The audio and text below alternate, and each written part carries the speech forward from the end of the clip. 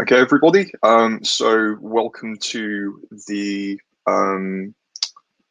representation panel. Got three really interesting papers.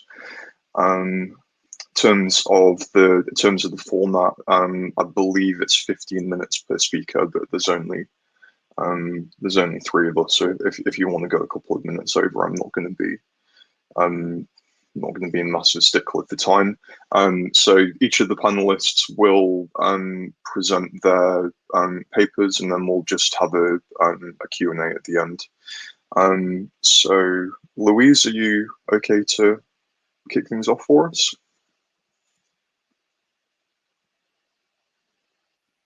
Yeah. I'll share my screen. If you could just stick around to tell me that you can see it, that would be great.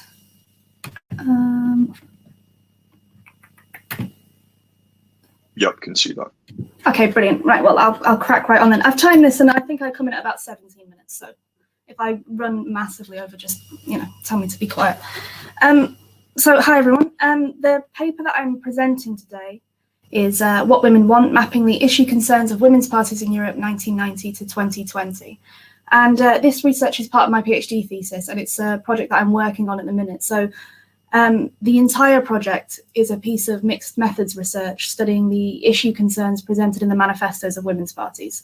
And what I'm presenting today is the kind of preliminary results from the quantitative element of that mixed method design. So what I'll be talking about, first of all, is kind of the background of the context for research into women's parties, what we know already.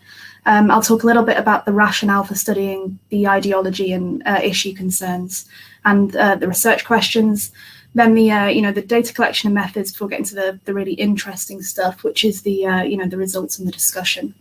So the first really important step is to define what we mean by a women's party. So women's parties are defined as autonomous organisations of or for women that run candidates for elected office, whose aim is to advance the volume and range of women's voices in politics. So in this sense, women's parties are differentiated from women's advocacy groups or women's movements by the fact that they field candidates for elections, but they're also distinguished from mainstream parties, whose core aim is to elect their representatives, because the aim of women's parties really is to increase women's representation kind of descriptively, substantively, symbolically. And obviously, getting your candidates elected is one element of this, but we also see that women's parties kind of pursue strategies to increase the salience of issues, to affect media agendas, to put pressure on other parties.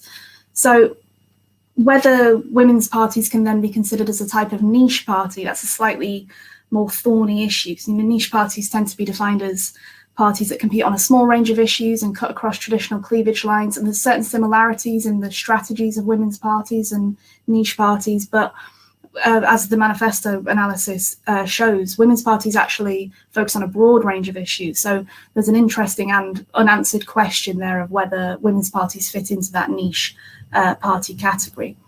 But in terms of the background on research on women's parties themselves, comparative research on women's parties is a relatively new area. So most of the past research is case studies that looks at the lifespan of one single party. But we see women's parties emerge again and again across different contexts. So there's a growing body of comparative research that's identified patterns in the origins and the structure and the platforms of women's parties. And this has led to a call from Carol Myers et al. To consider women's parties as a distinct party family. And they used Mera Mudda's party family framework to point out that there are clear similarities in the naming patterns, the genetic origin, and the ideology of women's parties.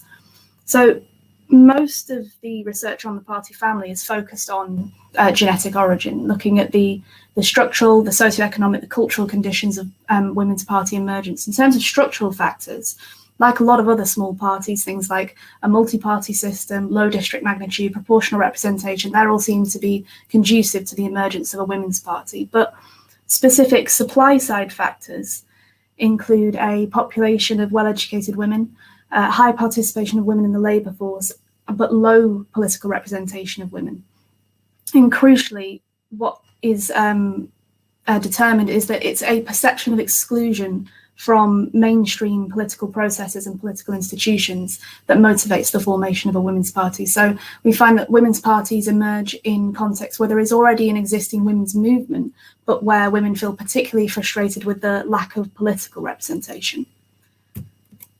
So while the kind of genetic origin and emergence of women's parties is quite well understood, relatively little attention has been paid to the shared ideology of the party family. So you can see from this quote here, I'll just summarize it. The women's party ideology is kind of a desire for increased gender equality, increased women's rights, and increased women's representation.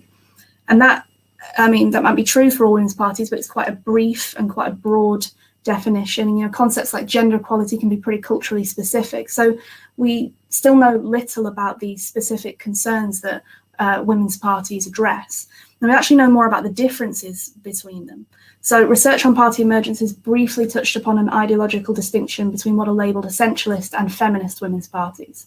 And essentialist parties are said to emerge in contexts of political and economic turbulence, so periods of democratic transition. We see women's parties emerged in post-Cold War Eastern Europe countries, for example.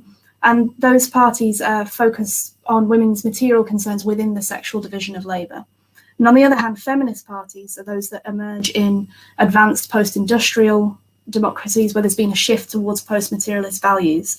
And they offer overtly feminist platforms, you know, challenging patriarchal structures and narratives, and they often self-identify as a feminist party.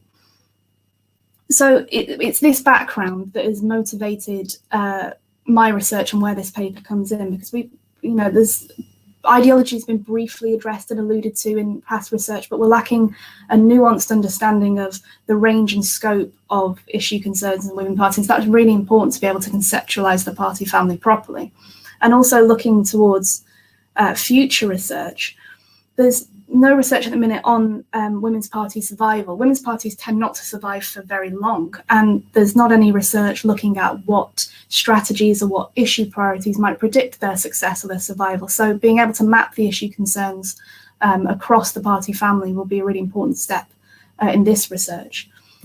So this research project has two research questions. They are: what issue concerns do women's parties focus on in their manifestos, and what issues form the shared ideology of the women's party family? And the quantitative analysis that I'm presenting here addresses really the first of those.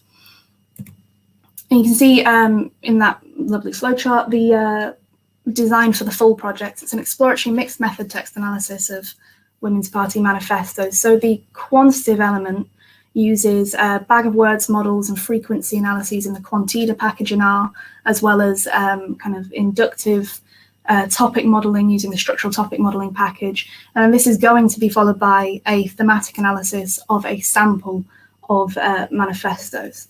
So the mixed method design has been chosen because it complements both facets of this research, really, as an exploratory study, but also as a cross-national and comparative study. So I'll talk a little bit about the data collection. The first step was actually to identify women's parties. There's no resource or public database that lists women's parties. So a search of past literature, electoral databases, news archives, identified 54 women's parties operating in Europe 1990 to 2020. And then using this, a second search was made, and that yielded 35 manifestos from 18 parties across 16 European countries. And in order to perform the textual analysis, a number of really important data preparation steps were taken. So only 10 of the manifestos were available in English. So the remaining were translated using machine translation software. They're then imported into R, and there's a number of really important pre-processing techniques. So texts are tokenized into individual words. Terms are compounded, so terms that appear very consistently together, so like European and Union, they're compounded into one term. Punctuation, symbols, numbers are all removed. Stop words, so things like and, if, but, they're all taken out. And words are stemmed down to their root form. And the purpose of this is to kind of normalize the text, but also to reduce the load on the program. So to get into the interesting stuff, the results, the first step in the analysis was to just simply explore the issue concerns across the manifesto. So you can see in figure 2, this word cloud, it plots the top 100 most frequent terms in the manifesto corpus, and this is weighted by document length. So Across the corpus, there is a strong focus on traditional women's issue concerns. So we see terms like social welfare, children, education, family, as well as health and violence. And these terms appear with great frequency within, but also across manifestos. So all of these terms appear in at least 28 of the 35 manifestos, so 80%. Among most frequent terms are also feminist themes. So you can see terms such as feminist and discrimination, power. But while these terms are frequent within manifestos, they're far less spread across the whole corpus. I think the term feminist appears in fewer than half of the manifestos. So we see an early indication that there's a certain clustering in terms in different groups. And to look at that in a little bit more detail and try and see if there's a change in women's issue focus over time, Figure 3 plots the top 10 most frequent terms in manifestos from each decade. And again, that's weighted by document length. So what you can see is that perennial women's concerns, so again, social welfare, you can see children in both groups, education, they recur frequently within each group. In fact, children recurs as one of the most common terms across decades. But when we look a little bit more closely at the manifesto, you see this is in different context. So in the 1990 to 99 group, this is largely in the context of child poverty and social welfare. But then when we get into the later manifestos, the term children appears largely in policies focusing on education. In the later group, we also see the emergence of terms, equal, gender, power as well, and men, which suggest a feminist framing emerging. So we see that there are issue concerns that are spread across the entire corpus, but that there's an early suggestion of a difference in the framing of these issues. Now, to look at that in a little bit more detail and to address that distinction between essentialist and feminist party platforms that's been touched upon briefly in previous research, the key words from manifestos are plotted here in a Keynes plot. So this it compares the top 10, top 20 even, keywords from women's party manifestos from the 1990 to 1999 group, that's the target group, and in 2010 to 2019, that's the reference group. And even though these groups are picked on date range, they map really closely onto those definitions of essentialist and feminist parties, kind of based on naming patterns and genetic origin. So what this finds is that there is, pretty consistent support of a differentiation between the essentialist and feminist platforms. So keywords from the essentialist group include develop, sovereign, peace, agreement, community, federal, and these can be loosely grouped under the theme of democracy and state building. So this aligns pretty closely with, the emergent context of these parties as those formed in periods of democratic transition. And keywords from the 2010 to 2019 group are far more gendered. There's evidence of a feminist narrative, words such as discrimination, feminist, patriarchy. But there's also a focus on feminist issues. So we see prostitution and sexual violence there. We also see in the later group a focus on traditional women's issues, so terms such as boy and girl. But when you look a little bit more closely at these, you find they are in relation to kind of traditional women's issues, childcare and education, but those are also framed in a feminist light. So in these manifestos, they are largely discussed in relation to kind of the gender division of labour and challenging women's social role as kind of de facto primary caregivers. So what this really shows us is that the manifestos from more contemporary parties are a lot more diverse. They also frame these issues in an explicitly feminist way. So there are, there's support for this difference. As a preliminary step towards the interpretive analysis of the manifestos, structural topic models are used to draw out the latent topics that are shared across the manifesto corpus. So a model with 5 topics is fitted, and you can see the results of that here. So these are the 5 topics that are identified by the algorithm. These here are the top terms that contribute to each topic, and along the bottom is the expected topic proportion, which is the proportion of the corpus that is contained within that topic. So given the quite low sample of manifestos that was available, the structural topic model's pretty modest results, but have I managed to identify 3 clear topics. And these are topic 3, European political institutions, topic 1, pornography, topic 2, social welfare. So to consider, topic 3 and topic 1 together, because they're fairly similar in their makeup. The topic 3, European political institutions, you can see is pretty semantically cohesive in terms of the words that are contained within it, but it only takes up a very small amount of the corpus. And then when we search, when we search for which documents are contributing to this topic, it's found that these are the manifestos that are produced for European Parliament elections. So this is largely just terms relating to elections. Topic 1 is again pretty semantically coherent. You can see terms like pornograph, pornographic, sexualized, humiliation. It's not completely cohesive, like gain and forest don't really contribute to that topic particularly well, but this is also contained to a very small proportion of the corpus. And again, when we search for which documents contribute to this topic, we can see that it's almost exclusively from the feminist manifestos. And it's in reference to policies concerning the production and the distribution of pornographic material, but also broader discussion of misogynistic norms perpetuated through pornography. So there's an example here of a commonality in policy concern, at least among the contemporary women's parties.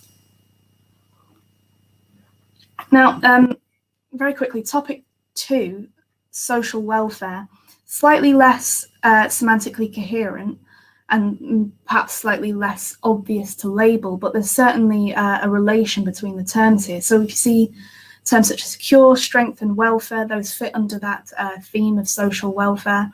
But we also see terms like peace, which in relation to security, and strengthen kind of calls back to those themes of democracy and state building that were identified in the Essentialist manifestos. And this topic takes up between 30 and 40% of the entire corpus. So we see there's perhaps 2 different themes contributing to this. While this topic, it doesn't tell us a great deal about the kind of issue concerns of the parties, it does at least highlight a really interesting avenue that can be considered in the thematic analysis of kind of a tying together of these themes of social welfare and democratic legitimacy.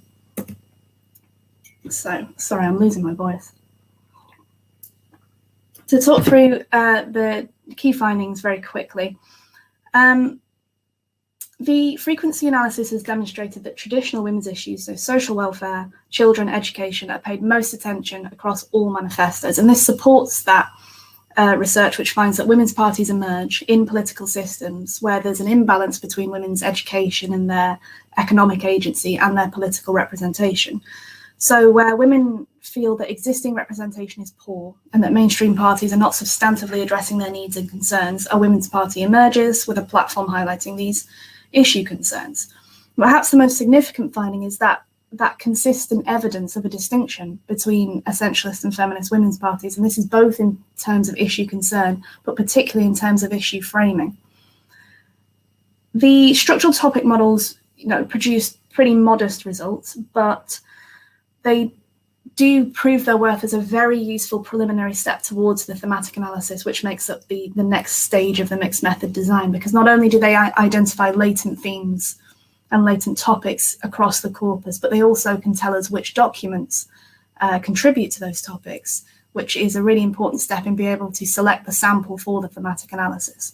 So as I've said, this is a work in progress. The next stage, the thematic analysis of the sample of manifestos, is where I expect the real kind of meat in terms of understanding the party family ideology to be found, being able to address those latent themes that underlie the issue concerns.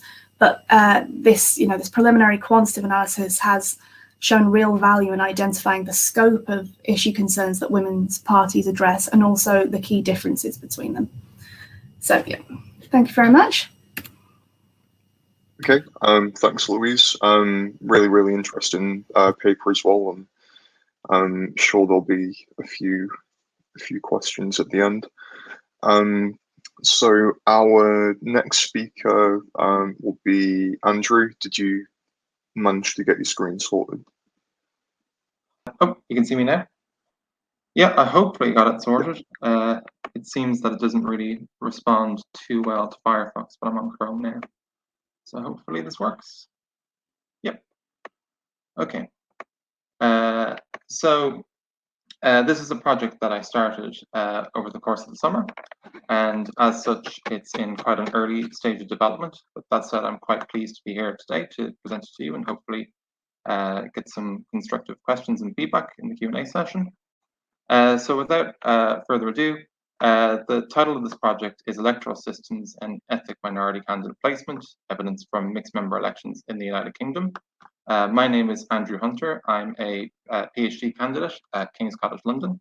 And the motivation behind this project is the fact that existing literature on the effect of ethnic minority representation and electoral systems is quite mixed. So in a cross-country study comparing proportional and majoritarian systems, Rudin 2009 finds no effect of one system over another in terms of the representation of ethnic minority groups. In English local elections, Dassinger 2014 compares single and multi-member wards and finds no effect of the difference in these types of wards on the election of Muslim candidates, but finds these candidates are more likely to be selected in multi-member wards. And then in New Zealand, comparing proportional and plurality tiers of that country's mixed member proportional system, Barker and Coffey find that ethnic minority representatives are more likely to be elected by the proportional tier of that system. And so, in the face of this mixed evidence, we might begin to consider the specific mechanisms which underlie the relationship between electoral systems and ethnic minority representation. And as such, there might be, we may consider the role of three relevant actors, the first of which are parties, and in particular parties' propensities to, one, nominate candidates of an ethnic minority background, and two, place those ethnic minority candidates in positions that are electable. We may also consider the role of voters, who in different electoral systems may respond differently to ethnic minority candidates relative to non-ethnic minority candidates. And finally, we may also consider supply of candidates themselves, supply of ethnic minority candidates themselves. And the most recent work of which comes from Dassinger et al. Of this year. And in that paper, they find that candidate supply is not the main inhibitor of ethnic minority representation. Rather, it's parties that are the main bottleneck that's prohibiting the full expression of ethnic minority representation. And so in this paper, I focus on parties as the main gatekeepers of parliamentary representation. And in particular, I focus on parties' role in the placement of ethnic minority candidates in positions of varying electability. So my research question is, what is the effect of electoral systems on the placement of ethnic minority candidates? And to begin to consider an answer for this, we may consider the supposed advantages and disadvantages associated with different electoral systems, which may facilitate the representation of different of ethnic minority groups. So taking proportional systems, these systems may be advantageous to the representation of ethnic minority groups due to their ability to facilitate ethnic minority interest parties due to proportional systems, permissiveness of small and new parties. And a contemporary example of this comes from the Netherlands, where the Denk party was recently elected to the Dutch Parliament. And this is a party that claims to represent the interests of immigrants to the Netherlands and Dutch people of recent immigrant origin, particularly those of a Turkish or Moroccan background. In addition, systems of proportional representation may facilitate ethnic minority representation through multi-member districting, which allows parties to balance the electorally salient characteristics of their candidates, such that the offering of candidates to voters from a given party is broadly representative, or can be more representative of the composition of the population which that party is hoping to represent than would otherwise be the case in a single member district. And if we consider the advantages then of majoritarian or plurality systems, these mainly come from the tendency of these systems to district in relatively small units of relatively small geographical units, which may be able to increase the electoral salience of ethnic minority groups in localities where they are locally concentrated. And so taking a step aside from the supposed advantages and disadvantages of different electoral systems, just looking at the effect of ethnic minority status on the candidate positioning in general, existing literature seems to show that ethnic minority candidates are placed systematically in relatively unfavorable positions in both proportional and plurality systems. Why might this be? Well, there are two possible explanations for this. The first stemming from an anticipation of negative voter effects. So if party elites perceive voters to respond negatively or anticipate voters to respond negatively to ethnic minority candidates, they may be reluctant to field ethnic minority candidates in positions which the party might feel is electable for them, for fear that the nomination of an ethnic minority candidate in that position would be sufficient to turn the electoral result against that party. A second explanation for the relative unfavorable positioning of ethnic minority candidates rests with the attitudes of party elites themselves, and these may be down to either prejudice against ethnic minority candidates, homophily, or homophily assuming ethnic minority candidates are, party elites are of a non-ethnic minority background. They may exhibit a positive bias towards candidates similarly of a non-ethnic minority background. And closely related to this then is a desire by current party elites to maintain their position of power within the party. So assuming party elites are of a non-ethnic minority background, they may wish to protect their position of power within the party from relative newcomers, including those of an ethnic minority background. And so one means of doing this is positioning those candidates in relatively unfavorable positions.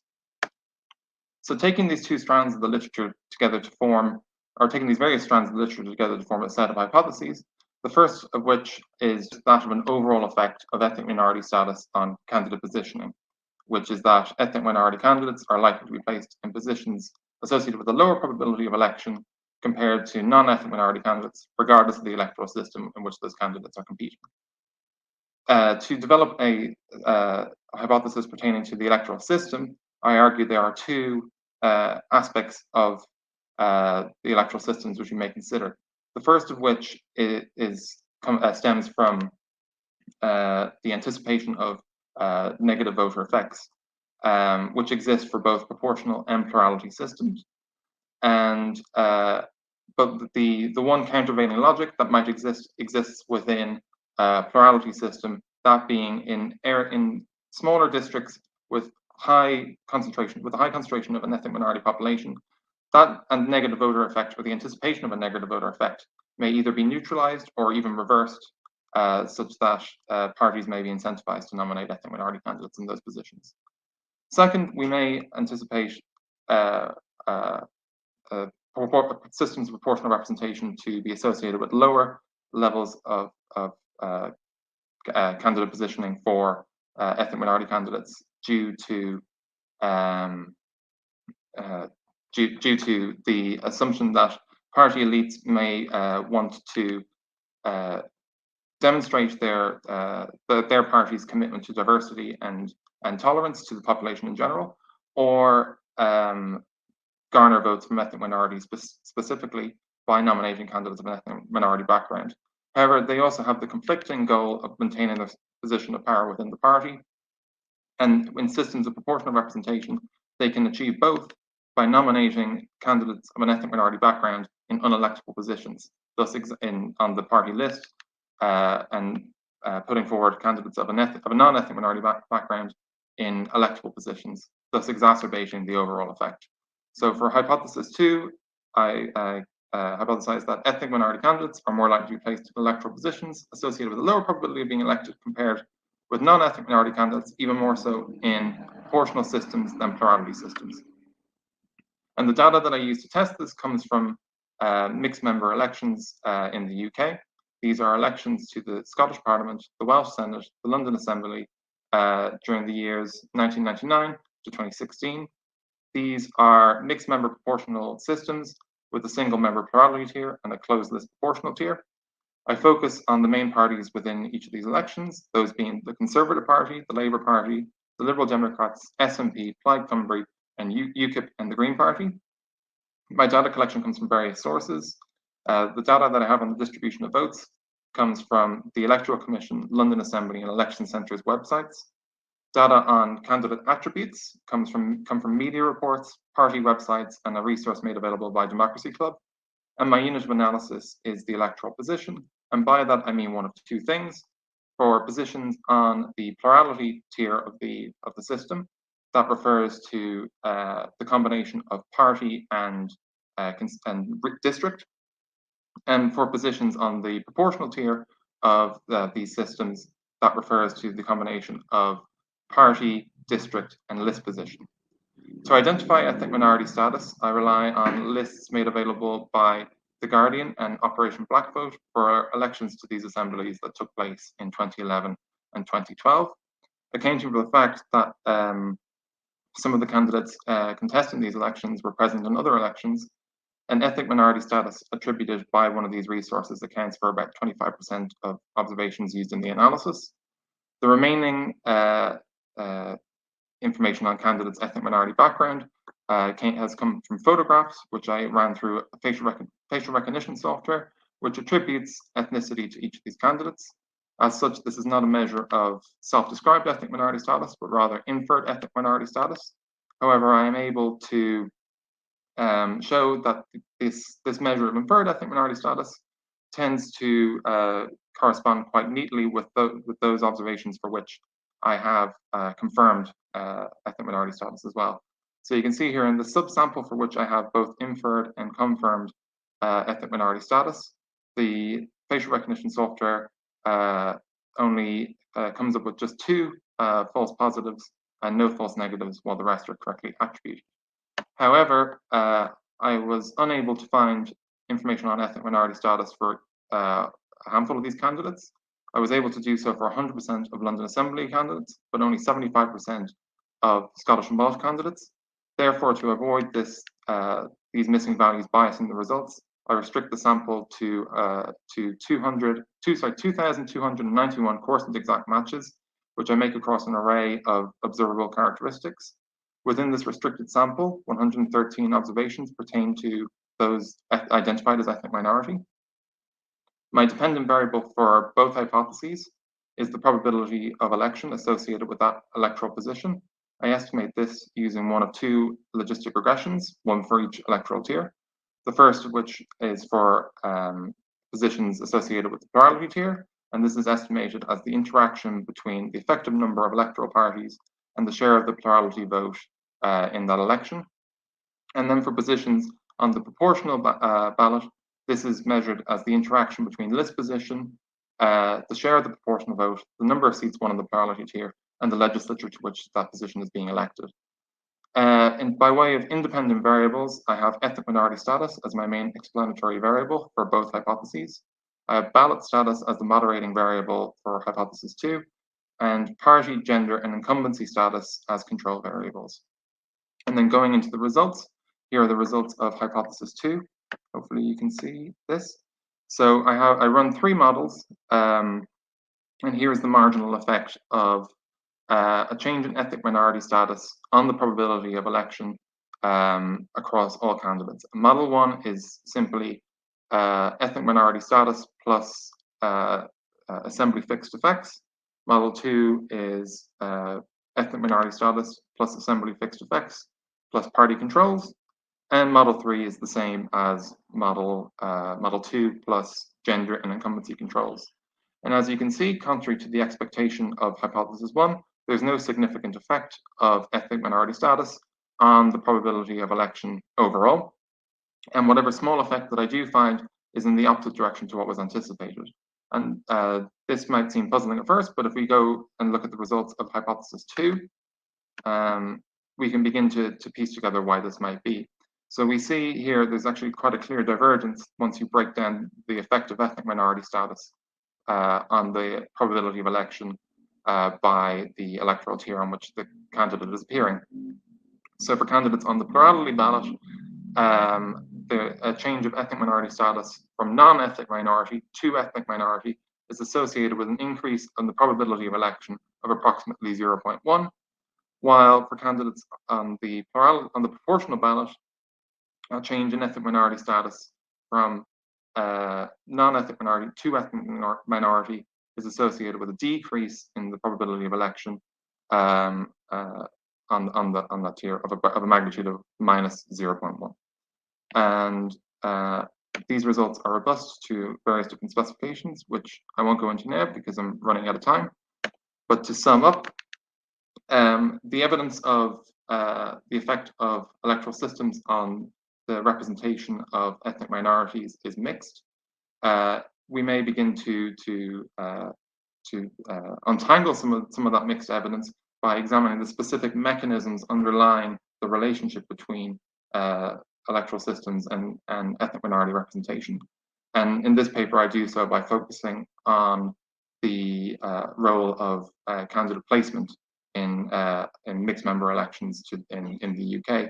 And by doing so, I'm able to find a significant difference between the probabilities of election associated with candidates on the plurality ballot and the proportional ballots of these systems. And these results illustrate the ways in which the electoral incentives to provide descriptive representation for ethnic minority groups varies according to the electoral system in which those candidates are being nominated in. So that's it. I'll leave it there. And okay. Yeah. Do I stop? Thank you, Andrew. Really interesting paper. Again, if anyone's got any questions for any of the candidates, if you just pop it in the Q&A, and we'll go through them at the end. Okay, so our final speaker will be Michael. Are you okay? Have you checked screen sharing and that kind of thing already? I haven't, no, so I'm actually. Can you see the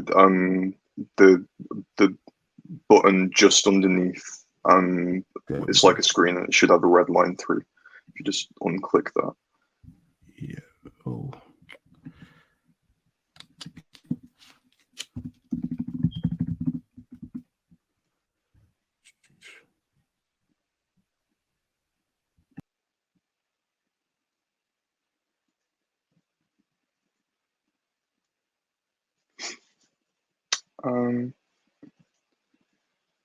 We'll just wait a couple of minutes, just for Michael to get sorted.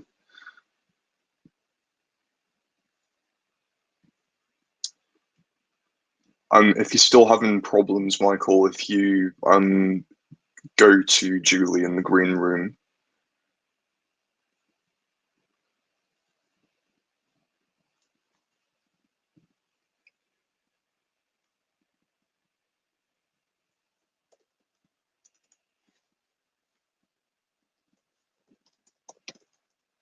Hi, Jack. I was wondering, we're waiting for Michael to sort out this technical issue. Do you want to pick up some of the questions in the Q&A, maybe? Yeah, sure. So I had one for Louise. So I was just kind of wondering if you'd kind of checked for like temporal differences in kind of the feminist frames and some of the manifestos. I know kind of 2018 was kind of right at the kind of far end of the time period you looked at, but I thought kind of temporal relationship would be pretty interesting. Sorted? Yeah, I think I'm all sorted now. Sorry about that. Okay. We will just. I'll just ask Louise. Are we're okay picking that up at the end? Now that Michael's sorted. Yep. So if you want to make a start as soon as you're ready. Fantastic. Yeah, sorry about that delay. I'm Michael Bencole, PhD student at King's College London. And yeah, really delighted to be presenting my research here today on the underrepresentation of minorities in the House of Commons and trying to explain why minorities are underrepresented and also possible solutions to the underrepresentation of minorities in the House of Commons. So I guess to outline what I'm going to cover today, I'm going to look at the aims of my research, I'm going to look at my research questions, go over some background and look at the underrepresentation of minorities in the House of Commons. look at the supply and demand model, which is often been used to explain the underrepresentation of minorities. It's a model I research. I look at racism and explain why it's central to my project. I provide some findings and obviously offer a summary at the end. So what are the aims of my research? I guess the first aim is to obviously explain the underrepresentation of minorities in the House of Commons, but I use insights from members of Parliament. So ethnic minority members of Parliament were interviewed for my research, and I got insights from them about the underrepresentation of minorities in the House of Commons. I also want to test the explanatory power of a supply and demand model. So for those familiar with literature on the underrepresentation of minorities in the House of Commons, a lot of researchers looked at the supply and demand factors that explain the underrepresentation of minorities in the House of Commons. And I thought I would kind of test this model by asking them these kind of questions framed around the model and framed around some of the factors the model raises. I also want to establish the kind of role racism plays in the underrepresentation of minorities in the House of Commons. So I think that, unfortunately, we are aware that racism has, played a role in the experience of minorities once they are elected. But I wanted to kind of assess the role it plays prior to election, and maybe if it does play a role in the underrepresentation of minorities in the House of Commons. And I guess finally, I wanted to ask members of Parliament, any possible solutions that they felt, having, been elected, having navigated the process of becoming a parliamentarian, are there any factors they think can actually, or solutions can actually improve this situation in terms of the representation of minorities in the House of Commons? So I guess there are two research questions kind of guiding this research paper, right? The first question is, which factors best explain the persistent representation of minorities in the House of Commons, and just how can we address representation of minorities in the House of Commons? Just when you look at kind of some of the data here, and what we see here is that the Labour Party kind of had a monopoly on the representation of minorities in the House of Commons up until around 2010, where the Conservative Party makes some big gains. And this is following the kind of David Cameron's election as leader of the Conservative Party, and he attempts to modernise the party to kind of get rid of the nasty party label. And I think 2010 is a pretty significant election when it comes to the representation of minorities in the House of Commons, because it's the kind of the first time we see minorities representing seats, what we would call these white seats, as Maria Sobolenska called them in her research. And these seats are seats that aren't really ethnically diverse. They aren't seats that are, have really large minority populations, but, conservative minority MPs representing some of these seats. And I also think 2019 is an interesting election because it's kind of the first time all three major parties in the UK have a minority elected at an election, more than one minority politician elected at an election. So the Lib Dems, actually, if you look at this data here, they performed quite poorly when it comes to representation of minorities. I think they had their first one elected obviously in 2017, Elena Moran, and they added another minority MP in 2019. So I think obviously now we've made some real progress when it comes to minorities in the House of Commons. So how can we explain this progress and this kind of really big progress since 2010? And I guess the first thing to say is that the Conservatives have made a concerted effort to promote minority candidates. We kind of see that the Conservatives jumped from 3 MPs, I think it is, minority MPs, to 11 in 2010, and they have seen then since made improvements and gains when it comes to minority MPs. And what this does is that it means that all three parties now, I think the Lib Dems were also trying to kind of improve the minorities in their party. All three parties now realise that actually it's important that we do address diversity in our parties. I think another change and another thing that explains the progress since 2010 is the idea that minority MPs also represent these white seats. So prior to 2010, because Labour's monopoly on minority politicians, these minority MPs tended to represent, what would be called diverse constituencies. Now, because the Conservative Party haven't got a stronghold really in many of the ethnically diverse seats, they had to promote their minority candidates in these white seats, the seats that aren't particularly ethnically diverse. And that's a trend that has continued as they have gained more MPs. They aren't really gaining minority MPs in diverse constituencies, rather these MPs represent these white seats. There's also research to suggest that, decline in racial prejudice can explain, why we are seeing more minorities in the House of Commons, and also more minorities entering the middle class, having more resources to run and become members of Parliament. So this progress has been made, and it is important to note that, progress has been made. So now 1 in 10 parliamentarians is from an ethnic minority background. However, there are some caveats that need to be applied, right? So according to the most recent British Census data we have available to us, I know there was one conducted earlier this year, but this is data we have available to us at the moment. Minorities constitute 13% of Britain's population. Now, obviously, this is data from 2011, so I'm sure when the data comes out later this year, the recent census data comes out, the minority population would have grown, substantially since 2011.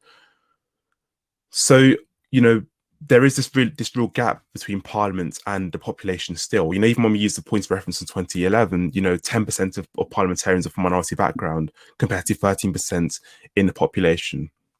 So according to this data, 85 MPs will be required to kind of reflect the minority population in the UK. So we are still 20 MPs short. So there is still progress that needs to be made.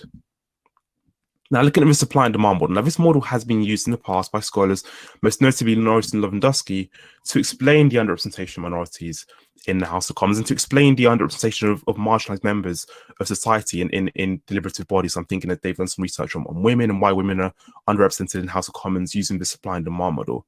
So the supply side factors essentially are factors that prevent minorities themselves from putting themselves forward for election. And the demand side factors are factors that prevent parties from actually trying to select minorities and actively trying to promote minority candidates. So on the supply side, these are things like, money, time, experience, maybe minorities feel they haven't got, the resources essentially to run for office. There are also motivational factors on the supply side. So do minorities have the drive or the ambition or the in politics to actually run? And also Norris and Lewandowski in their research are actually keen to highlight the idea that these factors interact, the supply and demand side factors interact. So actually, maybe minorities aren't actually driven or motivated to run for parliament or to run for office because they feel they could be discriminated against. So these factors do actually interact. It's important to note that. So on the demand side, so why might parties not want to promote minority candidates? This idea that maybe parties are fearful that candidates might lose them votes, so they're actually fearing a backlash from the electorate as opposed to actually themselves. There's also the idea that they might alienate particular groups of voters. So I know Labour in the past have been worried about alienating maybe some of the white working class voters by promoting minority candidates. And there's also the idea that maybe candidates are being directly discriminated against by party selectors. And I guess the final point here is a point I made earlier on about the idea that minorities were only seen as viable candidates for these ethnically diverse constituencies. So how do I add to this model? How do I kind of add to this model I'm testing in my research here? I guess I test the explanatory power of this model by asking MPs questions framed around the model. I focus on the supply side factors. So I'm focusing on why aren't minorities putting themselves forward for election? What do MPs think? MPs who have navigated the process, who also know other minorities who might have an interest in politics, or they know minorities that might have considered, running for election. Why don't they put themselves forward and make that final step up to become members of parliament and to put themselves forward? And I also add a contemporary lens to this model. So I think, social media has become quite important for parliamentarians when it comes to interacting with the public, when it comes to their presence in politics, if you like. And racism, unfortunately, is something that shapes the experience of MPs on Twitter, on social media platforms. So I ask, questions linked to, racism and social media. I ask MPs whether, they think racism experienced by current minority members of parliament on social media or in general deters minorities from putting themselves forward.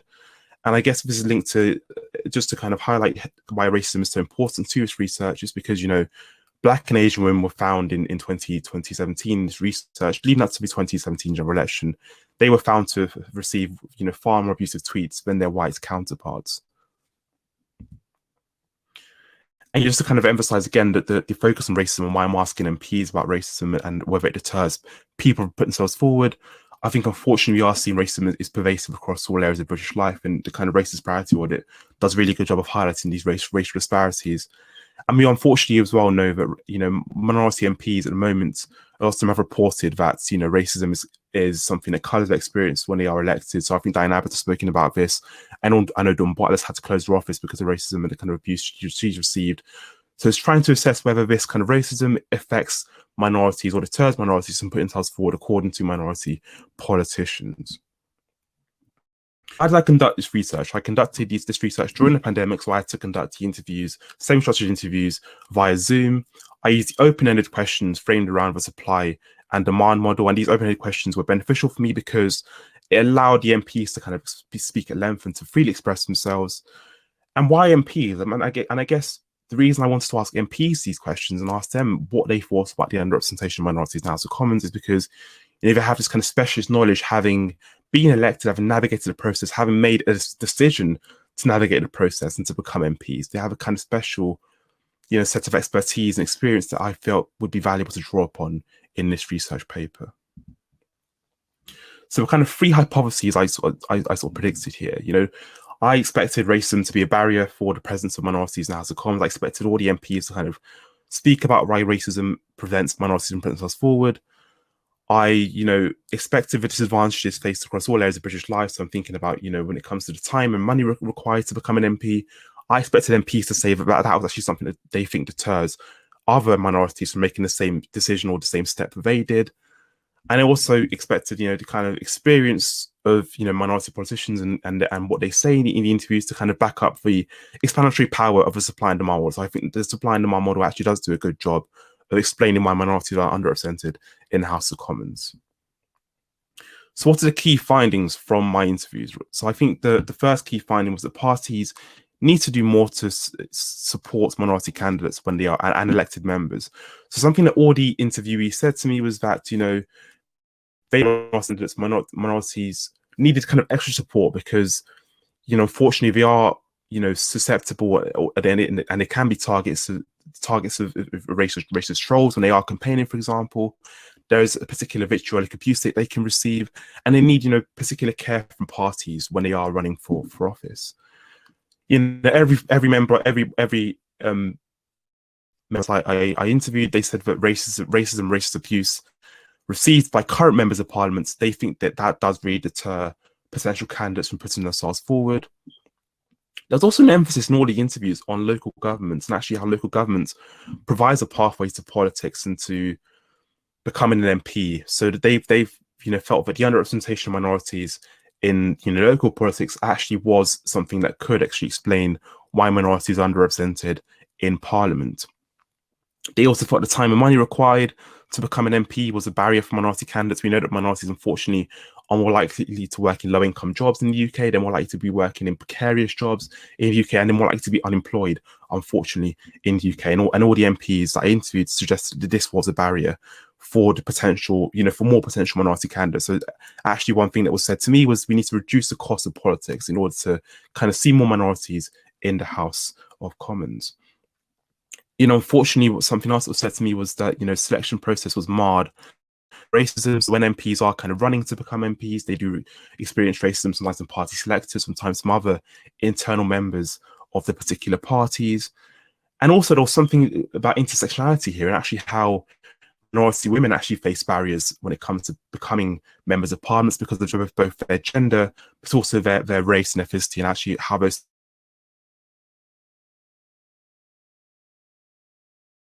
Commons. So just look at some key quotes from these interviews that kind of illuminate the key findings. The selection process reflects the racist and patriarchal structures that exist in society today. That's what Labour MP said to me.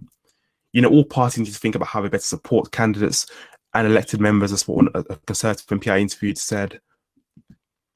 The more ethnic minorities are engaged in politics at the local level, the better. So again, kind of stressing the importance of local politics as a pathway to a career in Parliament.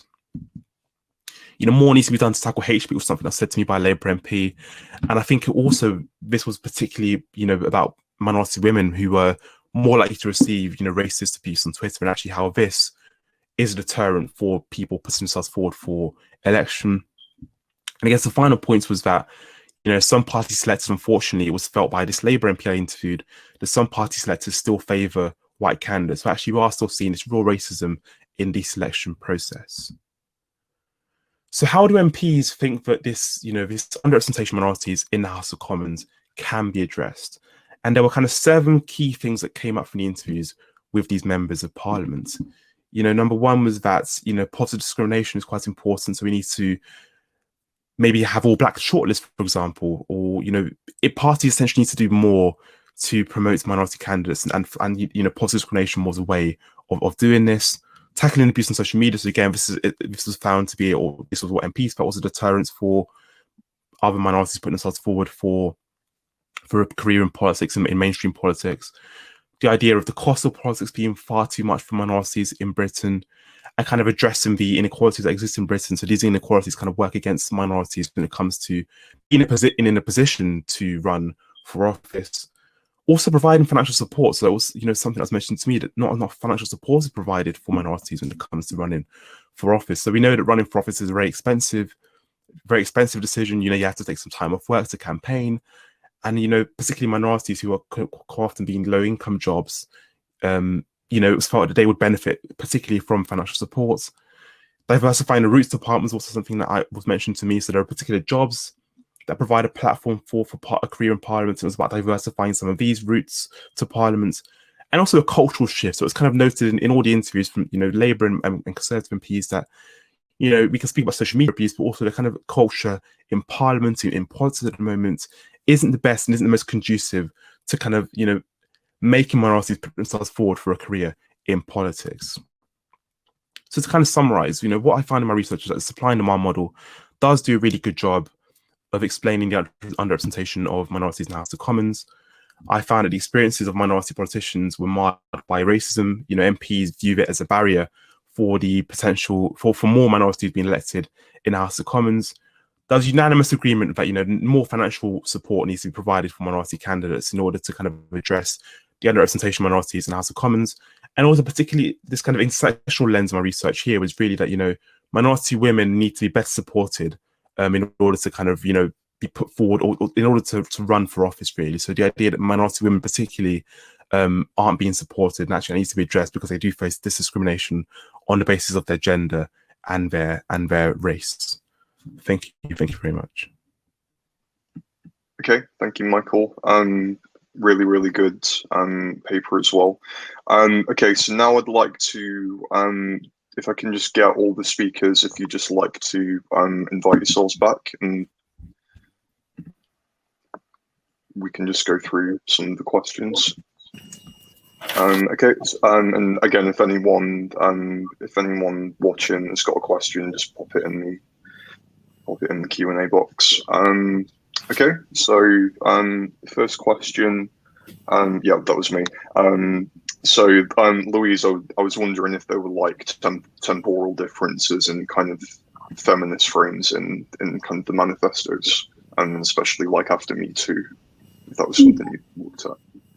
Yeah, and that's a really good question. Thank you. It's not actually something I haven't broken down the feminist manifestos by year, and that's partly because of the quite low size of the sample. There's only 35 manifestos. I was quite cautious about breaking it down by year, because they can be quite specific. The emergence of these parties and the kind of issues that they're forwarding can sometimes be pretty specific to that particular election, to the other parties in that election, to the strategy they're following for that election. So I was a little bit cautious about trying to draw trends kind of year on year, but I do think that's a really, really interesting thing to look at, the differences between the feminist parties. And as you said, Me Too is probably slightly too recent to be able to track that, because maybe not enough manifestos have been collected after that.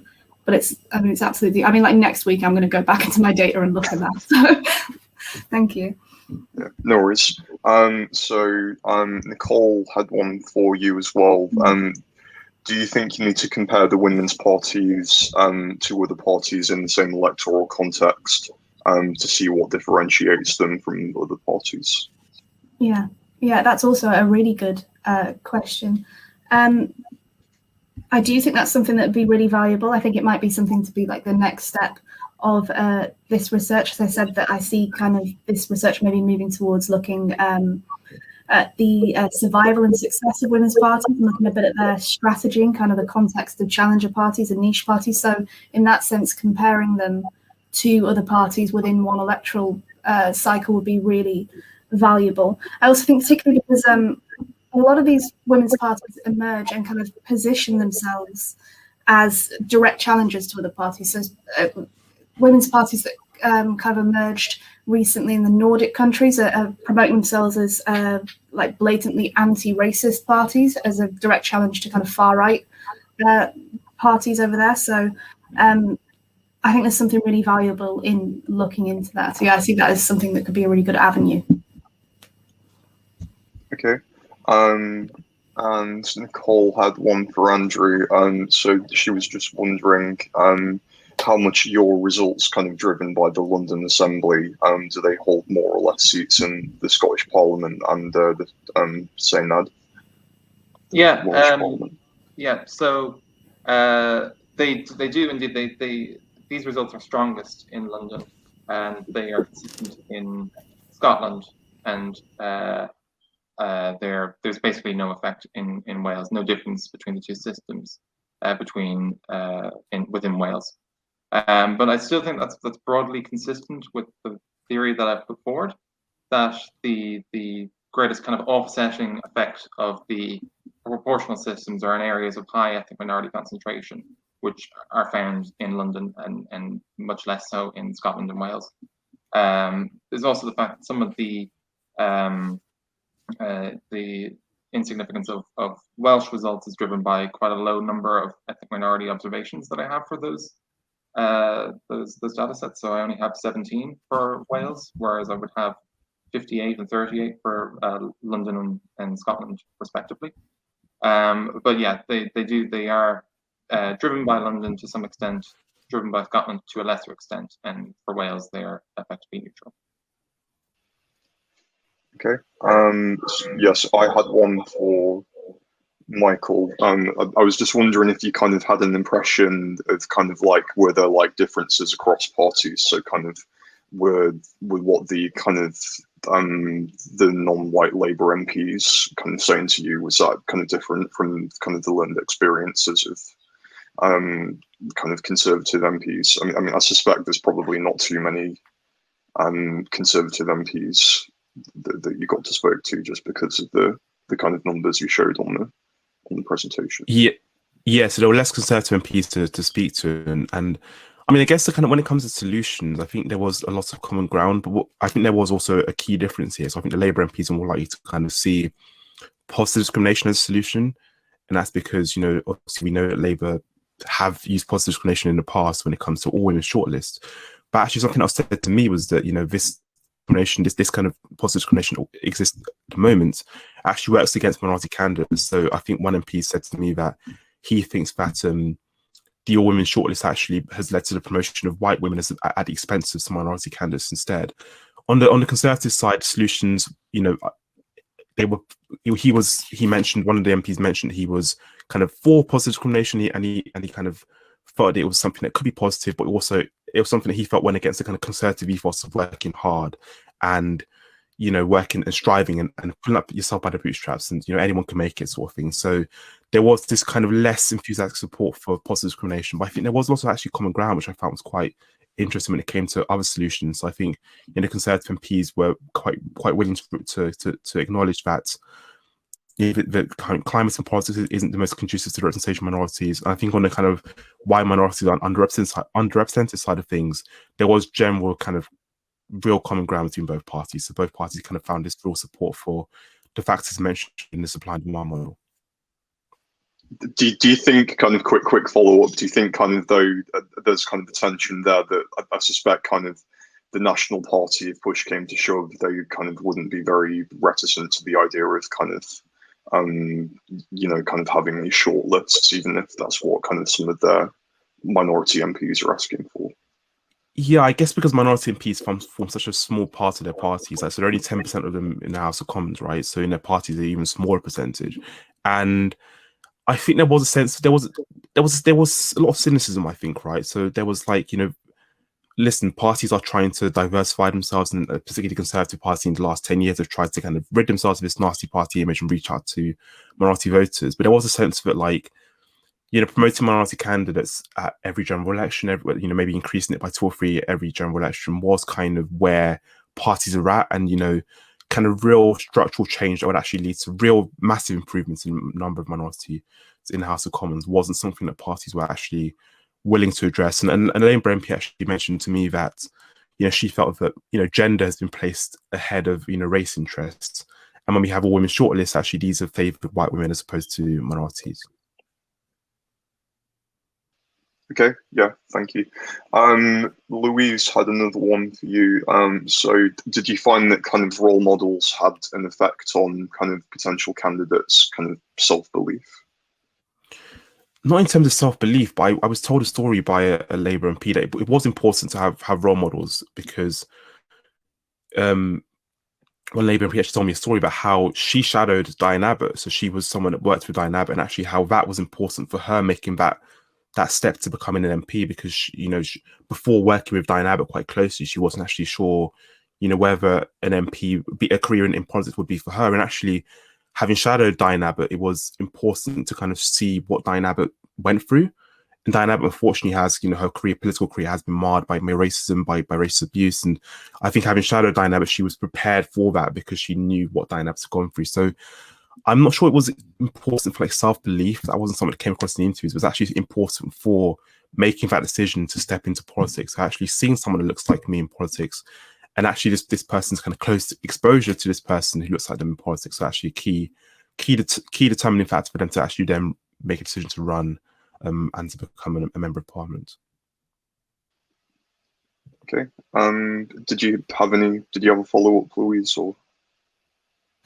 No, that was a really good answer. Yeah. It was yeah. Sorry, I think I wrote that just like off the top of my head, and it's just because in the literature on kind of women candidates and the gender gap in women putting themselves forward as candidates, there's a big thing about how seeing role models of people who made it can really push people to think that to believe that they can also push their self-efficacy. But that's a really interesting finding.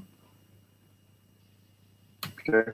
So Matthew was wondering, Michael, have you carried out research on the class of ethnic minority MPs, and if so, what increasingly I haven't, no. So I know that this research has been carried out on this in the past, and then Risa Lenz has written about this in some of her research. And most minority MPs are middle class. I think a lot of them are middle class. I think, generally speaking, because of the costs required to become a parliamentarian, you have to be from a particular class maybe lots of the time. But I felt what was quite funny was actually that the Labour MPs felt that the Conservative minority MPs were middle to upper class, and a lot of them would identify as kind of working class, and actually how they've had a tougher journey to politics than some of the Conservative MPs who they felt were drawn from a higher, from a kind of a middle class background, maybe an upper class background as well. So there was the idea that some of the ethnic minorities MPs just reflects the kind of general class background of most parliamentarians, and actually Labour's ethnic minority MPs were MPs but kind of were from a different class background actually, and actually pushed against the kind of general class stereotype. But I haven't done any research on this, but I think that was a sense I got in my interviews, that there were some remarks from Labour MPs that suggested that maybe some of the Conservative MPs were from a middle to upper class status or background. Okay, and Nima's got one for Michael. How do you think the events of the past 1 to 2 years have affected parties' approaches to increasing diversity at the national level, so including the Black Lives Matter protests and the disproportionate impact of COVID on ethnic minorities? Yeah, again, another really good question. So obviously I conducted this research before the kind of BLM protests erupted last summer. And yeah, I guess my sense is that there has been a lot of lip service paid from both major parties in terms of, we need to tackle racism. I think the Conservative Party, maybe less so. I think the Labour Party and the Keir Starmer have made some noise to suggest that they are going to try and tackle race and racism. I guess we'd have to wait and see would be my answer here, because I think the Conservatives, produced this or there was an independent commission, and they've obviously adopted the findings of that commission, or kind of co-signed the findings of that commission. The Cell report, which found that systemic racism isn't a problem anymore in Britain. Actually, Britain is, when it comes to race and racism, is actually a pretty good place to live in the moment. And most minorities actually would say otherwise. So So maybe the Conservative actually, maybe, not in the best position at the moment to kind of address, race and racism, and actually trying to, increase the number of minorities in the current party. But I do think, under Keir Starmer, there has been some, at least some noise or some lip service paid to, addressing racism and diversifying the parties where there's been that commitment made by Keir Starmer. Okay. Has anybody else watching got any more questions for the panelists? If not, if any of you have got any questions for each other, if you just wanted to fire away.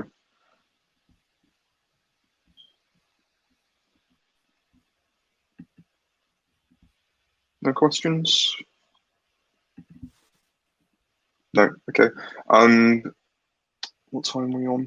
I mean, we are 20 minutes early, so again, if anyone does have a question, feel free. But otherwise, really good panel, and really impressed with the quality of the papers. If any of you want to send them to me, I can have a look at them and give you some more detailed feedback as well. I'll put my email in at some point. Yeah. Otherwise, well done, everybody. Thanks a lot for hosting, Jack. Really good job. Thank you, Jack. Yeah. Yes. No worries. Thank you.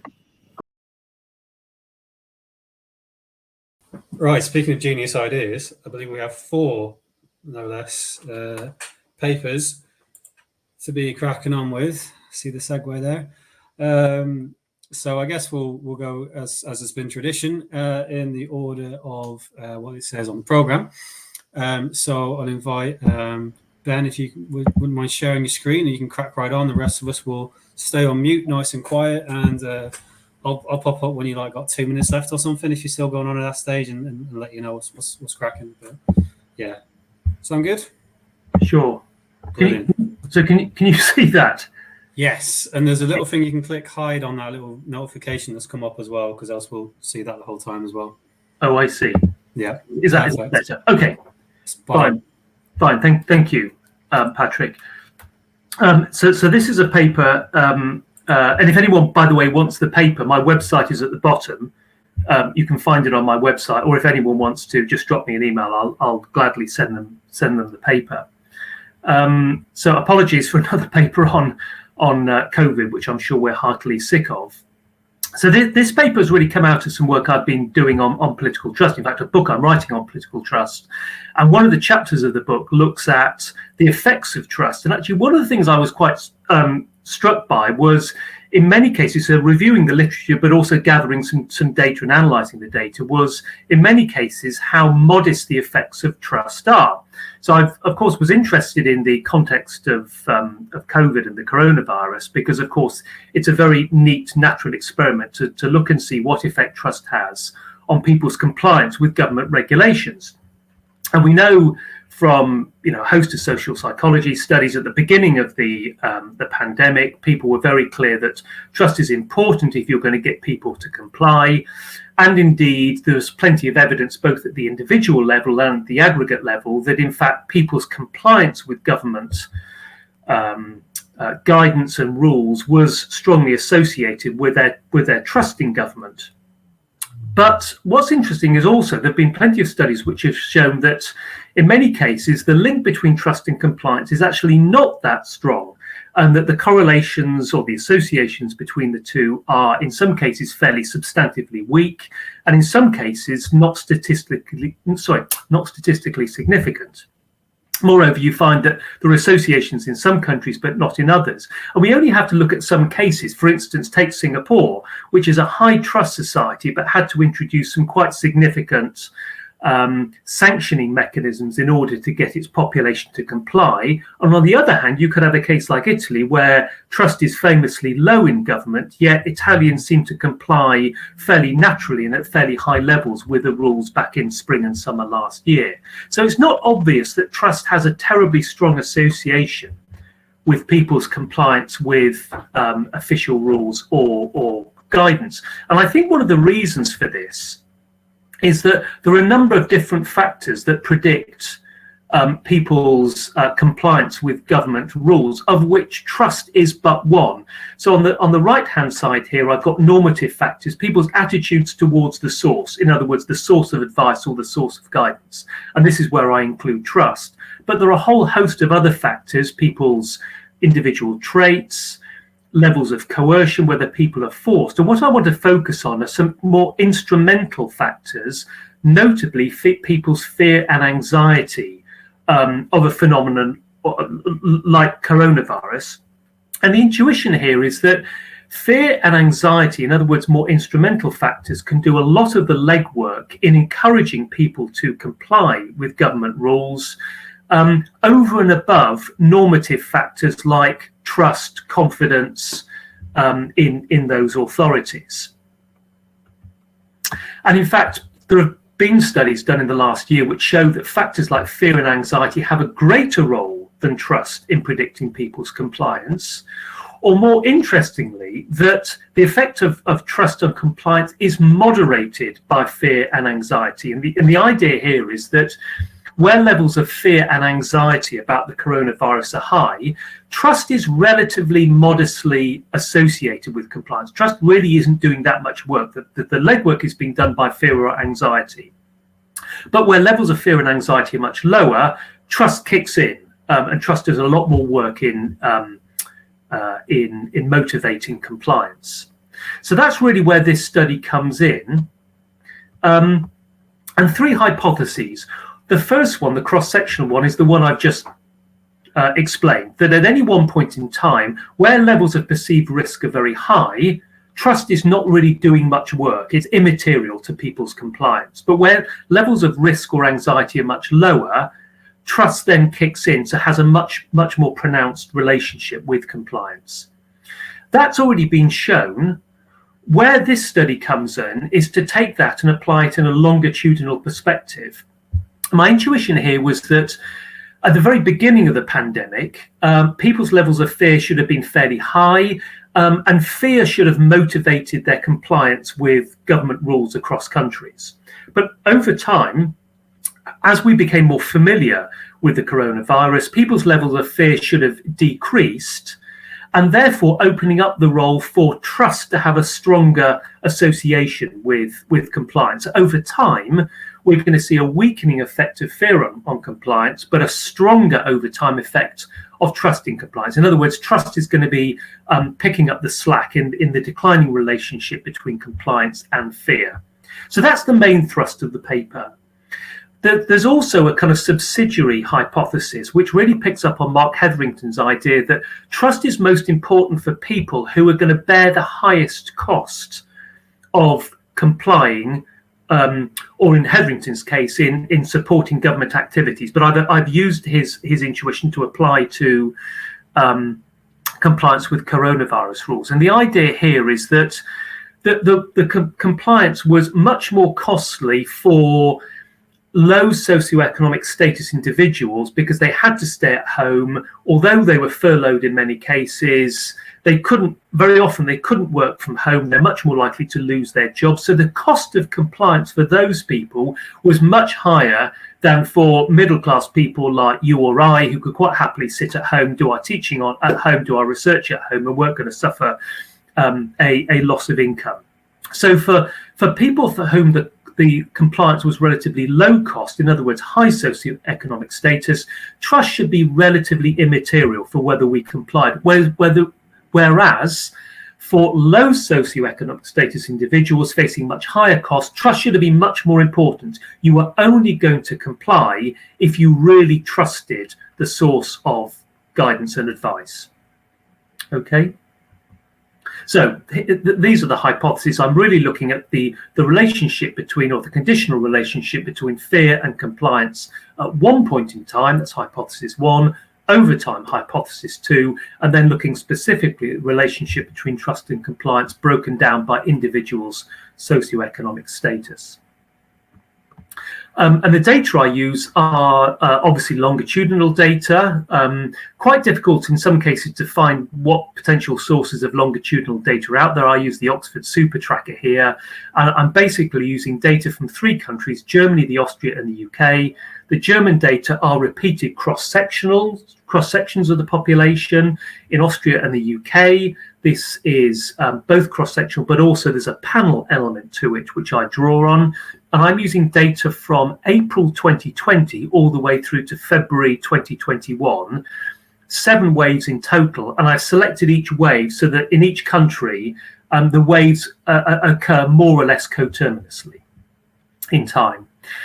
In terms of the measures, there is some variation. So, for instance, my dependent variable obviously is compliance, and there's a single question in the UK, to what extent are you following official government recommendations, whereas in Austria and Germany, reported individual actions. Are you keeping away from people? Are you wearing a mask? Are you staying at home? From which I form a kind of composite index of compliance. The independent variables are 2, trust in government. In the UK case, the question actually asks about people's confidence in government, but I'm not terribly worried that this is tapping something completely different. And again, slight differences between the countries. So I think in Austria, it was what are the health hazards posed by COVID-19, whereas in the UK and Austria, I think 2 questions on how susceptible are you to coronavirus, COVID, and what's the severity? What do you think if you were to get ill? How ill would you be? Okay, so there's a combined measure of fear risk that I've used from those 2 measures. My moderating variable, of course, is household income, and I've just inserted controls for age, gender, and education, all of which, particularly age, have been shown to be quite closely associated with compliance. In terms of modelling, I'd be very interested to see, but I'm not an expert on longitudinal modelling, so if people have suggestions on the modelling or comments, they would be most welcome. I've modelled basically cross-section by wave, also over time, and then I've pooled the data so that in Germany I'm using essentially a pooled cross-section, but in the Austria and the UK where we have panel data, I'm able to look at within individual change using fixed effects models. And because I'm interested in the time trajectory, I've introduced, in all cases, a trust and risk times time interaction. And you'll see the results of that in a minute. So these are the trends in the key variables. You'll see at the top for Austria, Germany, and the UK, levels of compliance. Dips slightly in Austria, that's the solid black line. Dips somewhat in Austria and in the UK immediately after the, so to summer 2020, and then pick up again in the autumn 2020. In Germany, there's more of a kind of straight line. The bottom panel gives levels of trust and risk, and you can see again in the UK and Austria, levels of risk fall from a high point in spring 2020, drop into summer 2020, and then pick up. In Germany, they're more steady, but in all 3 cases, levels of trust in government decline from quite a high base. Although notice in the UK, they pick up again in early 2021, almost certainly, I think, to do with the vaccination approach in the UK. So what I'm going to show, I'm going to skip straight to the pooled data set and show you the results. I'll start with Germany. So this is the impact of trust and fear on compliance over time. So this is the time interaction term I was telling you about. And you can see in Germany, I mean, there's lots of bouncing around there, not much obvious trend. But I think the thing to be aware of here is that it looks like the impact of trust and fear on compliance are operating more or less at the same over time. There's no obvious trade-off. In other words, the peaks and troughs in the association between fear and compliance are more or less the same as those between trust and compliance. So it's not obvious that one is stepping in to substitute for the other. And you get that slightly more clearly with the panel data in Austria and Germany. I've stuck these 2 together.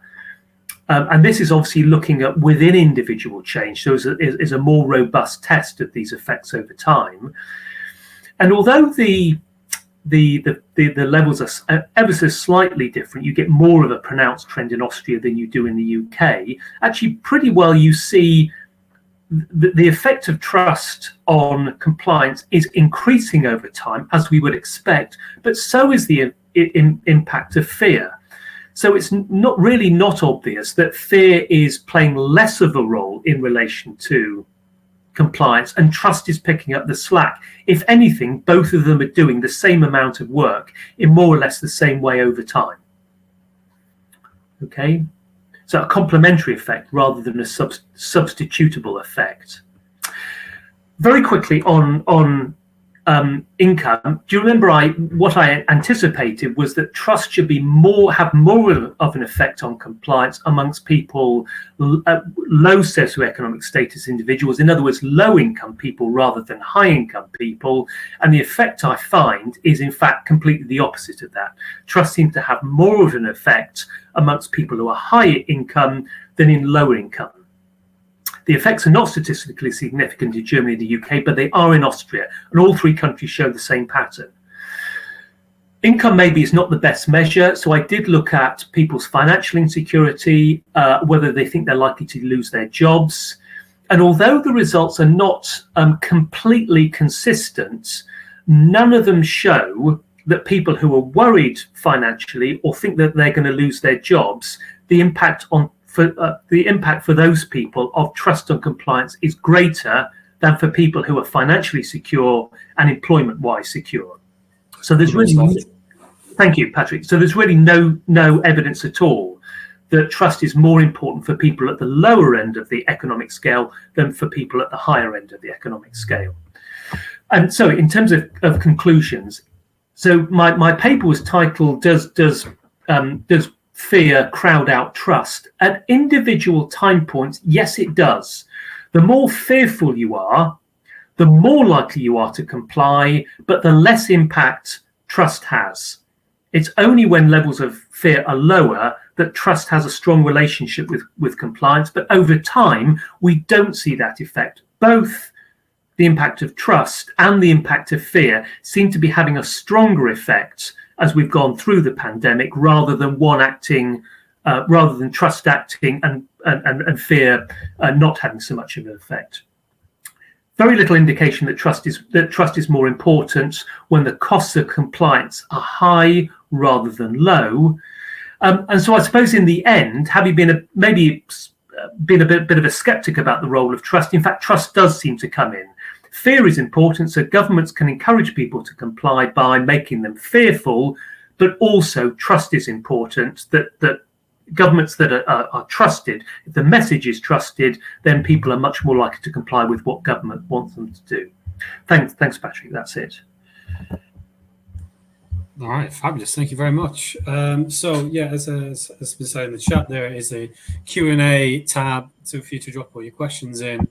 And if you do so, as some other chairs have done, I'm going to try and recreate the experience as best as we can, and I'll call you up to up onto the stage to ask you a question if that's all right. But for now, we'll go straight on to Dan Stevens, that is, and move on to the next paper. So yeah, I'm going to share your screen and crack on.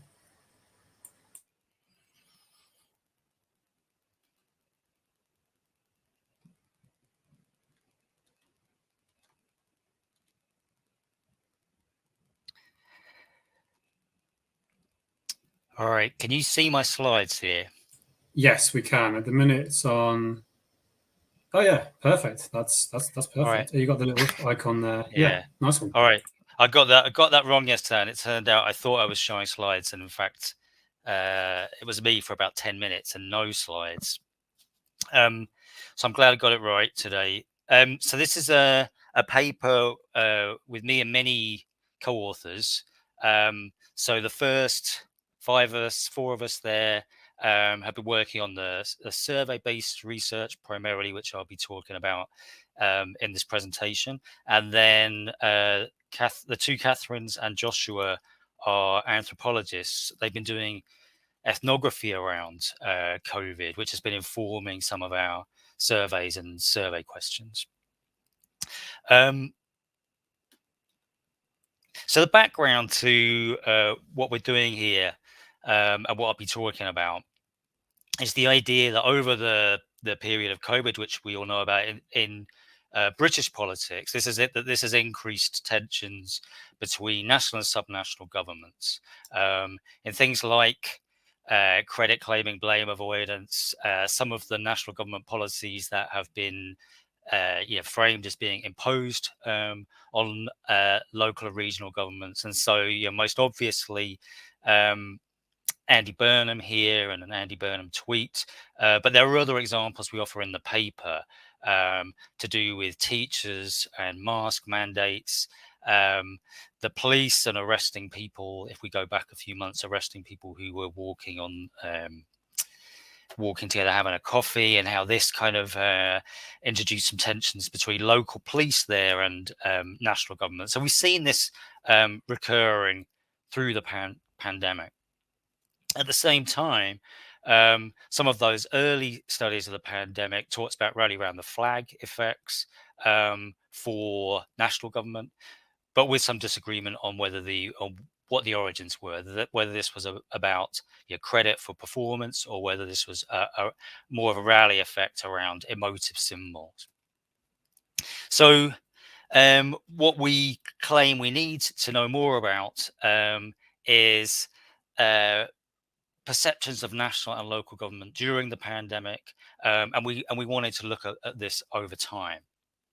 And there's a need to look at this over time in order to understand these things better.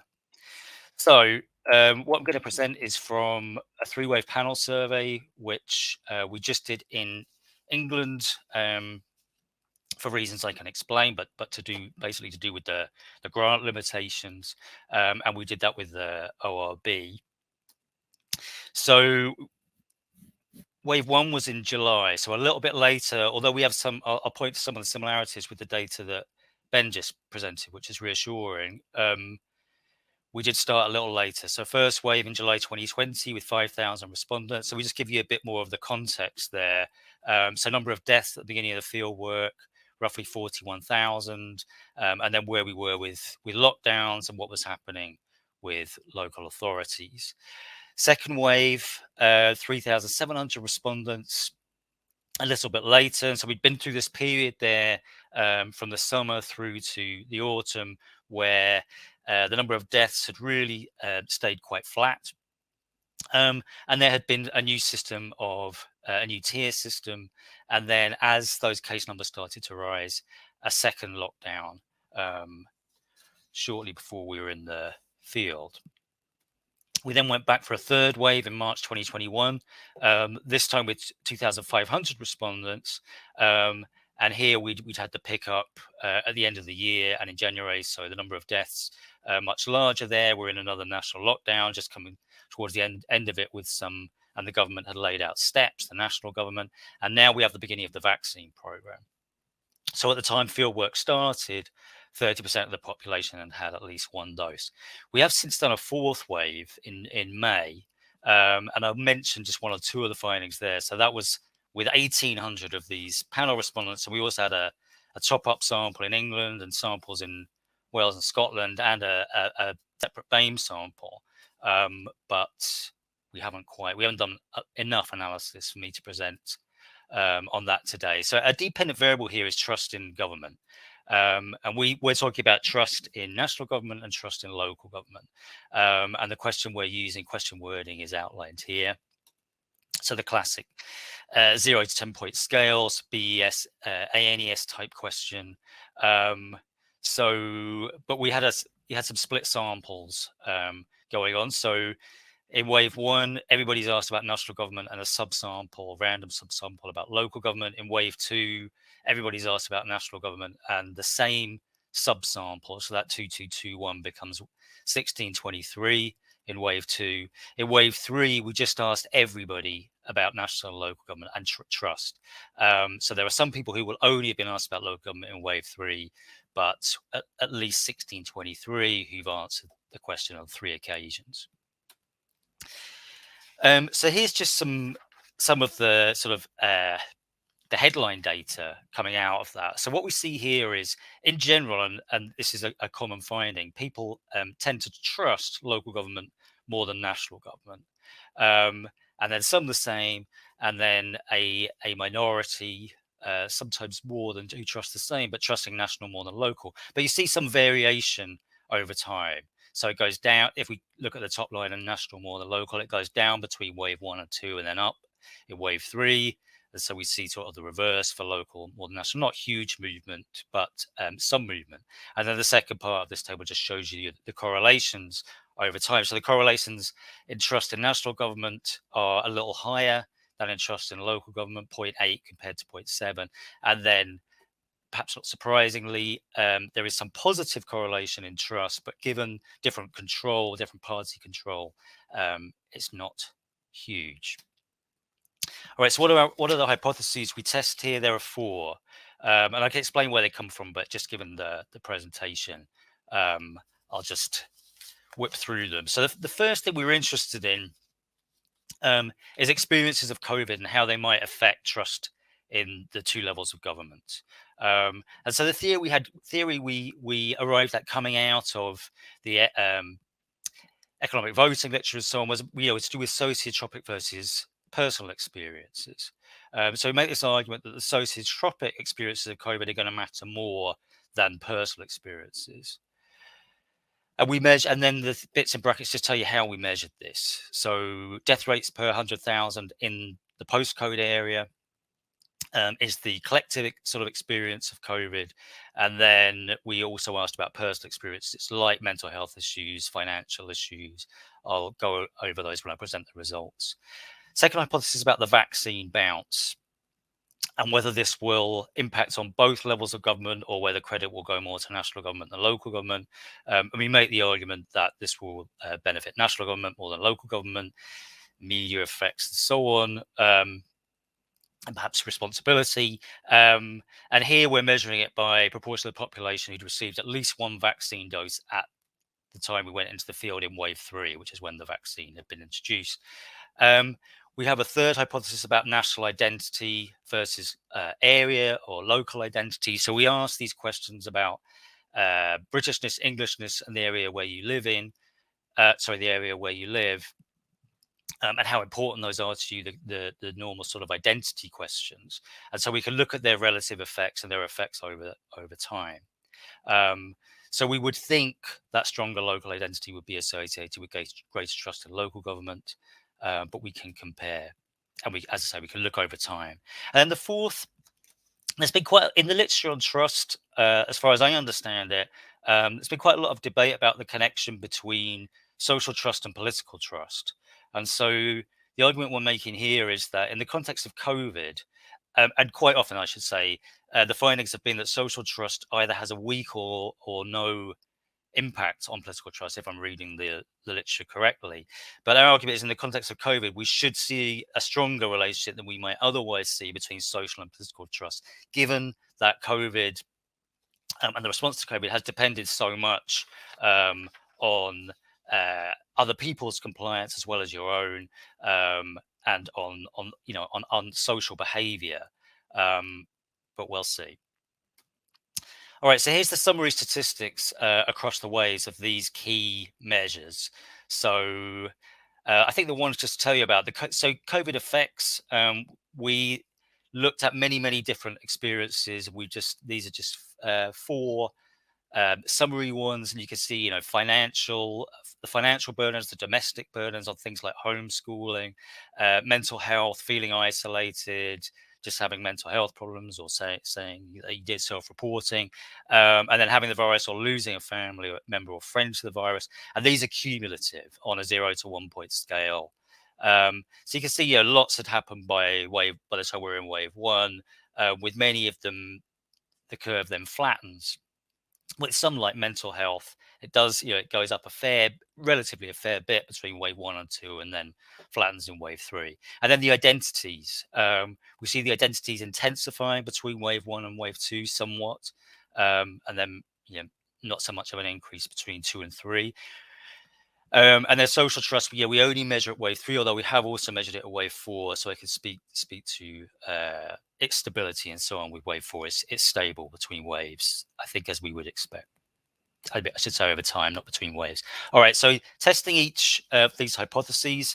So what we do is what Ben did too, which is a repeated measures model looking at within individual change, and with each of these variables, we interact it with level of government, but where we kind of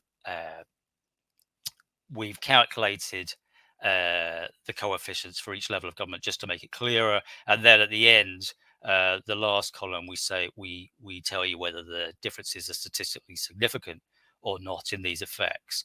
So we can see differences in the death rate from COVID and their impacts on trust in national versus local government, and I'll explain in a minute. And then differences in the effects of a financial burden versus domestic burden versus mental health. But the only difference we're seeing across levels of government is in the effects of mental health, with that having more of an impact on trust in national than local government, presumably an attribution effect of some kind, but you may have other ideas. In terms of the second hypothesis about sociotropic collective experiences versus personal experiences, so we've seen that the COVID, we've seen personal COVID effects there, and now we're looking at things like collective death rates versus losing a family member or friend to the virus, and there you see both stronger effects and significant effects of the collective death rate, the death rate in your area, and also differences in the impact on trust in national and local government. We also see an interaction in the death rate and the proportion vaccinated, which I will go into, I think, here. So what that interaction is showing us is that if we just focus on A and B, so that's just showing you estimated trust where no one's been vaccinated in a respondent's area versus 60% vaccinated. And what we see is that the vaccine bounce effect, according to these data, for national government, there's just a boost, no matter what the death rate is. So that line just goes up if you compare A to B. Whereas with local government, there is a difference. Local government gets more credit in the sense that the death rate matters less the more vaccinations there have been. We don't see that. We just see this kind of lifting of the curve when it's national government. In terms of hypothesis 3 and the impact of identity, we largely see what we would expect to see in that when it comes to national government, strength of British identity has the biggest effect. And when it comes to local government, the strength of local government has a bigger effect. But we also see some effects of other identities. So we do still see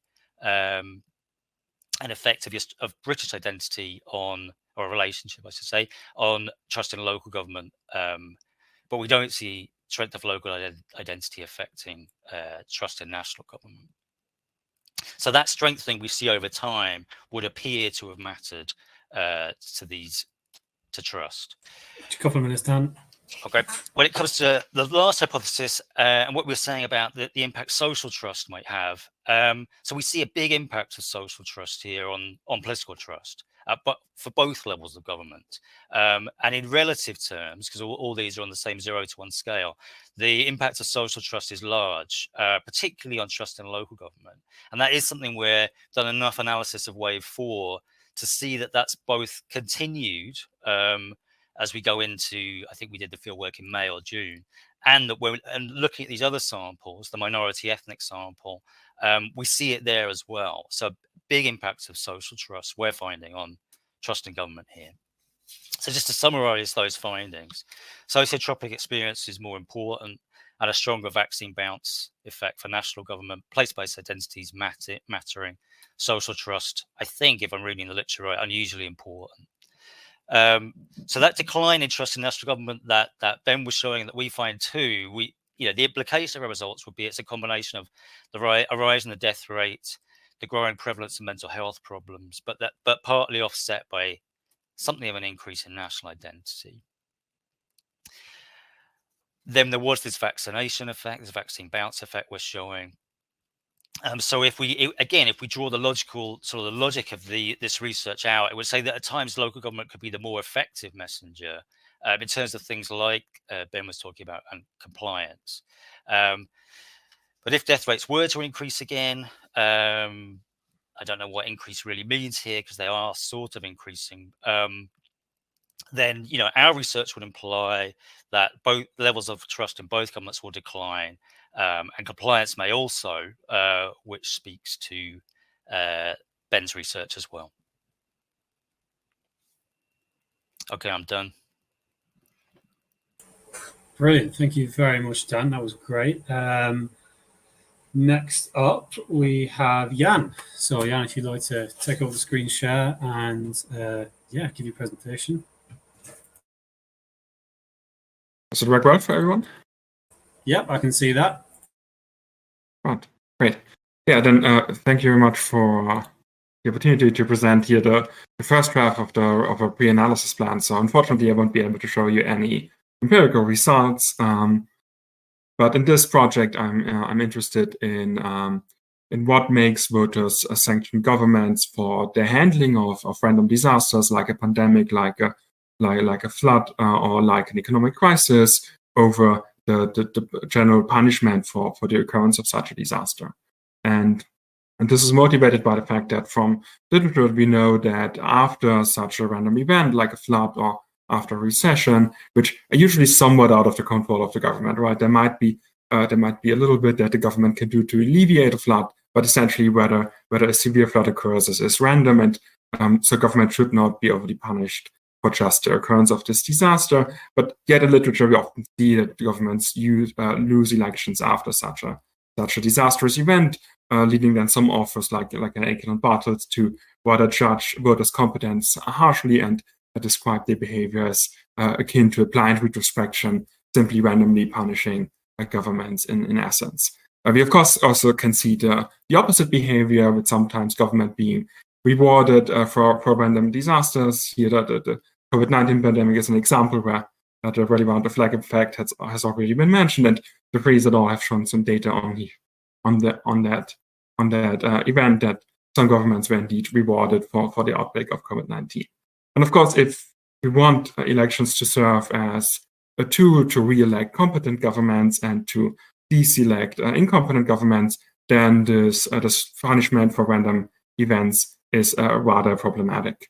And there's, however, also another side of the story that's found in literature, where we also have findings that voters are indeed quite attentive and might even punish individual political actors for their willingness to grant a disaster emergency declaration, for example, US presidents, and that this kind of then a reward for performance, for good performance behavior, can even outweigh any punishment for such a random disaster. So we have two kind of conflicting stories somewhat, and I, in this project, want to kind of contribute to our understanding of how voters will behave, and why we might see some conflicting evidence here by looking at what characteristics of a disaster and what characteristics of voters will influence the probability to sanction for performance or sanction based on the occurrence of such a disaster. And one major assumption I make here for this project is that the severity of the disaster is essentially random and very much beyond, at least to a large extent, beyond the control of the government.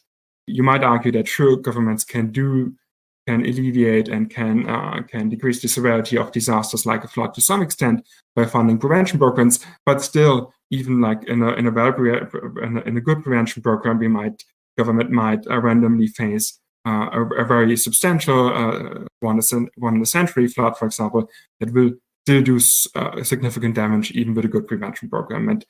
And so looking over a broader time frame, right, over 25 full-time governments in the 100-year, that's still kind of quite a random occurrence of severity for which government should not really be punished optimally. But there might be good reasons why voters believe that the government is responsible, and I argue firstly that this is to do with the type of random disaster that occurs.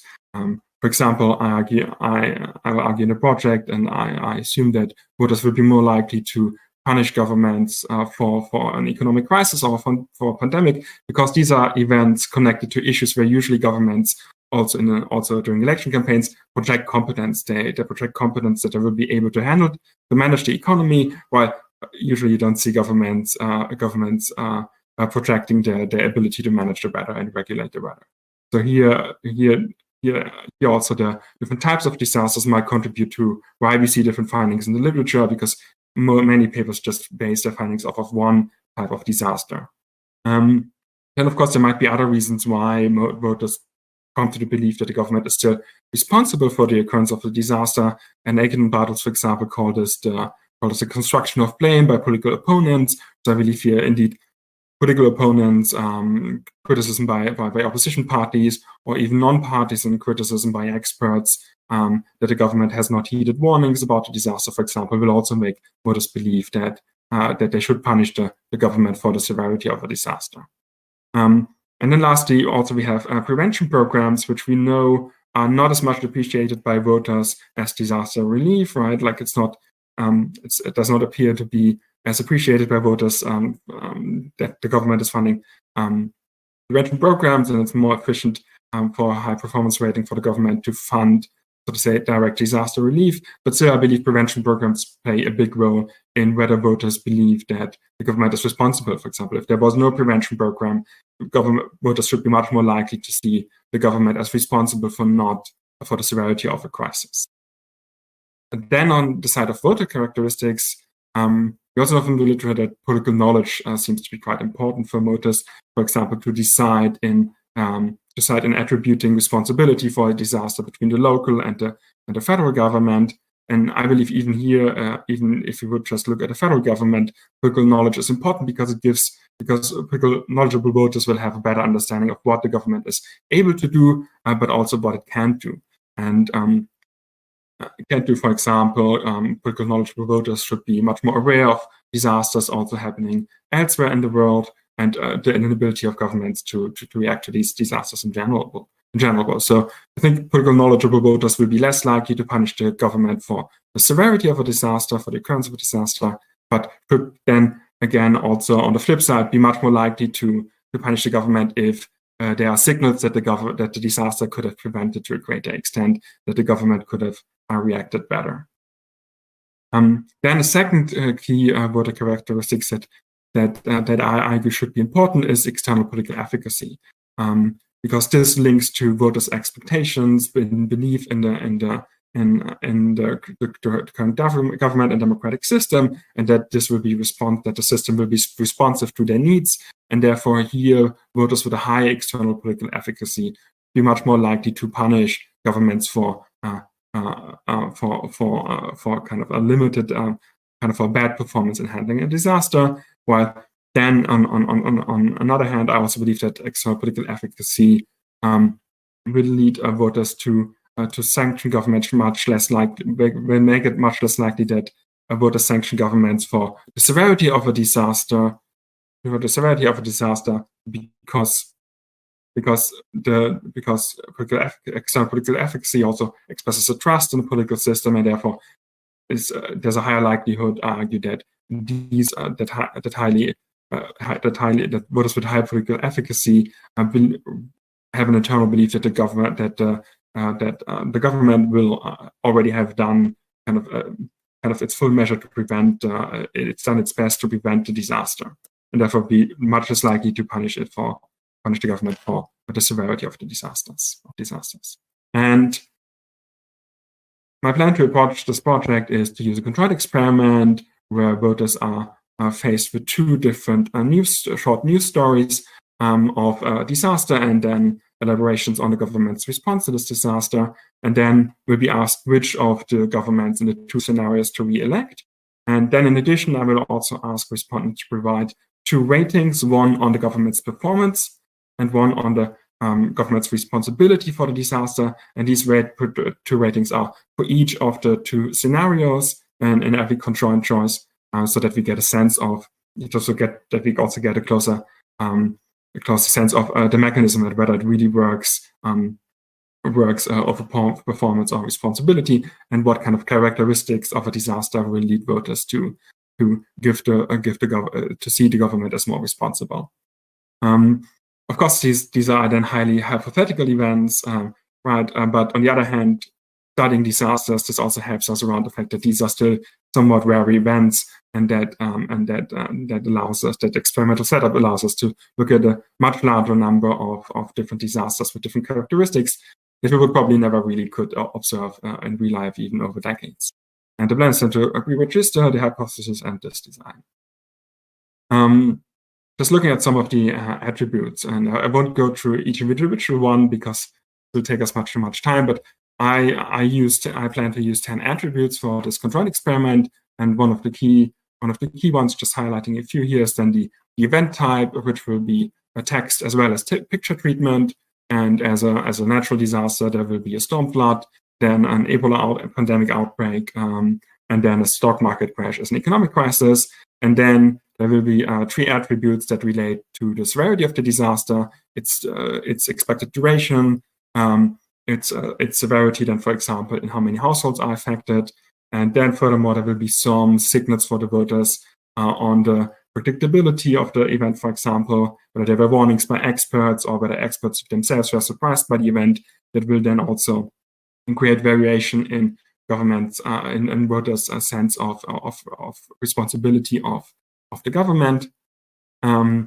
Then also there will be variation in behavior by other political actors. So there will be either call for unity by the opposition leader, which we usually see in around some disasters, which we've seen certainly in many countries around the COVID pandemic, where there was a large unity across the political spectrum. But then also there can be criticism by the leader of the opposition, either towards the handling of the crisis or either directly also towards the preparedness for the crisis. And then lastly, there will be 3 attributes that relate then towards government performance in handling the crisis: a prime ministerial visit, whether this has already taken place or still not has taken place, then the speediness of the response, and also the disaster relief fund here in a direct mention of millions in pounds. You can see then here a kind of example of this conjoint decision that respondents have to make, and of 2 news stories here with the brackets to highlight the moving parts. On the left, we would have, for example, here Ebola outbreak in the UK, where 1 million households has been affected, and the government seems to be doing very little by responding late a week and only providing £5 million in disaster relief. But on the right, we have a storm flood that is only affecting 10,000 households, and where the government is providing little relief as well, but probably more appropriate relief. And after this, the respondents will be asked which of the 2 governments in the scenarios should be what they would prefer to re-elect. And then, as mentioned as well, for each of the 2 scenarios, respondents will provide a control ratings here on how well the government has handled the disaster and how responsible the government is for disaster. I plan to do this in random order as well, just to avoid any kind of direct relation between the 2. That the first mention affects the kind of the respondent's decision in the second one. There will then, of course, also be a short survey after the experiment, just to get at the core demographics, also get at a region of residence for respondents in the UK, just to kind of check this against any external influence by the kind of COVID-19 severity in the region. And then use, again, some questions on political knowledge and external political efficacy, both from the British election study, just to make it comparable here, and also get a sense on the representativeness of the sample as well. The sample itself then is envisioned to be a 1,000 respondent quota sample, respondents from the UK, who then will each make 4 choices in the controlled experiment, which gets us overall to like a sample of 4,000. And looking at some power calculations for this, which of course mostly depends on the maximum amount of levels in the controlled experiment, we can see here that with the current design of 4 levels for the varying degrees of disaster severity and with a sample size of 4K, the experiment is well powered for detecting effect sizes of 7.5%, so kind of moderate effect sizes, but rather a bit underpowered, but rather quite underpowered for small effect sizes like 5%. This would alleviate a bit. It would get a bit better if one would reduce the levels to 3. But still, there would need to be like a slightly higher sample size still to really be sure of detecting small effect sizes of 5%, which, depending on the overall length of the survey and end up with in the end, might be possible, fortunately. Then just some outlook on the analysis here. I will use, of course, average marginal component effects, but also marginal means, just to avoid kind of any bias by arbitrary reference categories, because here the interactions are especially of interest in the design, and then a huge part of the analysis will be interaction between the conjoined attributes and then interactions with the voter characteristics.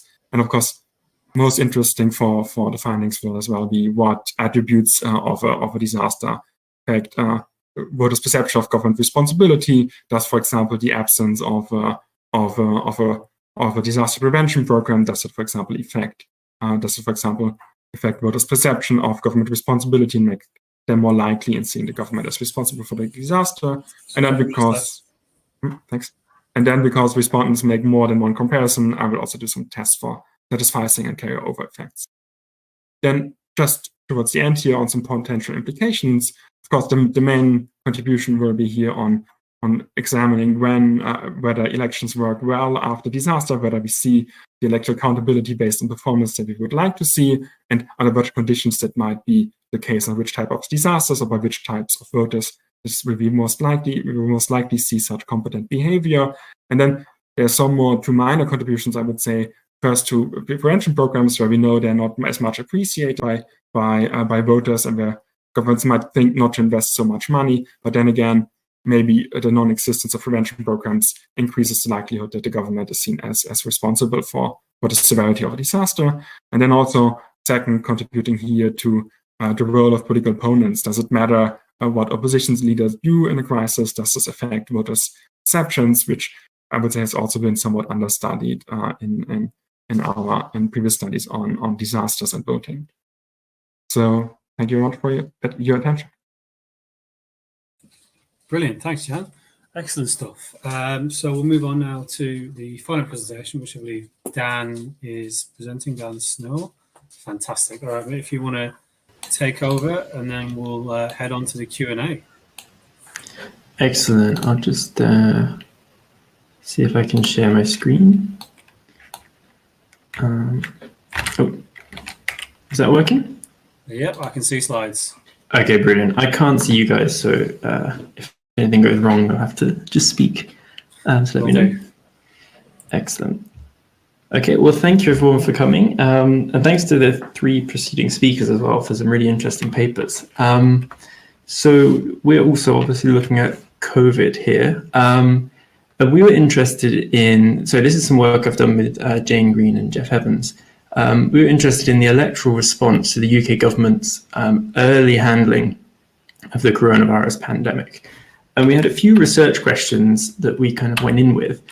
So we were interested sort of generally in how people were forming their evaluations of the government's handling of the COVID pandemic. Specifically, we're interested in whether this was going to cut across party political lines and actually reflect genuine experience of the pandemic, like personal experience and also in your local area, or whether this was going to basically just follow what you felt about politics before the pandemic was on the agenda. And we also had a question about the surveillance issue or a positional issue. And so what people basically all agreed about what the outcome should be, and then we're evaluating competence on that basis, which is what we went in sort of assuming what was going to happen. But we also wondered whether maybe there was some positional aspect and people disagreed about how much priority should be on various aspects of the handling. And then we had a secondary question, which is if there was any early signs of electoral response. And obviously we haven't had much voting intention there.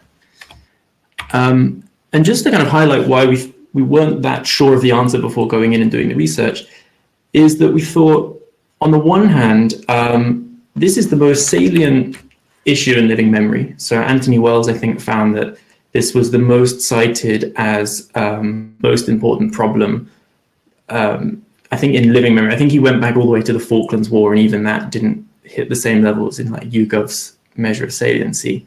We had constant media coverage. I mean, it's now ceased a bit, but like during the first 6 months, it was daily coverage of case numbers, death rates. We thought there probably would be consensus on what the right outcome was, so there were some fairly obvious measures. I don't think anyone was pro-COVID cases, definitely not pro-COVID deaths. And also it's a really visible issue. And so unlike something like the economy, where it can be, maybe we might all agree on what the right outcome is, but it's quite hard to see that.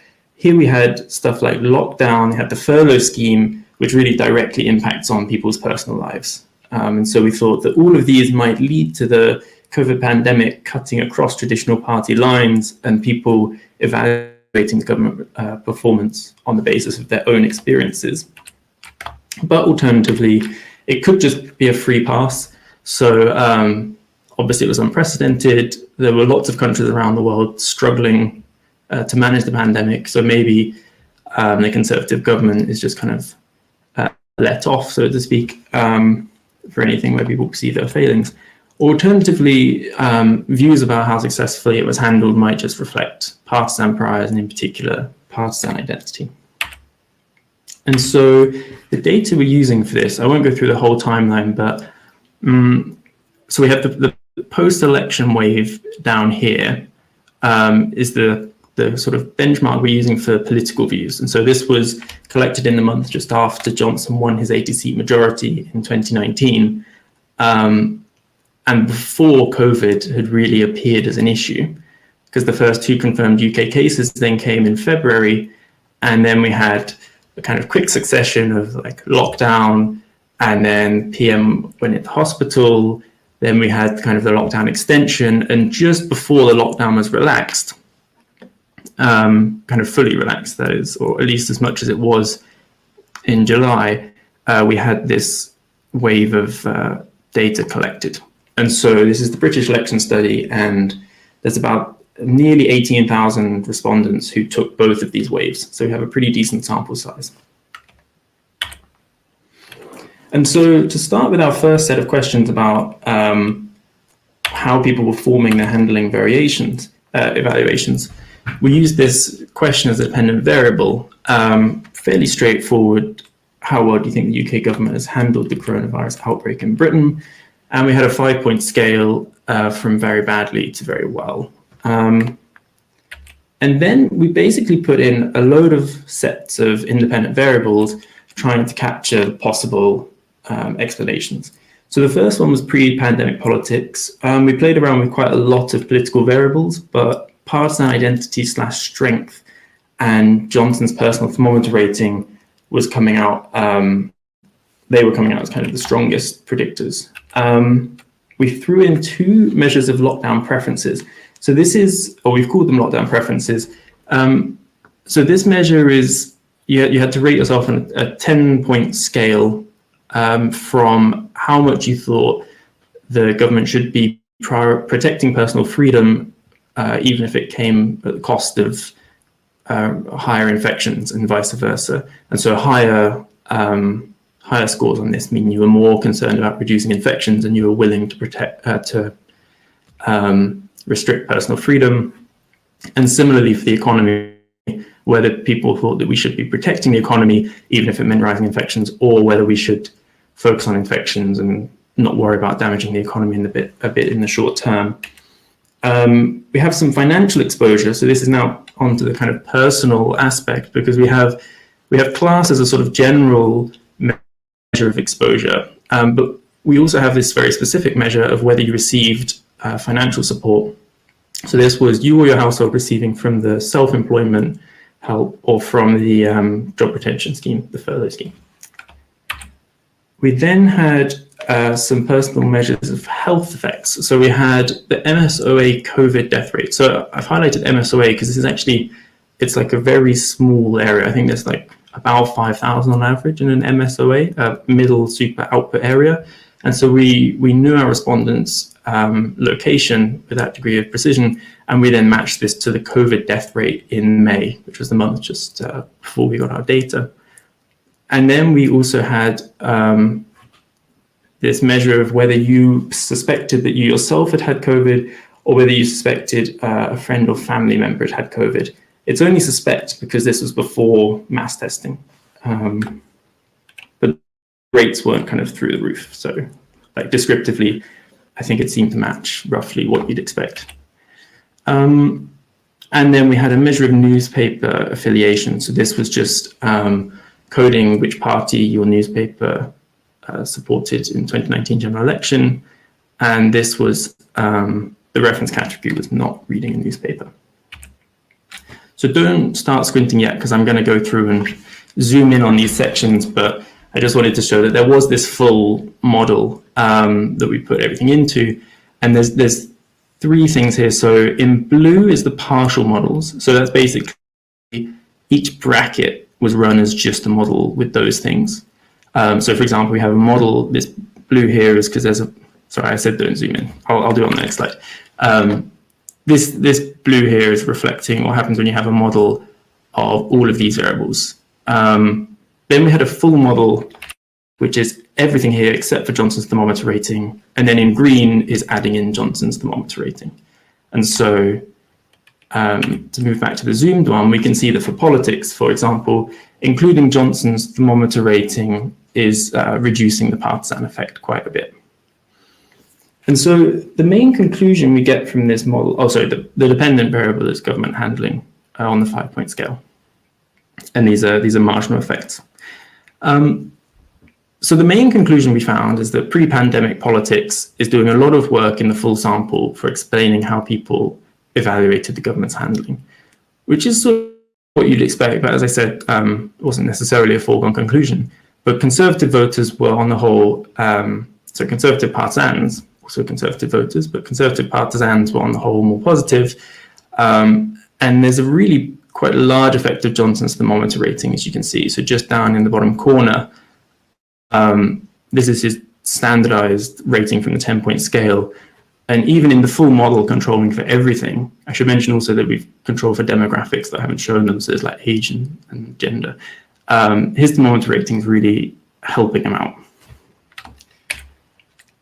Lockdown preference didn't do much. So this kind of confirms with what we thought anyway, which is that this was acting as a valence issue. Like there's a small effect and they are significant, but they're of a much smaller magnitude. Financial exposure does barely anything, and once you control for everything in the model, none of these are significant. And so we were particularly surprised by the fact that having a salary paid for months has no effect on how you think the crisis was handled. Like we really thought there would be an effect there, and we've done some robustness checks, but it does seem to hold up.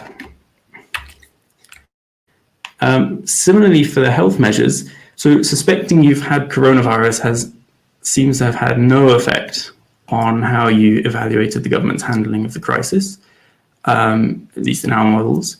And our local measure of COVID deaths also is not showing up as a significant effect. And there's a slight negative effect if your friend or family member had COVID, or at least if you suspected they had COVID, you're slightly more negative. But again, this is mainly a story about pre-existing political divisions. And newspaper readership, so this is where it does matter that we've separated the models out, because when you just have the media exposure, so that's the blue ones, conservative newspapers seem to make you more positive about handling. But then obviously when you control for political measures and you capture some of the selection effect, you then end up that basically reading a conservative or a Labour newspaper makes you more negative about the handling than if you didn't read any newspapers. So this is probably catching something of political attention. And so then if I can move on to the potential electoral response. So this is only, the first 6 months of the pandemic, or the first 6 months after the election even. We already see some movement in voting intention compared to how people voted in 2019. So this little band here is showing that the Conservatives lost. I say, again, lost in the sense that there was a change of voting intention. About 20% of the 2019 Conservative voters. And in this model,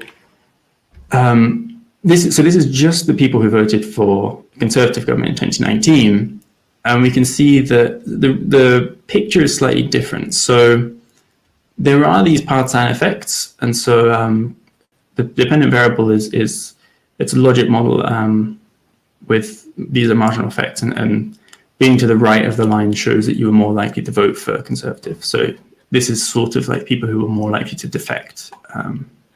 And so there was a small kind of effect of like Johnson's thermometer rating, but like this is tiny compared to what we saw in the handling model. And so so Johnson's thermometer rating was helping a lot in getting positive handling evaluations in the whole sample. But when you just look at people who'd already decided to vote for him, it's really not doing much. But what is kind of notable here is that the evaluation of corona handling now does have a positive effect. And so this is saying, even in the full model, there's hardly any change when we control for all of these other variables.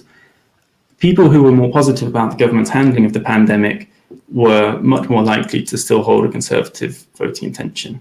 And while that might seem obvious, the other side of this is that the lockdown preferences, those two measures I talked about in terms of concerns about protecting freedom or saving the economy, have much smaller effects. And so it's really operating as a valence issue. And the one other thing of note here is that this is Conservative 2017 voters. So there seems to be a sort of loyalty effect where people who voted for Theresa May are less likely to have changed their Conservative voting intention, whereas the new voters are slightly more likely to have already changed. And as we saw in the Sankey, I didn't highlight it, but a lot of these went back to undecided. Couple of minutes left. Okay, brilliant. Yeah, I think this is the penultimate slide. So one other kind of takeaway here is that referendum vote is not doing much at all when we look at these 2019 voters. And so this is just the distribution of handling evaluations only in 2019 Conservatives. And this is basically identical, right? These look really similar. So Leave voters and Remain voters feel pretty similarly about how the performance has been. And so this is sort of indicating that there's not an insulation effect, which is sort of surprising because, again, this is the start of the pandemic. So it's right after hard Brexit was delivered. Okay, I think I'll go back from the end. Okay, so the summary.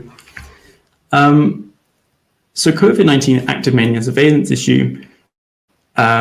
And it's really a question about competence, but not so much about differences of opinion on how the crisis should be handled. Perceptions of handling in the whole sample were mostly reflecting pre-pandemic politics, and just a reminder that all of this was measured before the pandemic was even on the agenda, so we're not too concerned about endogeneity. But when we focus on the Conservative Party voters, it's these new voters, and a lot of these new voters think that it was handled worse. And also we've got this separate effect that people who thought it was handled worse were less likely to continue supporting the party. There's a sizable Johnson thermometer effect in the whole sample, but again, this kind of disappears when you look at just the 2019 Conservatives. And Brexit divisions don't seem to be helping the Conservatives to retain their vote, and this was right after the hard Brexit happened. So yeah, I think I'll stop there. I'll just mention we think there are some implications as well for literature on competence and on electoral shocks, and I think Jane is in the room. I think Jeff might be as well. They know far more about that than I do. So if people want to discuss that as well, that'd be very welcome. But otherwise, thanks very much for listening. I look forward to questions and discussion. Brilliant. Yeah, that's great. Thank you very much, Dan, for excellent presentations, excellent papers. I think a lot of the synthesis here, even beyond the obvious one with the pandemic, is kind of perceptions of and relations to government and various aspects of it and how that kind of changes in and out of crisis, kind of periods of situations. So excellent. Really enjoyed it. I'm now going to pick on the wonderful willing volunteers who have been dumping questions into the Q&A throughout. So if I can invite the panelists to return to our fair shores, and I will call up Jane first with 2 questions. So Jane, if you want to fire away, and yeah, let's get going. Thank you very much indeed. So I had some questions for Ben as well, but I might email Ben separately because time is short. I think then, and I got to go down and remember what I wrote down, but I was asking questions to Dan. I think, and I think someone else has mentioned this too. It's really, what I was wondering about was, what are our priors about kind of trust in local government? So my priors might be twofold. One might be that people that trust lots of things like the police and judges and civil servants and parliament might just be more trusting overall. And so it doesn't surprise me at all that social trust, for example, is related to local trust. But I wondered more broadly what local trust, like trust in local government really is. Like, we don't really know very much about it. If it's a distinct, so if we believe it's a distinct thing, so I'd kind of be interested in your thoughts for like, what is that? Because it's not clear to me that people have informed views about trust in local government or about what local government does, or get a lot of information about what local government does. Now that of course might be different if you're in Manchester, where the local governance question becomes really, really salient. But more generally, I wondered about party ID, and I think Ben mentioned this too. So I can imagine if you don't like the government because you're a Labour partisan, you're going to say, well, I like the local government, but I don't like the national government. Whereas if you're Conservative, you're going to say, I like the national government, and maybe I also like the local government. I mean, that's going to be a function of whether I know who's in local government and so on and so forth. So I just kind of felt like you probably needed a control for party ID. And that was just related to my kind of broader question of like, what is it? What is local government trust? Anyway, thank you. And thank you to everyone. It was all really interesting.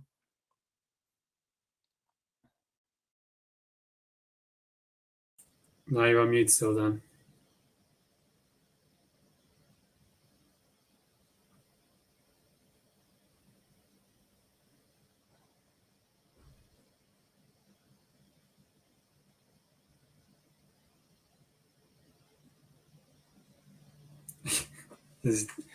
Your technology is sabotaging your right to reply. Oh, poor Dan. That's annoying, isn't it? Well, maybe Dan could type a response in the chat, perhaps, or email or something. Yeah, will that work? Brilliant. Okay, fantastic. Okay, in which case, thanks for that, Jane. Unless you have questions for any of the other panelists. Yeah, but only if there's loads of time at the end. Okay, all right, we can come back to them then. We circle back around. I will call up Zach then, who's been putting a lot in the Q&A. So if you want to come up and fire away, Zach. If you want to request to share, I'll bring you up. There we are. Perfect. Yeah. Sure. Hi. Can you hear me? Am I on mute? Or we can hear you. You sound a bit like a robot, but it's workable. That might just be my normal voice. Okay. Sorry to be greedy, but I noticed I had a few questions here. I've been rather spamming the box. Firstly, to Jan. Firstly, I was wondering if you'd thought about the possibility of a non-linear effect of knowledge. From Zala onwards, people have thought that low information voters actually just don't notice many of these scandals and events in politics, or you don't connect them to politics at all. And high information ones have enough knowledge they can rebut criticisms that this is all due to sort of government ineptitude and so forth, so they can separate bad luck and bad policy. So the middle level, mid-range knowledgeable might be the most malleable, most susceptible to change here. The other question I had for you, just more broadly about how you separate out sort of the compound effects of potential exposure to a disaster and actually the disaster happening. So being poor, so you live on a floodplain or you live in a hurricane path, etc., might be driving an effect as much as the event itself. And then the other question was to Dan Snow. This was really just a clarification question. Are lockdown preferences measured in the wave before approval and disapproval? So there's no chance of like a post-treatment effect where your approval of what the government is currently doing informs your preferences thereafter, right? Just to clarify. If you don't think that's an issue, then by all means, don't worry about it. But I just wasn't quite sure when that was actually measured. Thank you.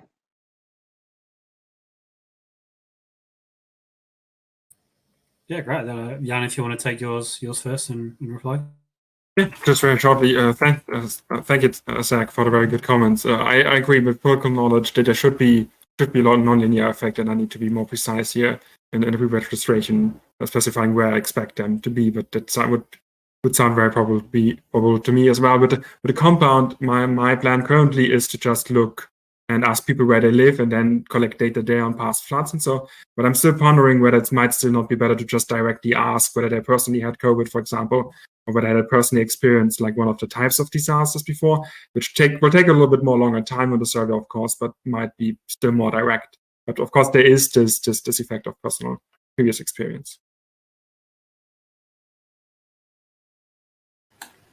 Yeah, so to clarify, that's a really good question. So lockdown preferences are measured in the same wave. I mean, part of the problem is that the benefit is that the first wave is before the pandemic. And so we know that we can check kind of partisan identity without that being affected. But obviously the downside is that all of our pandemic related measures are all at one time. What I can say is that we did check out the distribution. And one of the things about lockdown preferences, and partly why we think it's acting as a like valence issue rather than the positional one, is that there was really a lot of clustering around the restrict end of the scale, and that was across both parties. So I was kind of expecting that there'd be like a lot of conservatives. If you looked at the backbenches, I was sort of assuming there must be this group of conservatives who are desperate to protect freedom and the economy, but at least at that point in the pandemic, that doesn't seem to be the case in the data.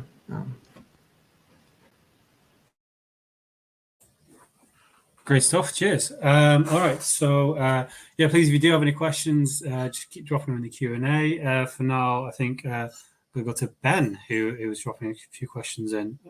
Steve has popped up as well. So yeah, Ben, if you want to fire away for now. Oh, I think it was just a question on partisanship, but I mean, Jane made the point. I think whether partisan, I can see, Jan, that what you were trying to do was get at the mechanisms. In which case, for that part of the paper, you wouldn't need partisanship. And I apologies if I missed it. But if you're wanting to generalise and say something about how people respond in real life, then surely you need to at least take account of partisanship. Yeah, thanks. I think that's a good point, and I think I just have to take the hit and add that to the post-experiment survey as well. Just also to rule out that I might see low effects, for example, just because I randomly maybe get a lot of Tory partisans, and then they think of the current government. So I think it's a good idea. Thanks. Okay, brilliant. Dan Stevens, you're being hounded to refresh on the chat. So if you want, maybe try refreshing your browser. There we are. Steve, did you have any questions you want to pop in? Yeah, firstly, thanks for all the paper givers. I'm a bit nervous about, I had a sort of general question for Ben and the two Dans, and now I'm nervous about asking it while Dan's not here. But actually, maybe I'll do the bits least relevant for him first. So I'm interested both in Jane's question about trust and in the death rate stuff. So if I read it correctly, Dan Snow, you found very small effects, but I'm not sure of the scale here, that of death rates having a positive effect on handling, but quite precisely measured. So they're not just accidental and quite consistent across the models. And then Dan Stevens ended up concluding that if death rates went up, then trust would go down. But my memory of the models was that the effect of death rates in Dan's models were statistically insignificant. And so I wasn't sure what the basis for that conclusion was. And now, and I couldn't remember how Dan measured death rates. And then, and in a sort of very broad sense, the other thing that I was thinking of with Ben's paper is that the levels of trust across Austria, Germany, and Britain were remarkably similar. And the Brits really shouldn't have trusted the British government anywhere near as much as the Germans should have trusted the German government. So what does that tell you about what you're measuring with that trust variable? And that relates to death rates, because deaths were so much higher in Britain than they were in Germany. So that's sort of reflections and comments for people to respond to.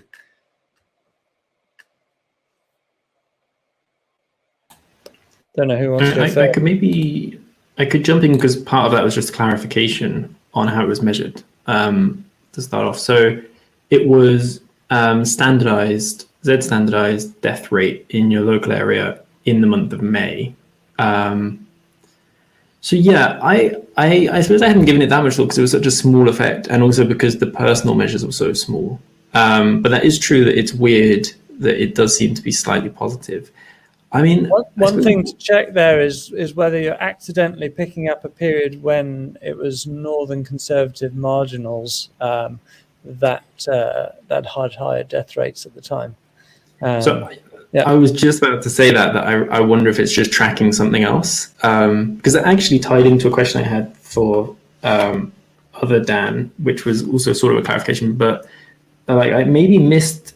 So were there controls going along for the regional lockdowns? Did I miss that? Like, is there stuff that could be downwind of the death rate that then causes the trust in the next period? If that makes sense at all. Can you hear me now? All right. So shall I go right back to the beginning questions? Yeah, sure, yeah. All right. So sorry. Sorry. First, the question about partisanship that Jane asked at the beginning is a very reasonable one, and I should have said, and I didn't, that the model's control for partisanship. So the results I showed include partisanship and various other controls.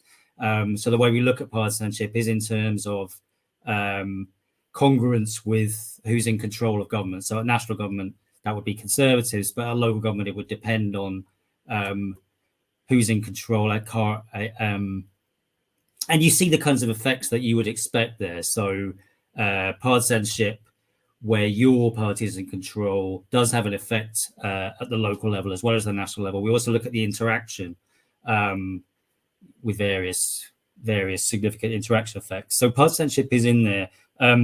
The question about local trust is also a very reasonable one, and one we've wrestled with, and I think Ben has asked us before. And I don't have a satisfactory answer, I think, except to say that, it's sort of thinking in terms of performance, I guess, performance type considerations, and that people do, I can't tell you whether it's informed or not, but that people do have different kinds of perceptions of performance at the local government, and here our data do have something to say. Again, I can't tell you enough about what these perceptions are based on, but we did ask very basic open-ended questions like, what do you think of local government? What are you thinking of? We got town council, and we got in London, we got I can't remember, the London mayor, whatever it happens to be. So we saw variation there. We just did the very simple-minded thing of looking at whether controlling for those kinds of differences also affected things, and they don't seem to. We also asked questions about in terms of COVID and other issues, which is one level of government more responsible for this than the other. We didn't ask it quite like that, but which level of government is responsible? Is it mostly national government? Is it the same? Is it more local government? And there we see some variations for different kinds of areas, COVID related and not. So with COVID, what we were finding was people hold local government seem more responsible for social care, national government more responsible for enforcing the lockdown. I can't tell. I don't know why, where that's really coming from. But that's what the data is showing. And then kind of even responsibility for NHS and some of the other things. So Steve's question about death rates, you just made me have a quick look. And I think you're right. I think that the conclusion there was probably a little bit loose with the findings, because we're not finding a relationship between death rates and trust in national government. An increase in, I mean, we are seeing a negative slope, but it's not significant. But whereas we are for local government, so I guess that should have been clearer. Sorry, Dan, how are you measuring death rates? Oh, so we measured death rates by, so it's a death rate in a person's postcode, in a respondent's postcode. So area-based death rates, I guess. And I didn't do that because I'm not so capable. But the person who did, I believe, was going back to the other Dan's presentation, building up from the MSOA to postcodes somehow. I don't know how to do that. Sounds similar. Okay. Brilliant. So I think, Jan, you had some questions. So if you want to pop in now and ask those, that'd be great. Yeah, great, thanks. I think I had two questions for Ben, which I found like a really interesting paper to hear from. And I was just kind of interested, maybe the data maybe is not enough, but whether there's an influence of kind of pre-pandemic trust and on the fear that people have about kind of like about COVID, or maybe more generally what the relationship between the two maybe is, and if maybe the findings that both are similarly important then also relates to both kind of like moving in tandem to each other, or people adjusting both kind of depending on each other. Kind of that if people have a lot of trust and they have a lot of fear of the government, how be able to handle that. And then I found it interesting that there was no kind of effect on the socioeconomic status, and was interested whether there's maybe just a more cross-cutting effect across age, kind of like that for old people there's the fear is more important, that for young people the trust is more important in complying, and whether you can look at that maybe, or have looked at that already.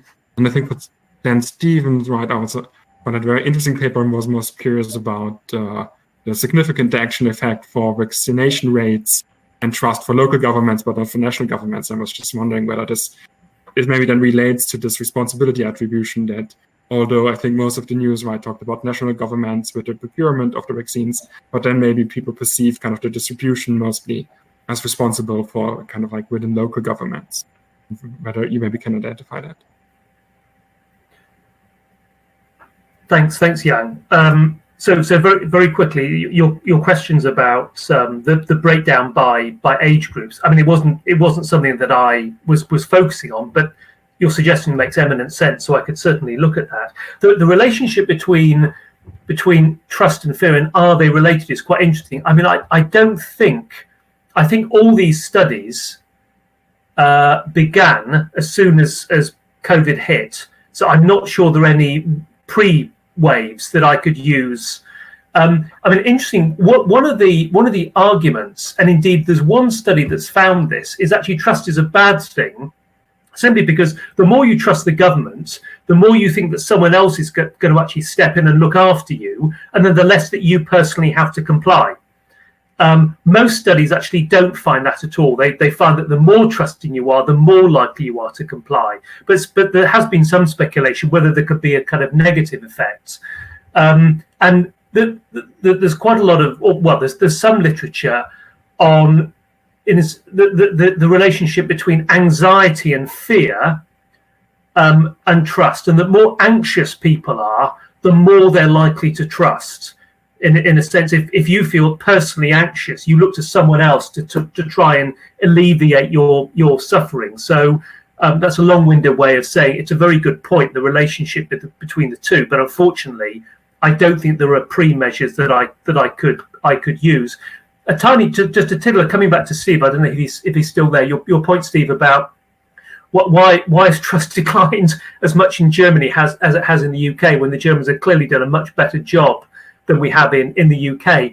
One of the problems is because I scrunch my graphs up so much, you can't really see. The decline in trust is much more severe in the UK than it is in Germany. And in fact, just having a look at my very scrunched up graphs, there seems to be a decline in trust in Germany, not immediately as there was in the UK, but later on. And I do wonder whether the UK government got a bit of a bounce back, as Dan showed, around the time of the vaccination programme. And I wonder there, when the German government was floundering a bit and was late in the game on vaccinations, whether actually at that point the Germans became less trusting in the government. It could, of course, also be that the Germans have higher expectations of their government. So, even when their government performs better than the UK government, it still takes a hit on trust. But I don't know. But the point is, the decline in trust is much more severe in the UK than it was in Germany.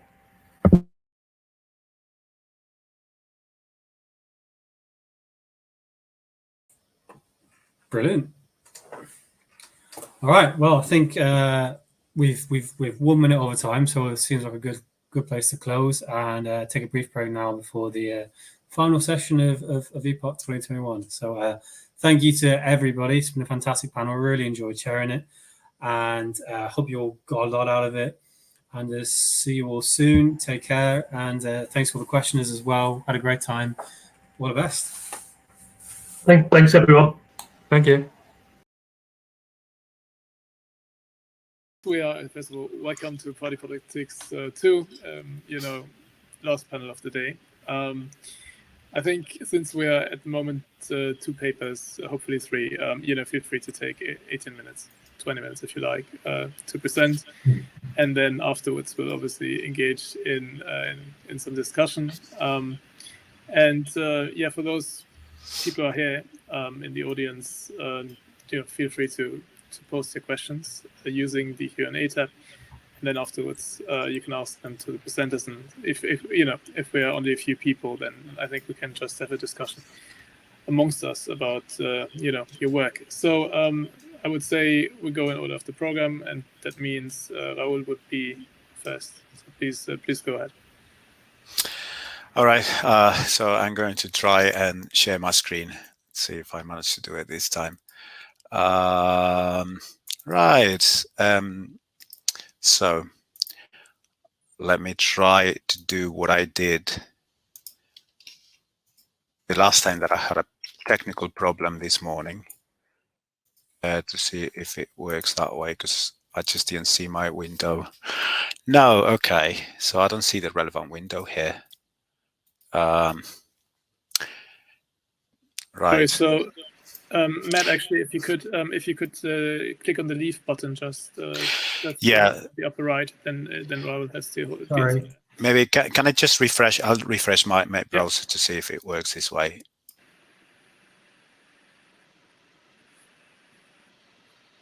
Yeah, we're just waiting for the presenter to rejoin.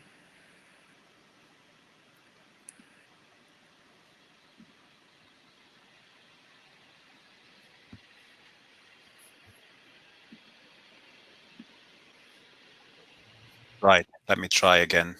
Yeah, I'm just gonna disappear from the screen. I think same for Matt for now, and then you can rejoin after. I can't find my presentation here. I can't see the window for some reason. Should I try again? So if you want to send me your slides, I can also I'll put do them that. on, and then you can tell me kind of forward if you want to see the next slide. Right. Can you you remind me? don't see the sharing screen in front of you? I do, but when I go to window, I don't find the relevant windows here. So unless let me try to open PowerPoint again. If you want, feel free to email it to me, and then I'll. Yeah. What's your email address? Yeah, I'm just putting it in the chat. Oh, right. Yeah. Okay. Let me try now. In the meantime, let me try once again. Oh, yeah. Okay. I think. Yes. Okay. I managed this time. So basically, what I did is I tried to open PowerPoint again, and it seems to be working this time. So okay, if I run into problems, I'll just send you a presentation. Yeah, fantastic. Okay, yeah, perfect. Right. Okay. Okay. So you can see that. All right, so I'll get started. So I was saying before, I've just been rushing between conferences, and this is my third presentation in 2 days. So I you know, as much as I like EPOP and I like seeing you all, I am also looking forward to this session finishing for today. But anyway, so this paper that I'm presenting is basically work in progress as usual. And it's based on something that I've been working on with Chris Raymond from Queen's University Belfast. And it's about support for Conservative and Christian Democratic parties. And I don't think I need to say why we're interested in this topic. And also, if you were there yesterday during the presentation, they talked a lot about why it was important to look at these parties as well. But it's basically the same reason why we started looking into this kind of thing. And the main reason being that, well, you know, that there has been increasing political fragmentation in Western Europe, and it has affected the mainstream party families of the post Second World War Europe, which were basically Social Democrats on the one hand, and the Christian Democrats and the Conservatives on the other hand. So there has been a lot of attention paid to Social Democrats, and very refreshing publications, and very interesting findings. But much less attention has been paid to the Christian Democrats and Conservatives. And so this is just a vote share for the Christian Democrats and Conservatives in Western Europe over time. And you can see that there has been a decline starting around the 1980s. And if you look at different countries, of course, there are different patterns. So for some countries, we know that support for these parties has been declining for some time now. That's the case in Belgium, for example, the Netherlands, the Christian Democrats there. There are also other countries where similar things have happened. It has happened in Switzerland, for example, and other countries as well. The Conservatives, for example, in France, more recently, have also suffered electoral defeats, in Spain as well. And then we have other countries where we don't see clear patterns. We also see even countries where actually the trend is the opposite. In Sweden, for example, support for Conservative and Christian Democratic parties has gone up in the past few years. So even though there is this kind of trend for these parties to get less electoral support over time, there is a mixed bag as well when you look at different countries. So we're just wondering why, and we were also wondering whether you know, all of the structural changes that West European countries have gone through in the past 50, 60 years have anything to do with these patterns. So we focus on those structural changes, and we focus on those because, first of all, well, I do political sociology, so I'm naturally very interested in this, but also because the literature on social democratic parties has also paid a lot of attention to some of these processes of structural change. And so when it comes to Christian democratic Conservative parties, we focus on two main processes of structural change. One of the main processes is modernization, secularization. So we know that West European societies have become more secularized, and that presents a challenge for Conservative and Christian Democratic parties because well, it is a very well-established fact that these parties, that support for these parties is consistently higher among more religious people, and that is true for all of these parties. Whether you look at Christian Democratic parties or very secular conservative parties, such as the UK case, you still see that there is a relationship there that has been tested a lot of times, and it seems to be consistent over time. So the problem is that this kind of very loyal religious or group of religious voters, it just gets smaller and smaller, and that naturally is going to have an impact on support for these parties. Now, on the other hand, there's also post-industrialization, post-industrial globalization, etc. All of these processes that go hand in hand, and those processes have implications that present both opportunities and challenges for the conservative mainstream right, which is the way I like to call them. So it presents opportunities, first of all, because it has involved that there are groups, particular groups in society that have increased in size, highly educated people,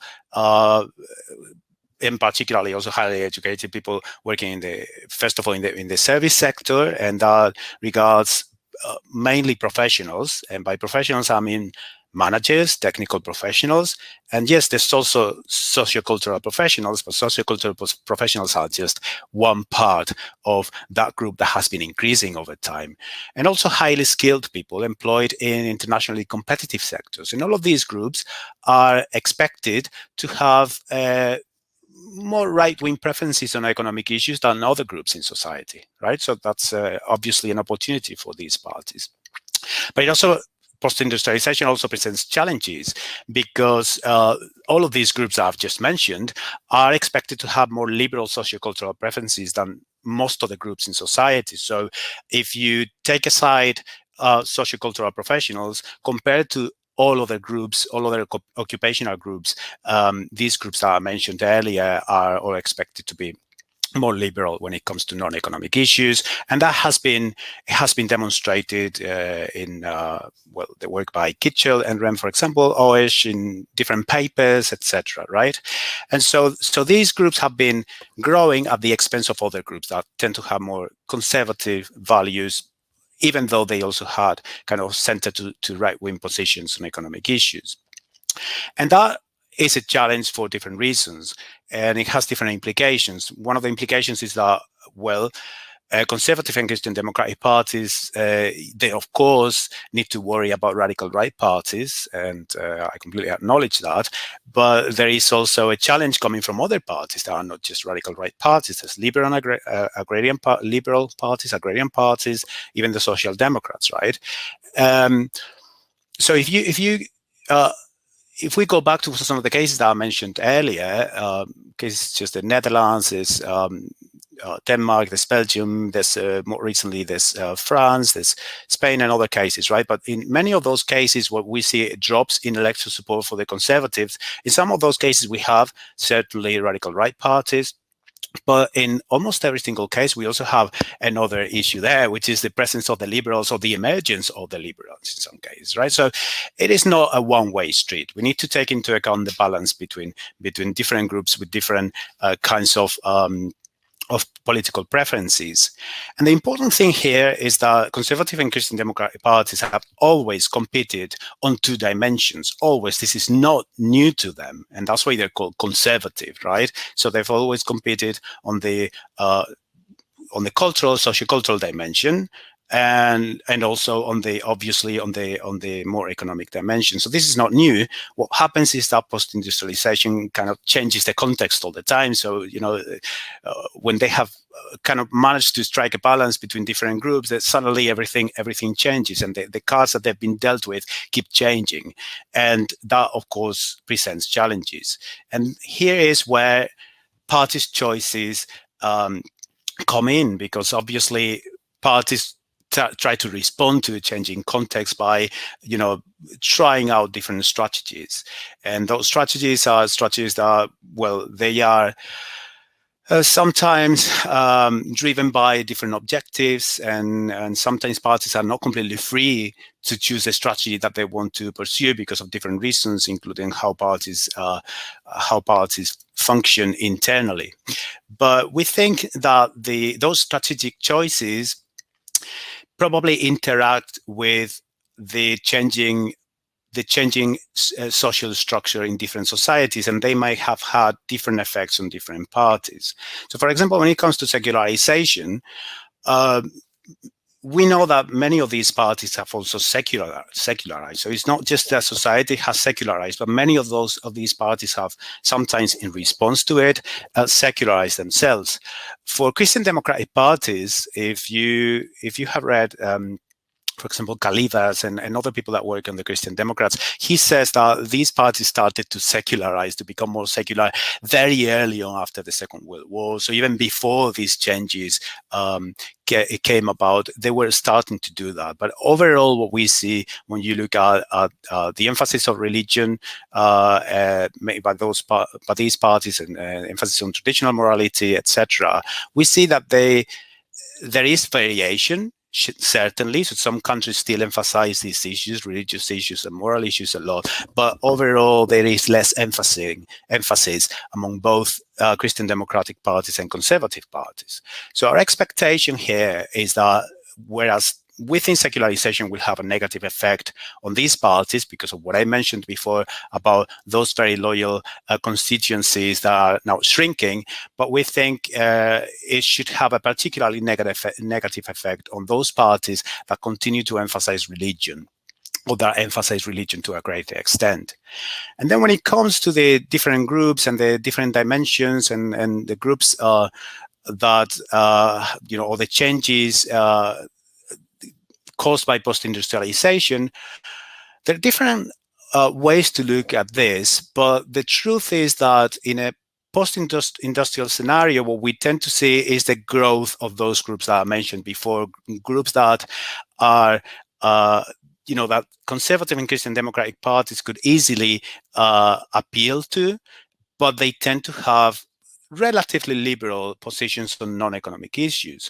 So taking this into account, our expectation is that greater post-industrialization will make it will basically increase the electoral payoffs or having a more moderate position on socio-cultural issues and a less conservative position, a less traditionalist position, right? Why? Because obviously there are other groups in society that parties can try to appeal to by having a more conservative position on sociocultural issues, but those groups are shrinking, some of them, and other groups are not shrinking to the same extent, but they tend not to have this kind of very also center-right position on economic issues. So it's much more difficult to actually appeal to those parties. And even though by adopting a more moderate position on sociocultural issues, these parties will lose votes that will probably go to radical right parties, but they will also gain votes from the other groups that tend to be bigger and bigger with post-industrialization. So that's basically the hypothesis we wanted to test here. And now we try to leverage data from 17 West European countries since the 1960s, countries that we have data for. So basically what we use is aggregate data and we use vote share. We include all conservative and Christian democratic parties, right? So we have 41 conservative and Christian democratic parties. Some of them are naturally smaller than others. Most of them are small parties, and then we've got the very big parties as well. But sometimes there have been occasions in which there have been small splits within these parties, etc. And we wanted to use that to enrich the data and look at the variation that comes from the fact that sometimes there are more parties within these families competing with each other. So basically, we take all of those parties, we just exclude the very, very irrelevant parties, the ones that don't even get 2% of the vote share. And then we include different independent variables. So we have structural variables, so indicators of secularization, indicators of post-industrialization, where we take different proxies for all of the things that I mentioned before about the increase in highly educated people in the service sector, also the internationally competitive sector, etc. We also use party level variables. So we measure parties' positions on economic and non-economic issues by looking at party manifesto data. Sorry, this keeps going on. And we use also indicators of parties, the use of religious principles by parties. This comes from V-Party, the VDEM project. And then, we have different controls, and we use OLS with party level fixed effects and decade fixed effects and cluster adjusted standard errors. So now moving on to the findings, where the first thing to highlight here is that we do find a very robust negative effect of secularization. So when the percentage of people that don't belong to or declare not to belong to any denomination, which is the way in which we measure secularization here, increases, that tends to be associated with lower support for conservative and Christian democratic parties. Now, the interesting thing as well is, even though that provides support for the first part of our first hypothesis, when we interact that with parties' religious appeal, we don't find a statistically significant effect there. So even though the effect is negative as expected, the result is not, of the interaction is not statistically significant. We have tried to interact with other things, like, for example, parties' positions on non-economic issues and things like that. Sorry, this keeps going on its own. But we just don't find that secularization interacts with anything. So it seems to be affecting parties within these party families across the board, basically, which is to an extent to be expected, because, as I said before, even conservative parties used to draw a lot of support from religious voters. Now, when it comes to the effect of post-industrialization, we have this kind of post-industrialization index here, which doesn't have significant effects on its own. We interacted it with parties' positions on the 2 dimensions. I'm going to focus on this because this is the one related to our second hypothesis.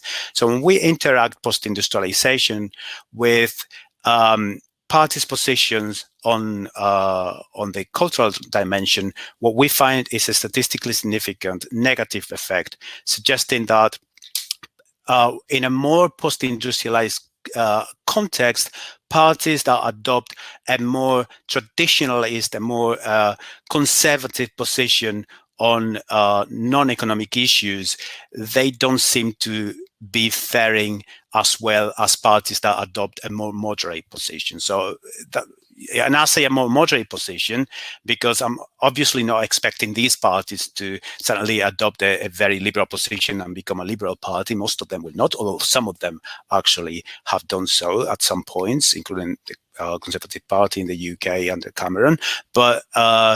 But the fact is that it looks like this strategy of moderation seems to work better in a post-industrialization scenario. And this is the effect of that interaction, And well, yeah, you can see that it works in the way that I've just explained. So this is the average marginal effect of going towards the right on sociocultural issues, and you can see that it has a negative effect in context of greater post-industrialization, which is not the case in other contexts. So we also tested this by looking at using country level data rather than party level data, and we find similar effects. It's just the significance is lower because of different reasons, such as the fact that we don't have variation in party positions, which is the reason why we opted for using party level data, and also we have fewer cases, etc. But we come to the same conclusions. So, the conclusions are basically it's just a summary of what I've just said. But I think the interesting thing here, or the main takeaways for me, are first of all the impact of secularization, which seems to affect these parties regardless of their position on religious issues, and second of all, the fact that post-industrialization, at least in the long term, and I emphasize in the long term because that's what we examine in the paper, seems to have so under this scenario, a scenario of post-industrialization, having a more kind of moderate position on sociocultural issues seems to pay off. And again, we think this is because of the growing influence of certain social groups in post-industrial contexts, but again, I emphasize what I said before about the long term, because we are aware that in the short term, parties may try to adopt different positions and more kind of culturally conservative or authoritarian positions sometimes to try to compete with parties in the short term. But in the long term, it doesn't seem to be, according to our data, a winning strategy. So anyway, I'll appreciate any feedback that you may have on this. And thank you very much. Thank you very much, Raul. So I think that should make for an interesting chat now. So I would say, yeah, exactly. So Raul has already joined us on stage, and I just wanted to ask, the members of the audience, if you have any questions, to our panelists. Otherwise, I also have some questions prepared, but wanted to give you the first shot at asking your questions.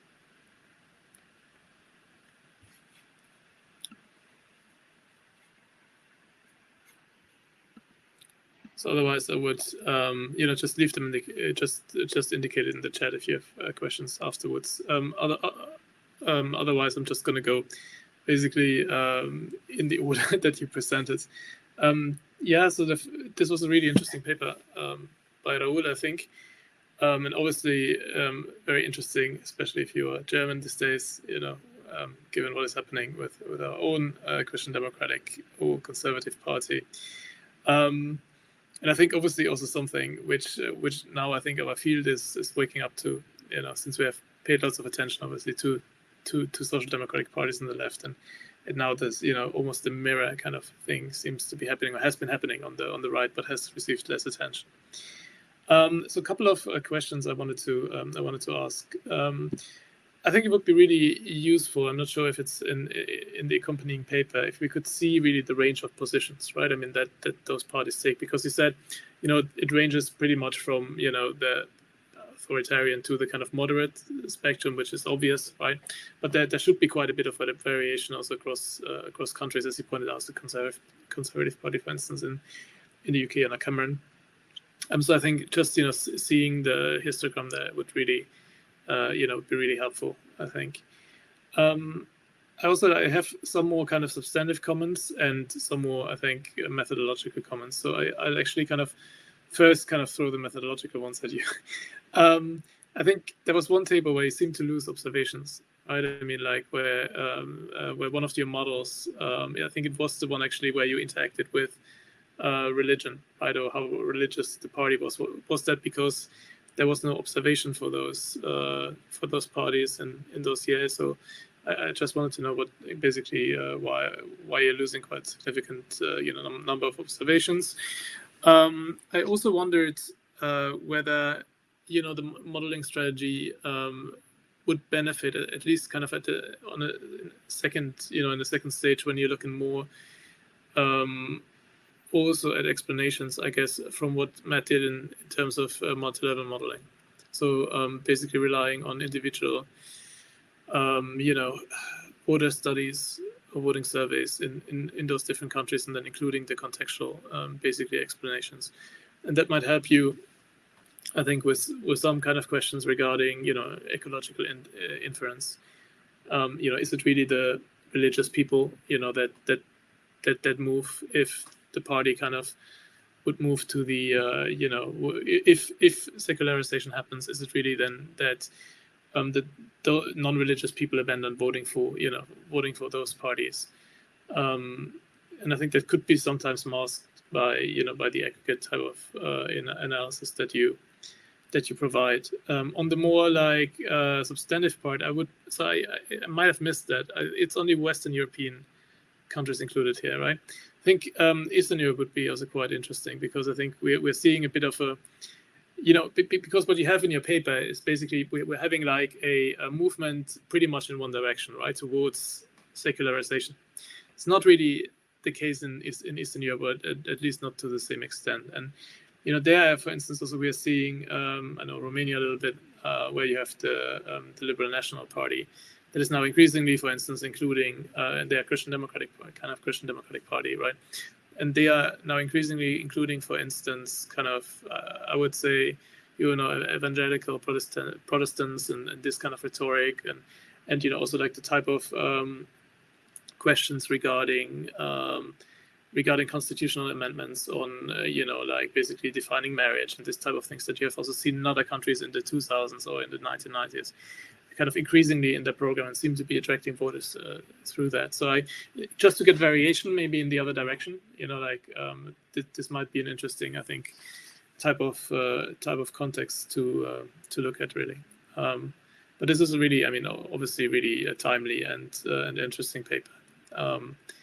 Now, regarding Matt's paper, again, I have a couple of, I think, more just like, comments on more like, variables and methodological issues, and then more substantive comments. I thought this is really interesting finding, right? I mean, because I think we have seen, at least in the discussion, I'm kind of, I would say, kind of adjacent to this. I don't really do kind of party politics, more kind of behavior, my individual level behavior, but I'm exposed to quite a bit of this research, and I think, as I had a story in mind, it was more like, if I look, kind of have, the work of people like, Tariq Abu-Shadi, for instance, in mind, it's more of a story of kind of Green parties gaining, right?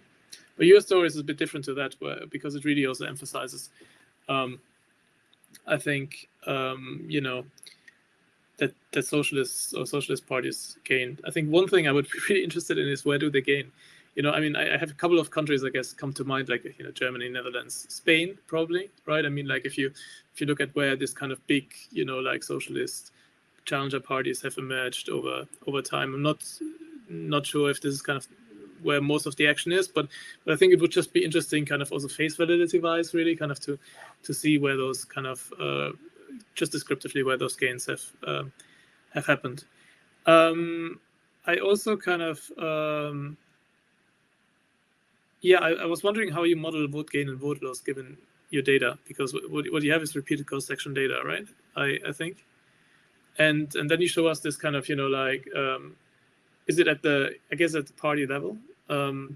Because so there was this one slide that you showed where you showed like kind of gains and losses of those parties, and I just wondered whether that was at the individual level or the party level. I guess it was at the party level, given what you described, but I was just a bit confused about that. Yeah, it's at the party level. Yeah. Okay. Yeah. Sure. That's so it's just kind of who gains votes and who loses votes, because like I mean, like there is again, I think, this kind of inference problem, right? I mean, that you don't really know where the voters are coming from, and individual vote switches are obviously very, very difficult to look at, even if you have individual level data and you look at past vote or you look at panel data even.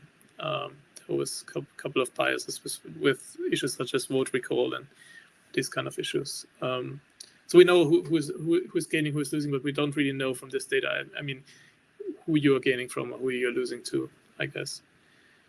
Or where the switching is actually occurring. There was also an odd thing, which I thought, why would you control for turnout as an aggregate variable, because that is obviously kind of could be endogenous to what is happening to if the party kind of say the party moves to the center, then turnout declines, I guess, or turnout could decline. I mean, there's work, for instance, also by I think John was here before with his and I think he has done some work with Geoff Evans as well on that question, that quite a bit of this kind of switching might have happened through abstention over the years, right? I mean, people who support social democratic parties first abstaining and then kind of moving to before they move somewhere else to other kind of to other parties.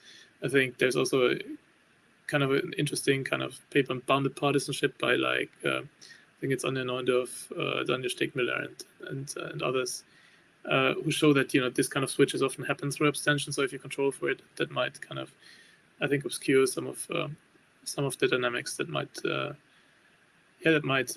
go on here, really. But yeah, I think this is obviously also kind of really, really timely, important work, and well done. I thought those papers were really interesting. Thanks. Do you just want to kind of respond to some of those? Also, if you have, and then basically after you respond, maybe we can get into also, obviously, maybe your papers speak quite a bit to each other. If you have comments for each other as well, that might be useful. Yeah. Should I start? Yeah. Okay, so the range of positions of parties, yeah, absolutely, yeah, that's a really, really good point. Obviously, because we control, so we have a party level fixed effect. So what we are looking at is really variations within countries, within parties over time. But yeah, that's absolutely right, because for some parties over this period of time of 60 years, there has been much more change, let's say, in their positions than for others. And yeah, that I completely take that point. Showing the range of positions across different parties would be very interesting, or at least for some of the key parties, I suppose. The observations that are lost in one model, yes, that's absolutely right. As to this variable that measures the religious appeal of parties, that's is from V Party, and some countries are not there, and so that's why we lose some of the data. Sometimes it's because of the parties, but it's also because of the countries, but it's mostly as well because of the parties, because we include all parties just to take into account the possibility that sometimes there are, small conservative parties that emerge, and even if they tend to disappear after some elections, but we want to take into account what happens to the conservative right overall, right?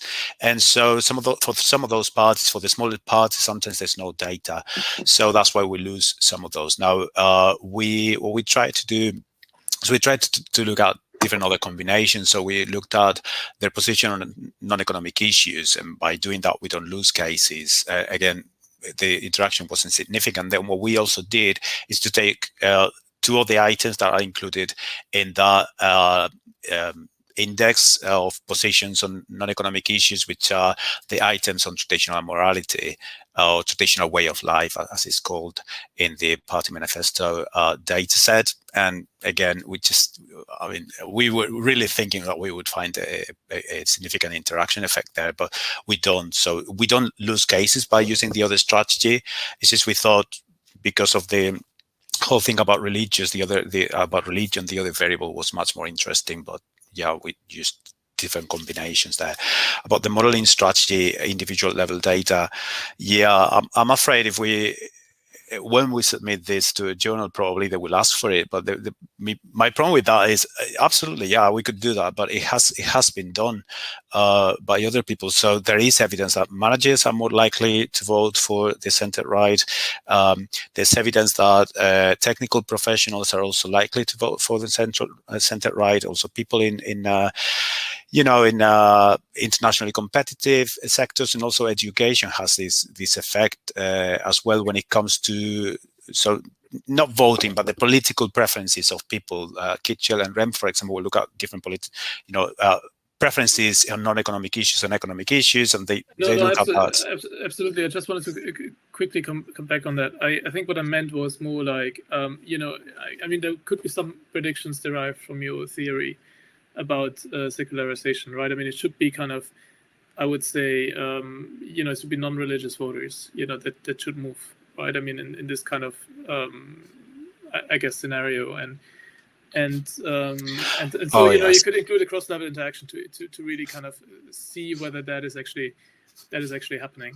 If it could be consistent with testing your specific, I think, specific theory. I know I'm aware that there has been work done also by Markus Wagner, I think, has a paper on this. Yes. And others generally on looking at more kind of individual level dynamics there. But yeah, just that kind of who are the kind of people we should expect to move based on those kind of trends. Yeah, the thing is, when it comes to all of these effects, we're always talking about sizes, and it's the same with the religious group. So there is some evidence that both things have been applied. So there's this, the size of the effect of basically the effect of the size of religious voters changing. That has had an effect, and that's what we actually talk about in the paper. Then there is the other possibility, which is that with secularization, maybe religious voters or non-religious voters have moved, which we are agnostic about. And I think there is evidence that hasn't happened everywhere at the same pace. What for sure has happened is that there are fewer and fewer religious voters. So even if they religiously keep voting for these parties, it's just fewer, and that obviously will have an impact whether or not they move. But yeah, I think it's an interesting point anyway. You're right that that there might be two effects there, not just the size effect, but the other one. And then what you say about Eastern Europe, that's extremely interesting. But Eastern Europe is such a mess that if we were to look into that, I think we would just do it in a different paper. It's a mess for two reasons, because you're saying, well, but you have more variation in the independent variables. But the problem is that from the supply side, there's a problem there as well. And it's not just about classifying parties, because what parties can you classify as conservative or Christian Democrat in Eastern Europe? For some countries, it's tricky. And then there's also the problem that all of these mechanisms that are well established in Western Europe about the link between different social groups and voting for specific parties is not so clear in many Central and Eastern European countries. In Romania, that you were mentioning, for example, the Social Democrats in Romania are culturally really conservative, for example. Right, so it doesn't really work that well. I think it is really interesting. It's something that really merits. It is worth looking at it for sure. But I think it has to be a different kind of model. I don't think we can use exactly the same explanations that we're using for Western Europe. We would need to do something a bit more refined. Otherwise, it would just be about using the very broad brush and not really looking at things properly, in my opinion, at least. Matt, I don't know if you want to go on. I have a question for you, but I'll give you the floor anyway, and I'll ask you later. Okay, that sounds good. Yeah, I'll just briefly respond. But thanks for those comments. Very helpful. I guess the three main ones. So the first one, to look at where they specifically gain. Yeah, that would definitely be useful. I can add. I'll probably graph that by country, show where the specific countries are, because it's definitely uneven there, the growth. I also ran the models using a jackknife analysis, dropping one to see if that really changed anything. It holds up substantially there. The only one was like Israel, where I moved them, I think it increases even more a little bit, the socialist gain. But otherwise, it was like held really strongly with the jackknife analysis. And then, the problems with the recall is definitely an issue for voters on these data. Mine only goes back to one election, so I mean, maybe it wouldn't be as difficult as using panel data, but I guess it's kind of the best to have to use for this. So it's kind of what we had to go on, I figured. And then the turnout thing, I can try it without turnout. The reason I included it is because it's been linked to increased left voting if there's higher turnout. So that's why I thought I would control for that. But I can try taking that out and see if it makes any difference at all. Run that as well. I think that covers everything. Yeah, great. Thanks so much for your answers to those questions. And Raul, you said you had a question for Matt. Yeah, it's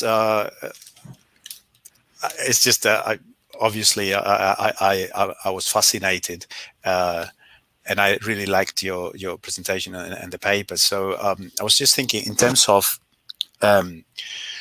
so your findings make a lot of sense to me. But in terms of looking at the effect of the sociocultural dimension, I was thinking, I don't know if you've tested for this, but obviously, first of all, the Greens are not present in every single country, and the radical left is probably present in most of those countries, but not in all of them as well. And so that may have different implications. So, for example, what about, I don't know if you've looked at this, but I would expect that if the radical left is to benefit from, which is not one of your hypotheses, but in my opinion, the radical left sometimes could benefit from the Social Democrats moving to the right on cultural issues in places where the Greens are not present. Because the radical, sorry, I don't know if I said the radical right, I mean the radical left, because the radical left in some of those countries tend to have a very, very liberal, they're basically left libertarian. So, and that's probably one of the reasons why the Greens are not present there, right? So I was just wondering if you looked at that, because actually the effect for the radical left of moving to the right on sociocultural positions was positive. It just wasn't statistically significant. So that's just as an idea. And also, yeah, and also what I said before about the Greens. So maybe part of the reasons why the effect is not significant for the Greens is that you don't always have the Greens there. So sometimes this is absorbed by other parties. Maybe those voters are just going elsewhere because there's no political supply. Yeah, that's true. I can try to tease that out a bit further. What countries are missing the parties where? I tried controlling for it by having dummy variables for when the country was missing at the aggregate level, if they were missing that party, and it didn't really change much. But yeah, I could definitely try teasing that out a bit more. It is a stronger effect when they move right, social culture. Counterintuitively, it's the far right that gains quite a bit there. So I should try to tease that out a little bit more. But it might have to do with, because there's some research that says, the far right might be a bit of a unique case, and they might be benefiting from the greater saliency of the issues. So when immigration is bigger, whereas maybe it's not the same over economic issues. So I thought maybe that might be part of the answer, but then it just kind of overcomplicates things. So I didn't want to go down that road too much with my socialist left findings. But I'll definitely exploring that more. I have a question for you too, for yours. I don't mind. For yours, when you for your secularization, you didn't have much of an effect there. I was wondering maybe it's something to do with the way the dimensions you're using, because when you code your economic and social cultural dimensions, how many positions are you using? Because maybe if you just try to focus on just the moral traditionalism one, try to look at that separately, maybe there'd be more of an effect rather than creating an index. Yeah. So as I said, I also tried looking at the ones measuring traditional way of life, and it didn't work. But yeah, you know what happens with this? Whenever you construct an index looking at the party manifesto data, and I'm saying that here in confidence, it always bothers me a lot. So because sometimes depending on the items that you pick, you may have different results. And what I did for this paper, after talking to Chris about it, is we went with, I don't know if you read this paper by Pross, that basically he takes an inductive approach to decide which items load into the non-economic and the economic dimension. And I said, well, let's go for that, because otherwise I feel very uncomfortable picking inductively the items, because sometimes they have a very very different effects, and you don't know if it's just because of pure chance.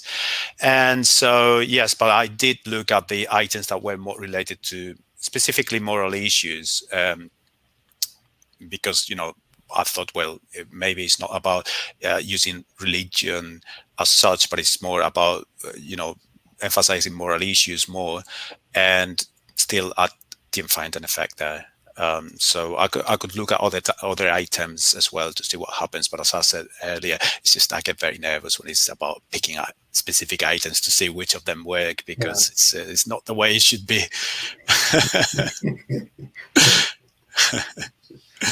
Yeah, good point. I just wanted to ask actually John, because he gave a reference to Oliver Heath's 2016 BJPS piece. Do you know which one that is? Because I think he has published quite a bit in 2016, but I just wondered which piece you meant. I think I've read that one. Let me see if I can find it. It's one of his ones on this. It was giving a bit more information about why we had this a bit more information about why the Labour Party declined due to a loss of and the 2016 one is one example of that, but he's done various things on it. So I just like to throw that one in as well as the other one Florian brought up. I think unfortunately, I couldn't hear you properly, just from the audio. Oh, sorry. Can you hear me okay now? Yeah. Sorry about that. No, just I don't have it in front of me, but it's one of his ones. And essentially any of the things he's written about turnout decline and social democratic parties, particularly the Labour Party, are relevant. Which just makes similar points to the ones you were bringing up, Florian, that Evans has also made as well. So it's just kind of chucking in one or two more references there. Yeah, great. Thanks a lot. But yeah, I think your underlying point there that turnout is part of the story, I think is totally spot on. And you can't really control for turnout because it's part of your dependent variable. It's part of what happened. Yeah, thanks, John. Great. Yeah, how do I exit the... Oh, I think you go on leave just on yeah, the upper right. Okay, is that... Good to see you. Yeah, I think if we don't have any kind of further questions, then I would say thanks to both of you for great presentations, very instructive and interesting. So a great pleasure to chair this. And thank you very much for chairing the session. Now we and for your questions. Thanks. Now we deserve a post-conference drink. Oh, well, we still have, I think, the book presentations ahead of us, but then, we'll get our kind of post-conference drink finally. So yeah, thanks a lot, and yeah, see you. See you hopefully soon next year in person. Okay. Great. Thanks for that. Thanks for hosting. Thanks for the questions. You're welcome. Thank you. See you. Welcome everybody to this third panel on Brexit. We've got three great presenters with us today. Unfortunately, the fourth paper, the presenter is not well, so won't be presenting. So without further ado, I'll hand straight over to Robert Calvert-Jump, who will be presenting his work with Joe Mitchell on deprivation and the electoral geography of Brexit. Rob, brilliant. Thanks. I'm just going to try and share my screen, and then you can shout at me if you can't see it. So, turn that off. And then if I do this, can you see these slides? Yeah, can see the screen. Yeah. Perfect. Okay. Oh, there we go. Yeah. Brilliant. Thanks. This is, I just want to say, this is my first time attending the EPOP conference, and it's been absolutely fab. I've really enjoyed all the sessions I've attended. So what I'm going to talk about for hopefully 15 minutes, less than 20 in any case, is a paper that is co-authored with Joe Mitchell from University of the West of England. And as the title suggests, it's looking at the statistical relationship between geographic deprivation and the electoral geography of Brexit, specifically the 2016 results. The starting point in terms of motivation of this paper was really this narrative, which I think it's fair to say became quite prominent quite quickly after the referendum result in 2016. In the media and also just kind of more broadly in public discourse, which is that there's some connection, not necessarily causal, but just some association between deprivation and leave voting, in the sense that if you wanted to find the places that voted leave, or where people voted leave in great numbers, then you wanted to go to the parts of the country that suffer from deprivation in its various forms. So this is an article by John Harris from The Guardian, where he was looking back at the referendum result in 2017.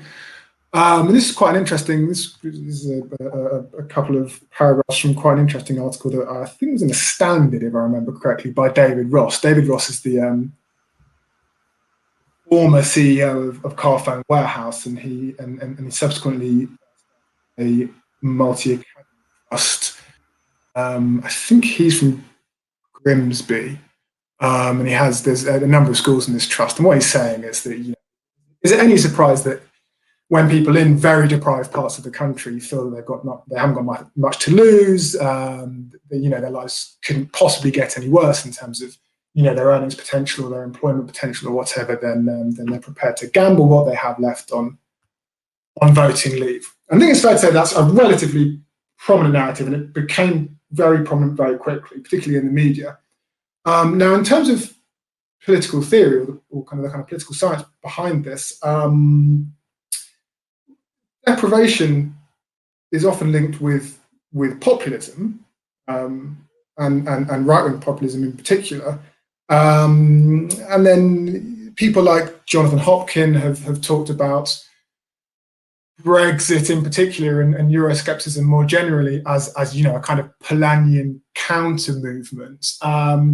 Although people like Cass Mudd have argued that the empirical evidence for theories linking deprivation and support for populist parties is mixed at best. And Jonathan Hopkin, when he talks about Brexit as a counter movement in response to deprivation and economic disadvantage, he acknowledges that these aren't necessary conditions, and in any case, nationalism and Euroscepticism aren't the only responses to deprivation or disadvantage. Now, I should say that we're actually both economists by training and by employment as well. So we're not, I'm not in any way making any strong claims about political theory here.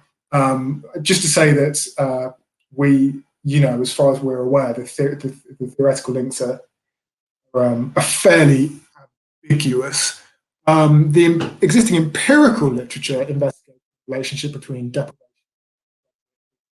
is also ambiguous, and it's a relatively small literature as well. So there's really only 3 papers that look at specifically the relationship between deprivation, geographic deprivation, and the geography of Brexit. There's a couple of papers by Becker and co-authors and by Johnston and co-authors, and they find a positive relationship between deprivation and Brexit, and they use ward level data. Both of them use a subset of the data that we use in this paper, and those results chime with the well-known paper by Colanten and Stanig from a couple of years ago, and a paper by Timo Fetzer that looked at the relationship between austerity shocks and leave voting, proxied by support for UKIP, if I remember correctly. There's also a paper by Dwotko and some of his co-authors, and they're computer scientists, I think, and they look at the relationship between census deprivation indicators and leave vote shares using quite an interesting clustering algorithm, and they find some quite complicated results. Among other things, they find a cluster of Remain voting parliamentary constituencies suffering from very high levels of deprivation, and a number of leave, a relatively large cluster of leave voting constituencies with relatively low levels of deprivation. So the empirical evidence as it exists. What we want to do is we want to contribute to this literature, and the way that we can contribute essentially is by using a much larger ward level data set, right? We're not reinventing the wheel. We're using was available a couple of years ago.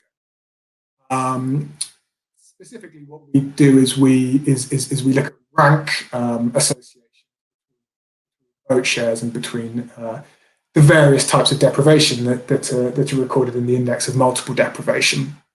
We examine regional differences, we control for demographic profiles, so on and so forth. So basically what we're doing here is we're providing an exploratory data analysis. We're not concerned about causality, principally because the broadly conceived, or kind of most generously interpreted, the narratives linking deprivation and Brexit voting didn't really use causal languages. It was more at an associational level, right? The argument was that deprived parts of the country were more likely to vote Leave than other parts, rather than any kind of specific mechanism being invoked. So that's what we're focusing on. I'm not going to talk too much about the voting data for, just to keep to time. But I mean, some of you will be aware of this data set. Basically, the core of it is a publicly available data set on electoral wards, which was collated by Martin Rosenbaum and George Greenwood from the BBC using Freedom of Information requests. There's also quite a lot of unpublished data on groups of wards. So we've combined these two sources of information, which they very kindly provided to us and gave us a lot of help with. The data set as a whole covers just over a third of the 9,000 or so wards that existed in England in 2016. It's got pretty good geographic coverage, and it's fairly representative. In fact, it is quite representative of the entire population of wards in England in terms of demographics. The deprivation data might be slightly less well known. We're using the index of multiple deprivation, which is an amazing resource. The index itself is constructed in a bit of a weird way. Basically, the easiest way to think about it is as a weighted average of sub-indexes, which are called domains. And each domain or each sub-index is itself a weighted average of a number of indicators. And so this is, hopefully you can see this table. This is the kind of thing which is going into each domain.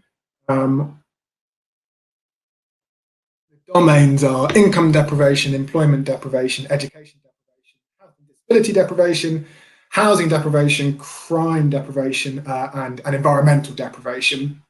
And the weights on each of these, which are used to construct the overall index, are shown in parentheses next to the domain.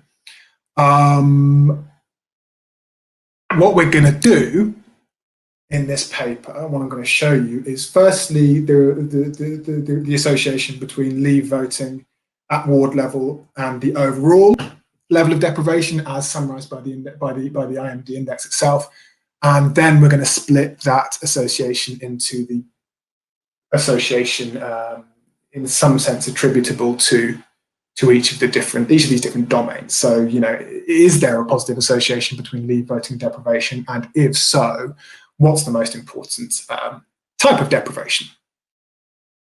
Okay, so this is just a visual representation of the data set. If we focus on the right hand side, what we're looking at here is we're looking at box plots for the distribution of leave shares, where the sample is split by deprivation. First decile on the left is the least deprived, and the 10th decile on the right is the most deprived. What you can see here is that average leave shares are increasing in deprivation, right? So there's clearly a positive association between deprivation and leave shares, but it's not that strong.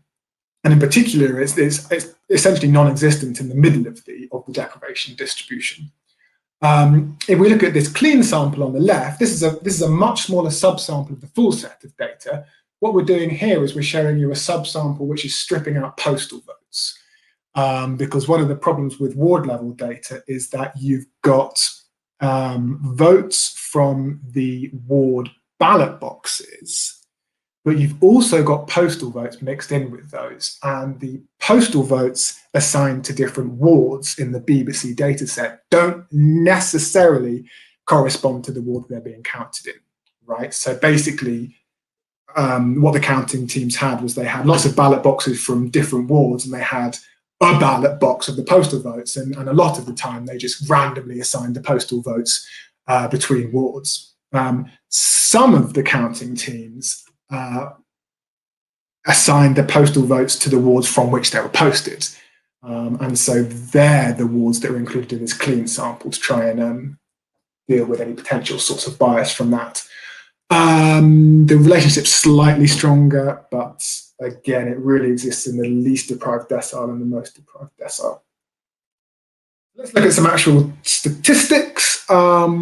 What we're using here to quantify the relationship is Kendall's rank correlation, and the reason we are using this rather than anything that uses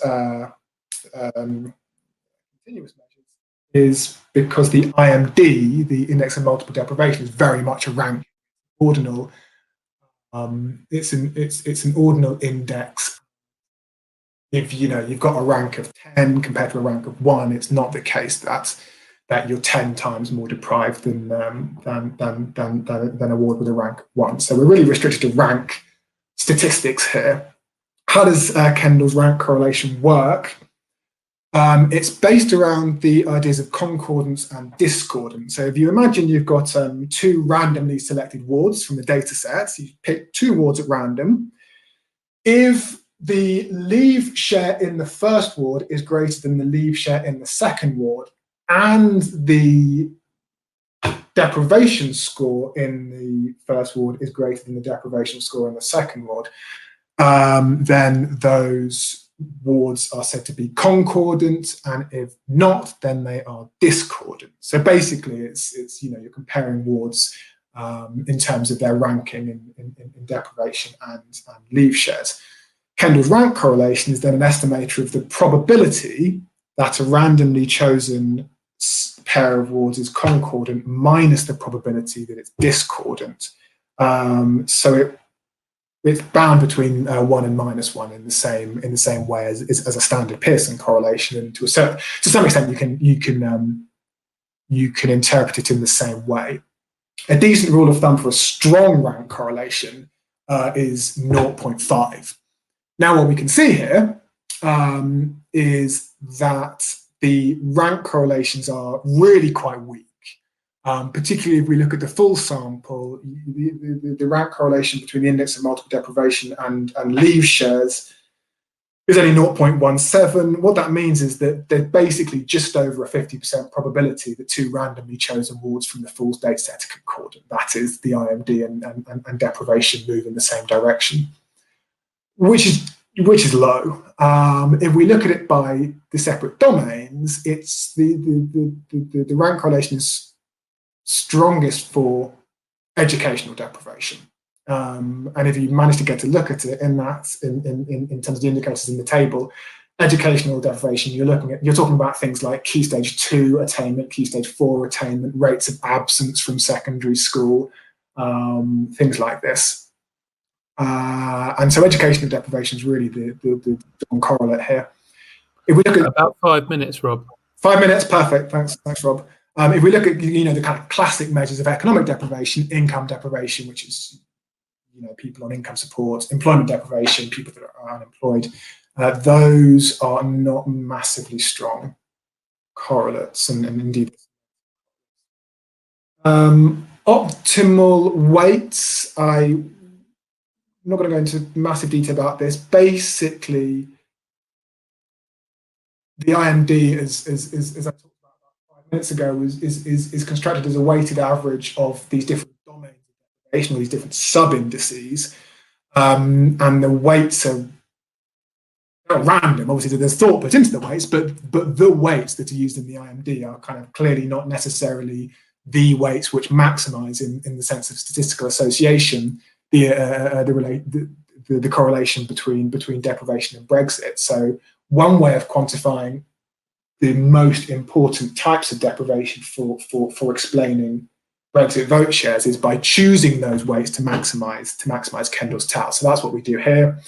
Somewhat unsurprisingly, given the correlation between the sub-indices and leave shares, educational deprivation is weighted very highly. If you want to construct an index of deprivation that is most associated with leave voting, educational deprivation is what you're looking at, basically, and that substantially increases the correlate. Health deprivation, to some extent, is important, particularly in the subsample that cleans out postal votes. If we control for demographics in the paper by the use of a semi-partial rank correlation. Once you control for the higher educational composition or the occupational,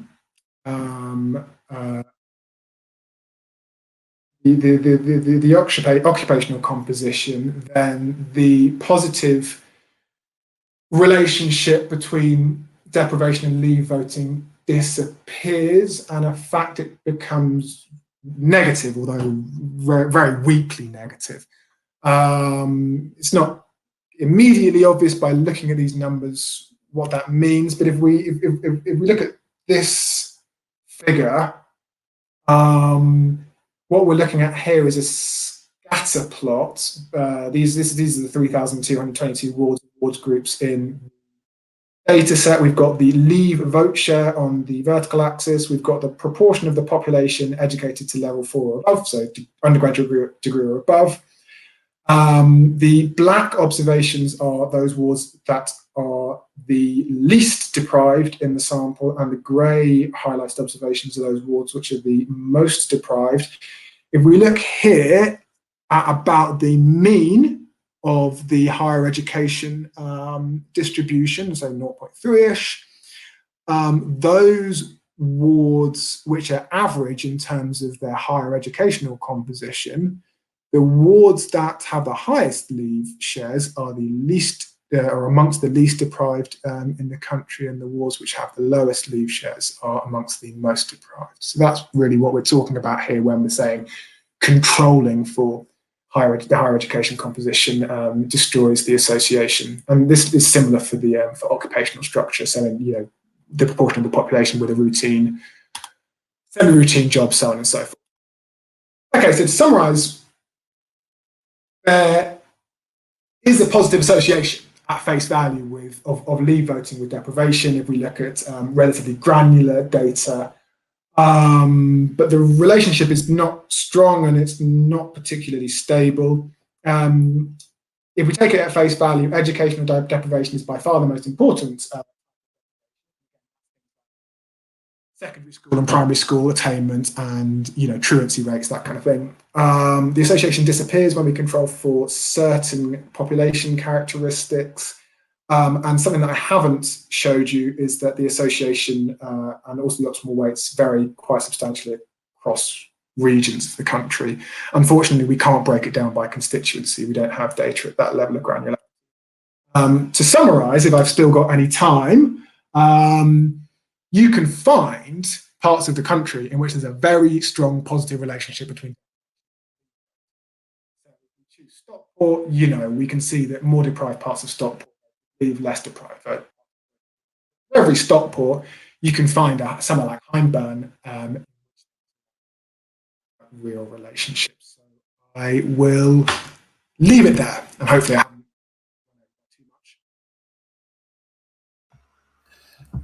Thank you, Rob. That was perfectly to time. As someone who's worked on education divides on Brexit, those findings quite reassuring. And now moving on swiftly, just to let everyone know, if you can put the questions in the Q&A box, we'll take them all at the end. So without further ado, I'll move straight on to our second presentation, which is coming from Ed Fieldhouse, working with Jack Bailey on a new electoral map, Brexit realignment and the changing geography of support in Britain. So Ed, if you want to share your presentation with us all. Indeed. And I'm talking to you from Stockport, as it happens. So this is the title. It's joint work with Jack Bailey, who's also here, I think. And it basically is about what it says on the screen, except for the fact that I'm not actually going to use any maps today. I'm just going to use an index, rather like in the last presentation. So by way of background, this piece of research forms part of the next British election study book, also with OUP, as our last book was, which is looking at realignment, in particular in relation to Brexit. And the focus of the book is how Brexit, as an electoral shock, as described in the last book pictured here, has brought about a realignment in British voting behaviour. Now, underpinning that is the argument that shocks have potential for realignment by definition. The key argument here is that electoral shocks may or may not bring about realignment. It's not necessarily the case. The outcome of shocks are contingent on how the mechanisms of the shock relates to existing cleavages, and also how political actors respond to the shock. So then it's conditional, essentially. But a shock must have the potential for causing realignment, and we're focusing here on the Brexit shock, which is probably the most notable electoral shock that we've witnessed in recent years. Just click to the next slide if I can.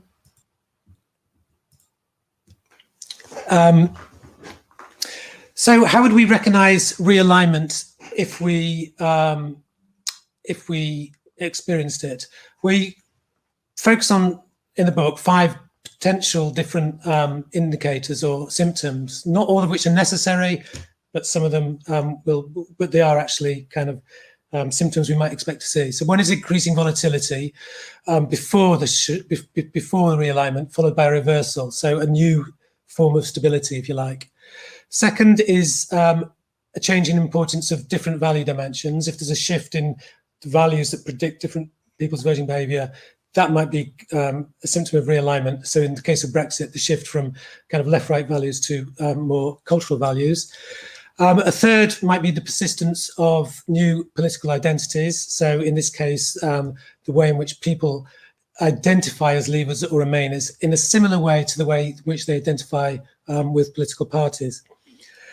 Fourthly, and perhaps most importantly in the literature, we would expect to see changes in the social basis of support, so particularly class, education and age. And finally, and as is the focuses of this particular paper or chapter, we might expect to see a change in the geography of support. So realignments historically have often been associated with changes in the geography of support. So this article contributes to a wider debate, and the book also contributes to this wider debate about long versus kind of short-run explanations of political change. So critical elections, literature, critical realignment, issue evolution, and so on. So we're looking at the relative importance of short-run and long-run factors. And we respond in particular to the argument that recent elections were not so much a reflection of Brexit, but of longer-term trends.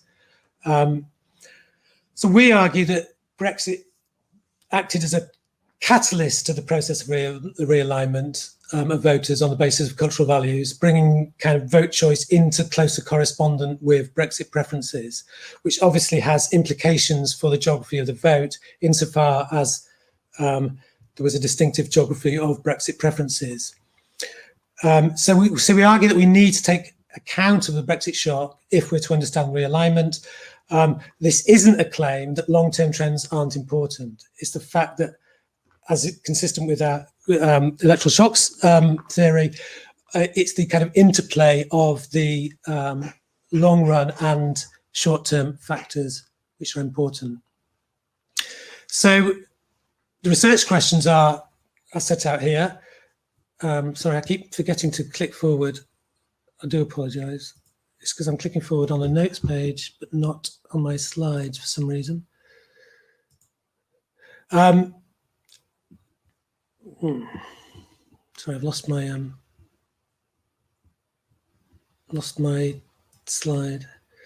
Well, the research questions, I can't seem to move back, but the research questions, essentially, was there a change in the geographical basis of support following the referendum? Can geographical changes in support be explained by long-term changes in the socioeconomic composition? That's the structural factors. And to what extent does the distribution of groups supporting and opposing Brexit account for changes in geography? And how far do changes in geography of support reflect the emergence of cultural values? So that gives rise to these hypotheses. So allowing for these socioeconomic factors, was there a change in the relationship between support for Brexit and vote choice after the referendum? And on the same basis, was there a change in the relationship between geography and support after the referendum? And then thirdly, the effect of geography remains the same after the referendum once we allow for people's individual level referendum vote. And fourthly, are these differences accounted for by cultural values? So the data that we are using here is from the British election study, unsurprisingly.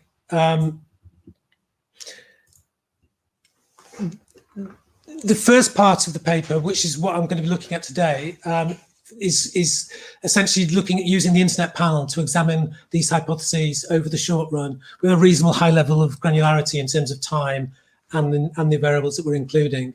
The second part will use repeat cross-sectional data from the BES studies going right back to 1964. We're not presenting that today, but that will form the kind of long-run equivalent evidence as to what we're presenting today. We're using multi-level logistic models of vote choice in England, and today I'm going to focus on conservative voting, but we'll look at support for Labour as well, but we're going to focus today on conservative voting. The key variables in the analysis, it's reasonably simple and parsimonious models, but as you'll see, the interpretations are quite complex. The key variables are individual referendum vote choice, a pre-post referendum wave dummy variable that indicates if the wave took place or the data collection took place before or after the referendum, a constituency level left behind index, we're calling it, which is essentially a description of the social characteristics of the constituency, which have been widely attributed in the literature to being kind of describing a kind of more left behind or less left behind places. So these are population density, the proportion without a degree, the proportion who are UK born, the percentage who are over retirement age, and the percentage in manufacturing. And this correlates quite strongly with leave voting as it happens.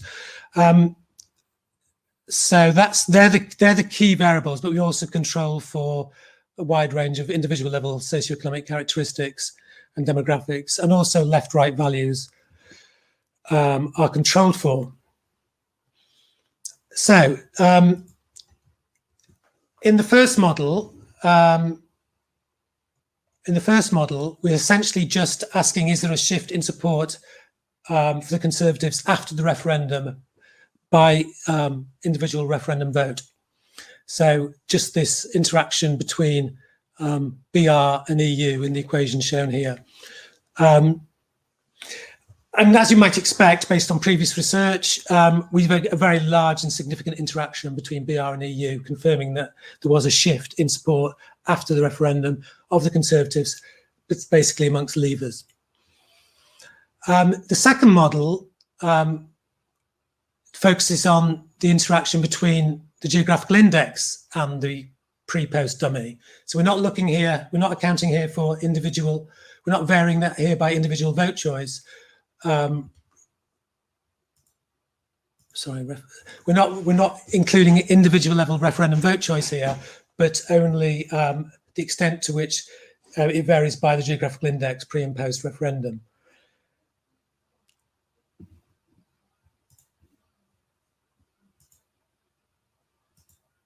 Sorry, I'm having trouble making the slides click forward for some reason. So the results here are basically showing how voting Conservative shifted before and after the referendum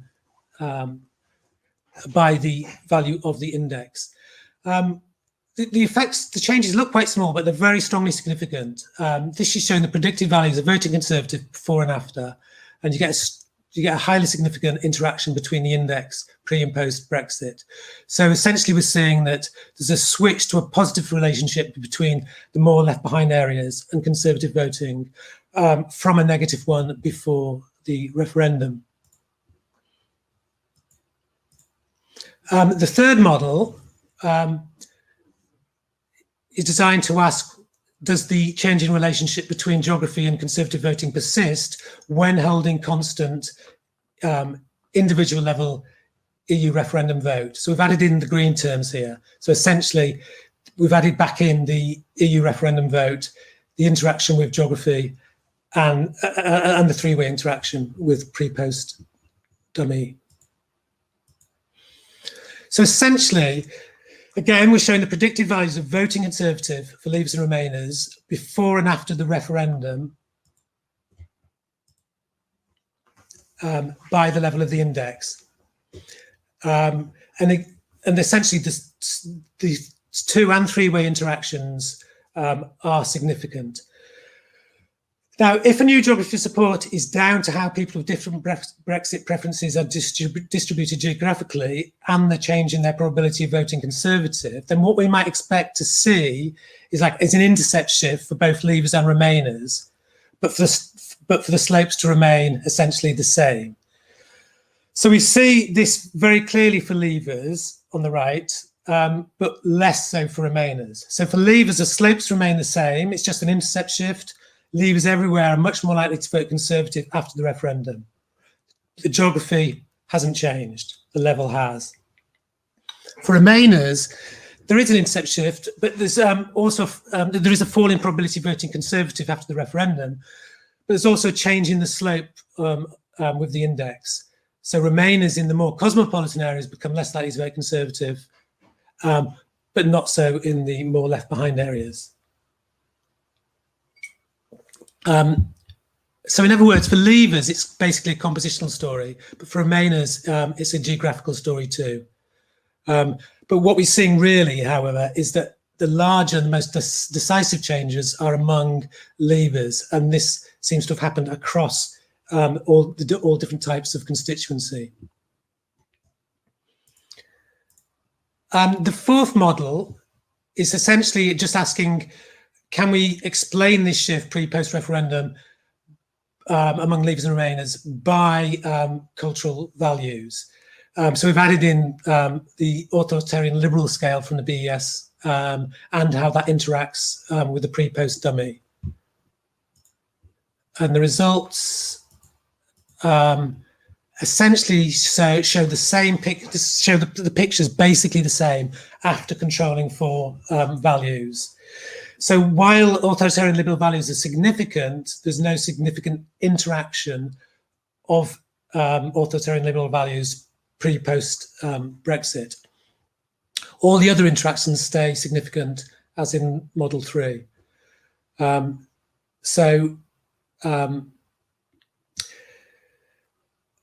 Basically the pre-post Brexit changes by Leave and Remain voters and how that relates to the geographical picture isn't explained by a change in the relationship between values and vote, but it's explained by the relationship between referendum vote and party choice.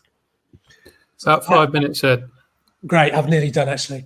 Having said that, it's worth noting that we assume here that the values are actually staying constant within individuals over time, which obviously may not be the case in the longer run. And we return to this when we will return to this when we use the long run data.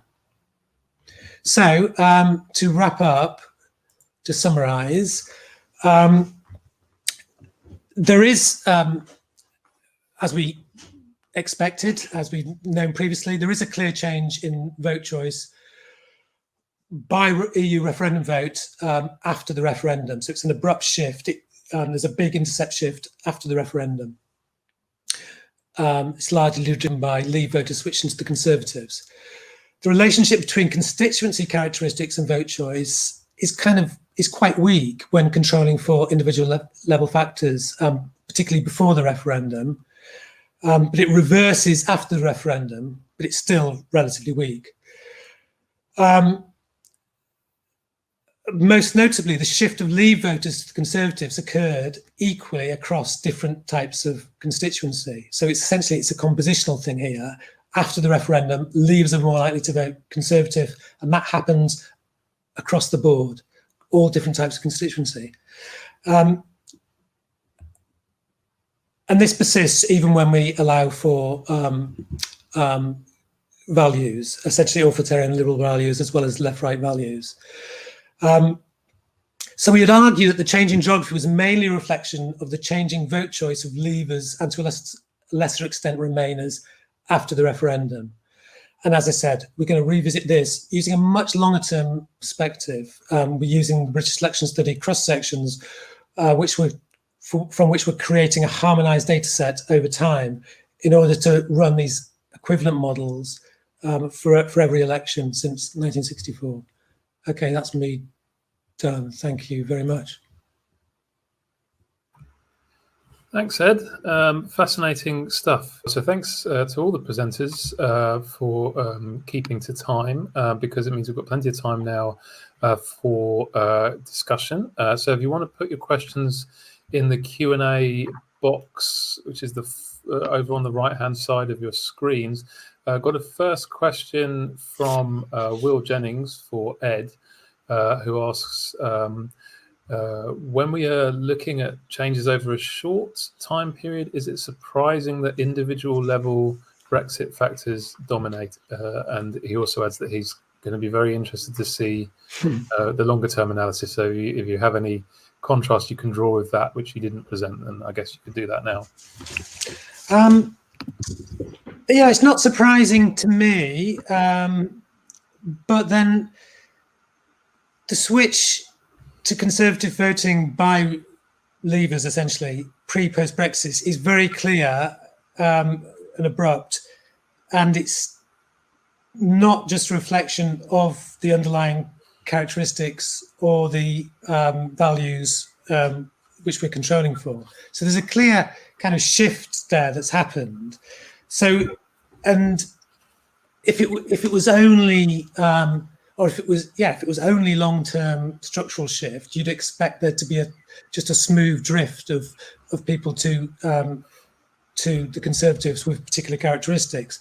Now, clearly, that's going to be much more visible in the long-run data. We don't have that. We don't have that analysis yet, and obviously that's going to be important. But I think the short-run data does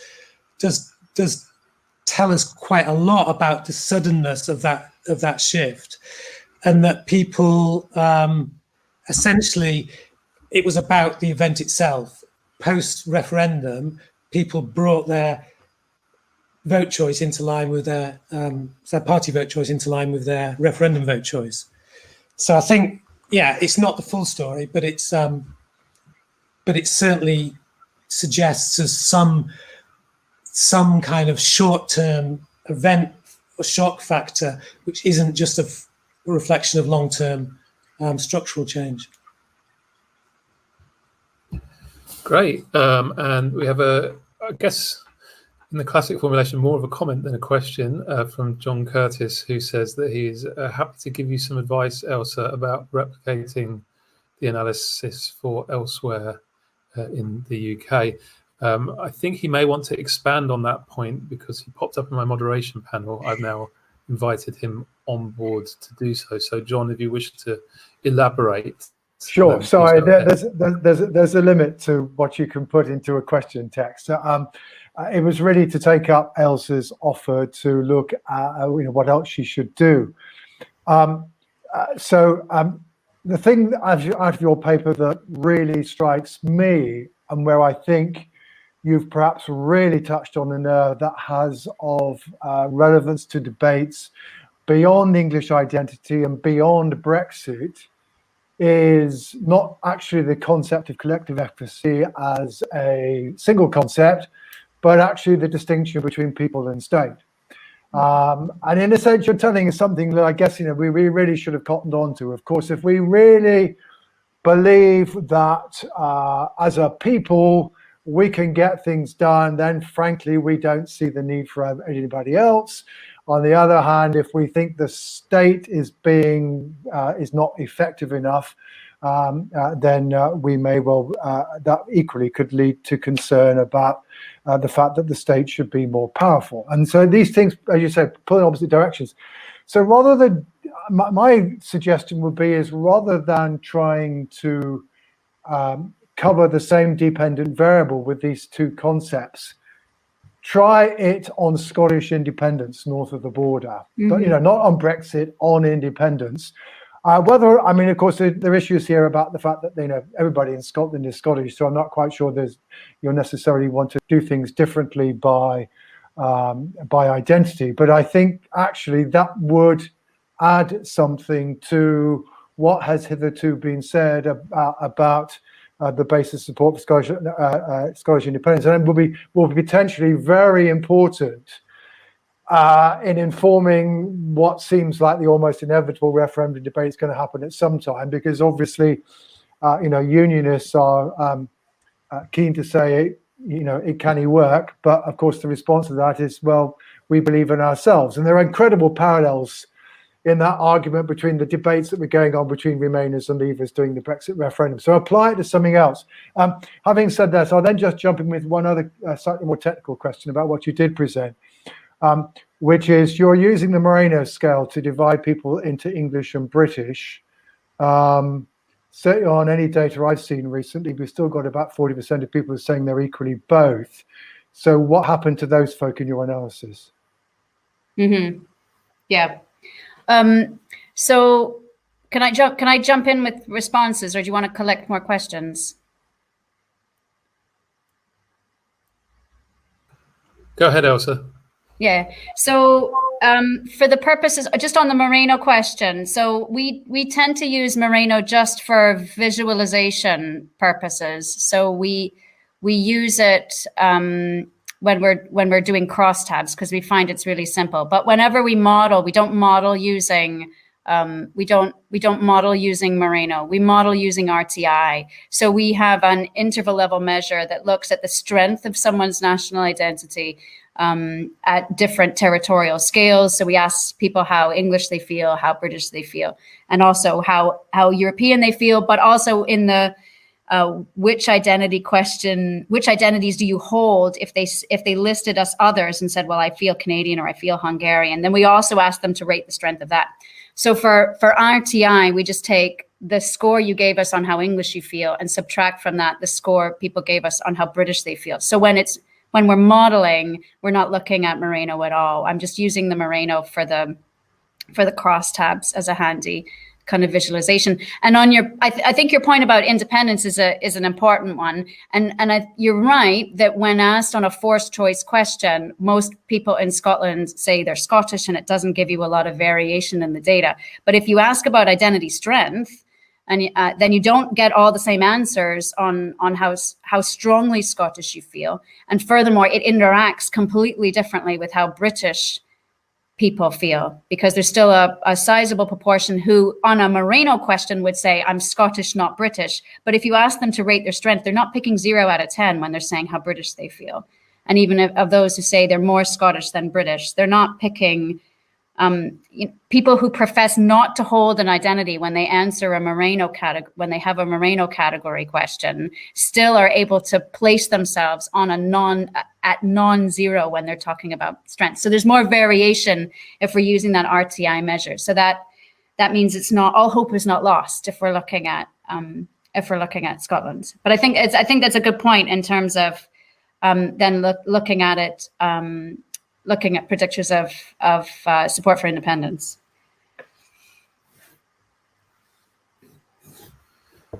Great. There are no more questions in the box at the moment, but I have a few questions. So seeing as no one else has put any in, I'm going to abuse my privilege as chair to basically ask a question to each of the panelists.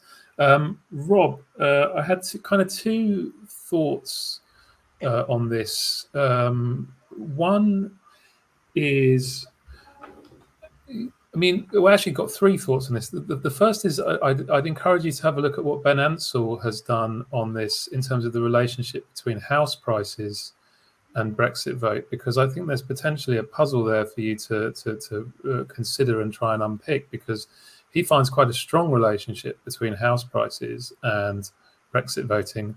Yeah, you're finding a pretty weak relationship between IMD and Brexit voting. Yeah, I would have thought there's a pretty decent correlation between house prices and IMD. So that's an interesting puzzle to think about. I also wondered, I wrote in capital letters here, and John Curtis will probably echo this, Scotland ? So is this UK data or just England data? Because Scotland in particular is going to throw a big spanner into any aggregate relationships you're looking at with anything UK wide. So you probably want to disaggregate by Scotland. I guess the third thought I had is, I wonder if don't be too swift to, and I'm speaking as someone who's normally been on the side of I'm not sure it's an economic deprivation story, but I wouldn't be too swift to dismiss possible alternative economic deprivation stories here. One popular narrative now on parts of the left that are keen on the idea that Brexit is all about economics is the idea that it's basically relatively well-off people in relatively poor places. So basically home-owning pensioners in deprived areas are voting Brexit because they feel that their area is deprived, but they're also cushioned from any direct economic consequences from Brexit. Now, I'm not sure that's anything you can get at directly with the data that you have right now, but it could possibly be one mechanism that might help to explain the sort of patterns you're finding. And then Ed, what did I want to ask Ed? Oh yeah, quite a simple one really. What happens if you compare Conservative vote after the referendum with Conservative plus UKIP vote pre the referendum?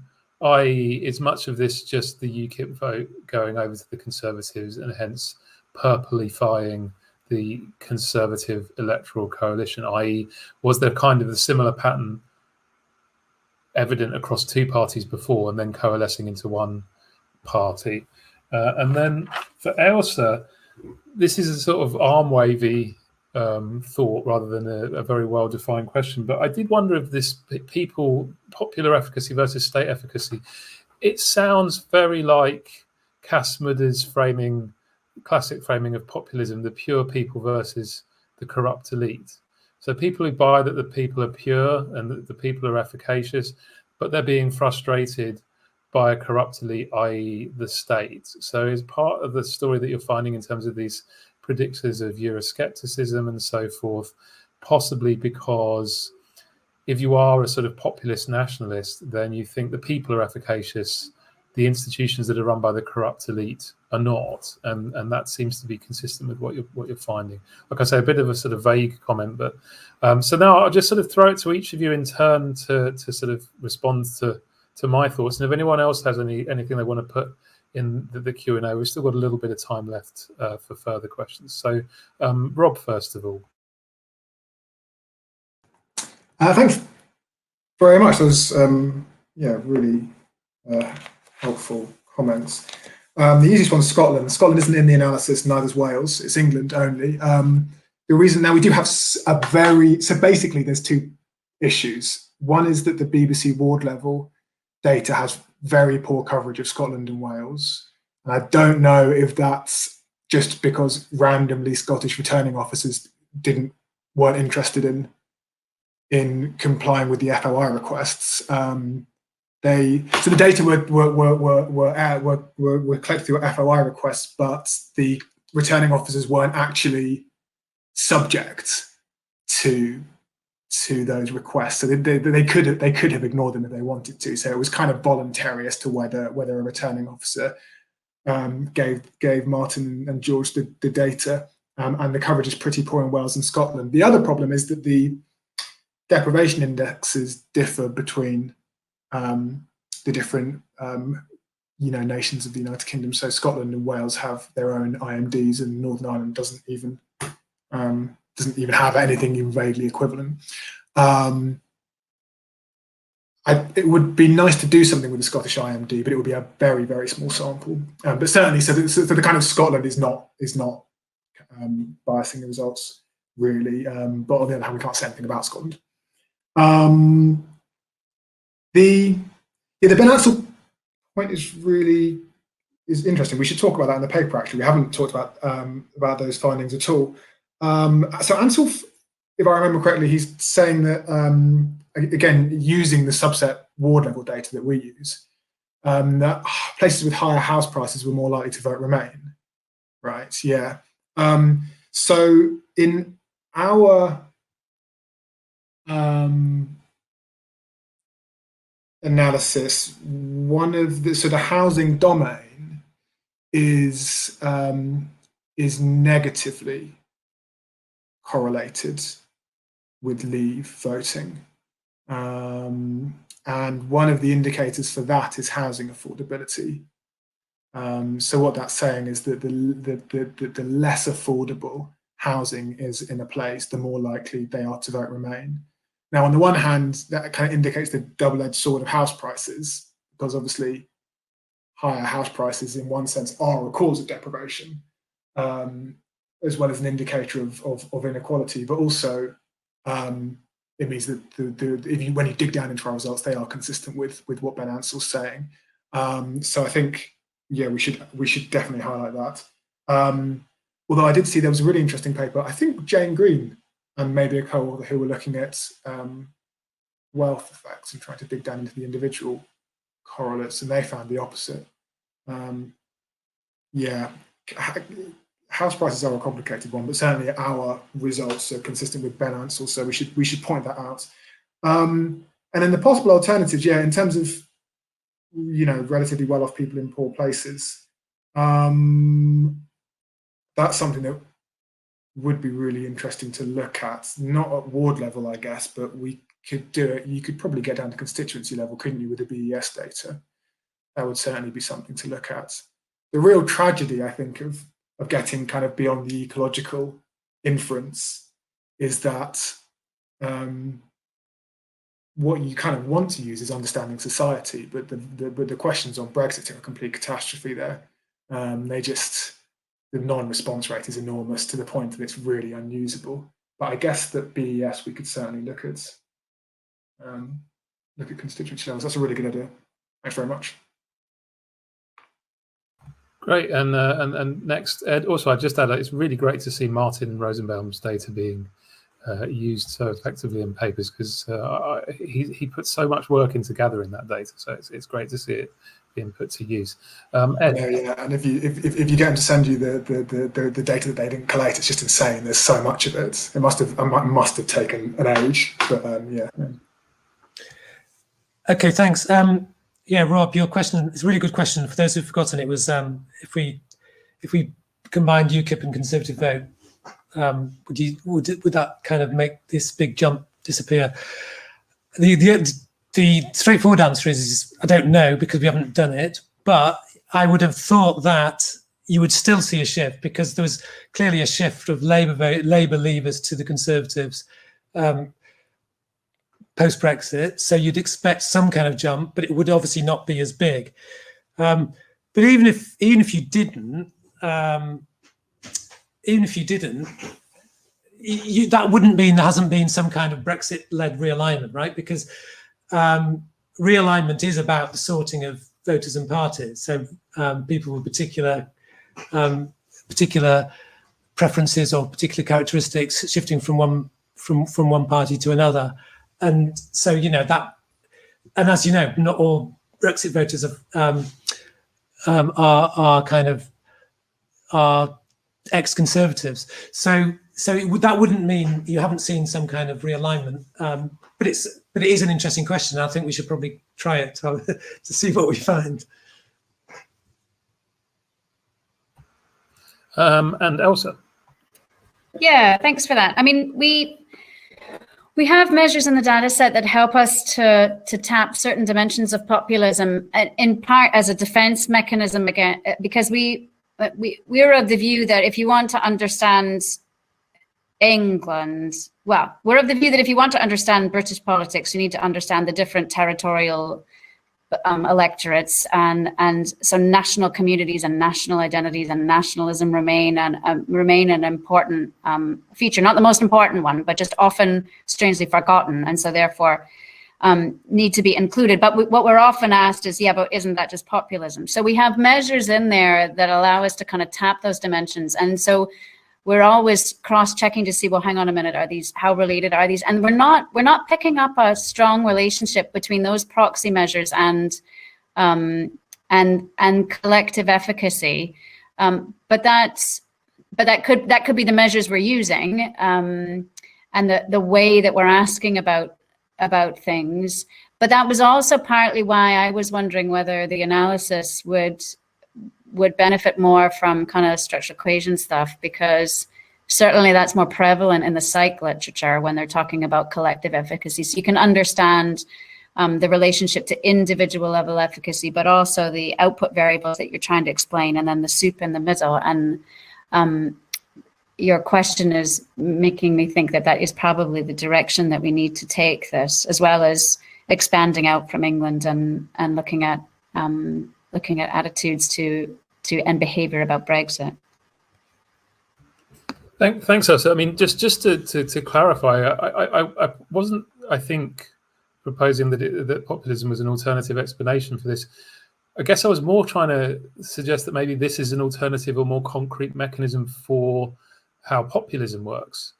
That if you regard your people as efficacious, but your state as not efficacious, then you will become more attracted to appeals that focus on the idea of the people versus the corrupt elite. So in a sense, I was proposing the alternative, like the opposite causal arrow, not what you're finding is really populism, but what populism is, at least within the English context, is more what you're finding, is more your mechanism. No, I wasn't suggesting you were saying that, but I'm saying we have those questions in the survey because that's what we get all the time. So that's why that's why it's there. It's deflection partly, but no, that's helpful. Okay, well, there's no more questions that have appeared in the Q&A box, and I need to go and get my slides ready because I'm on the next panel talking about our new book, The British General Election of 2019, which will be available in all good bookstores in the autumn. I'd also highly recommend you to buy Ed and Elsa's books too, because they're both fantastic. I don't know if Rob has a book, so unfortunately I can't promote one for him.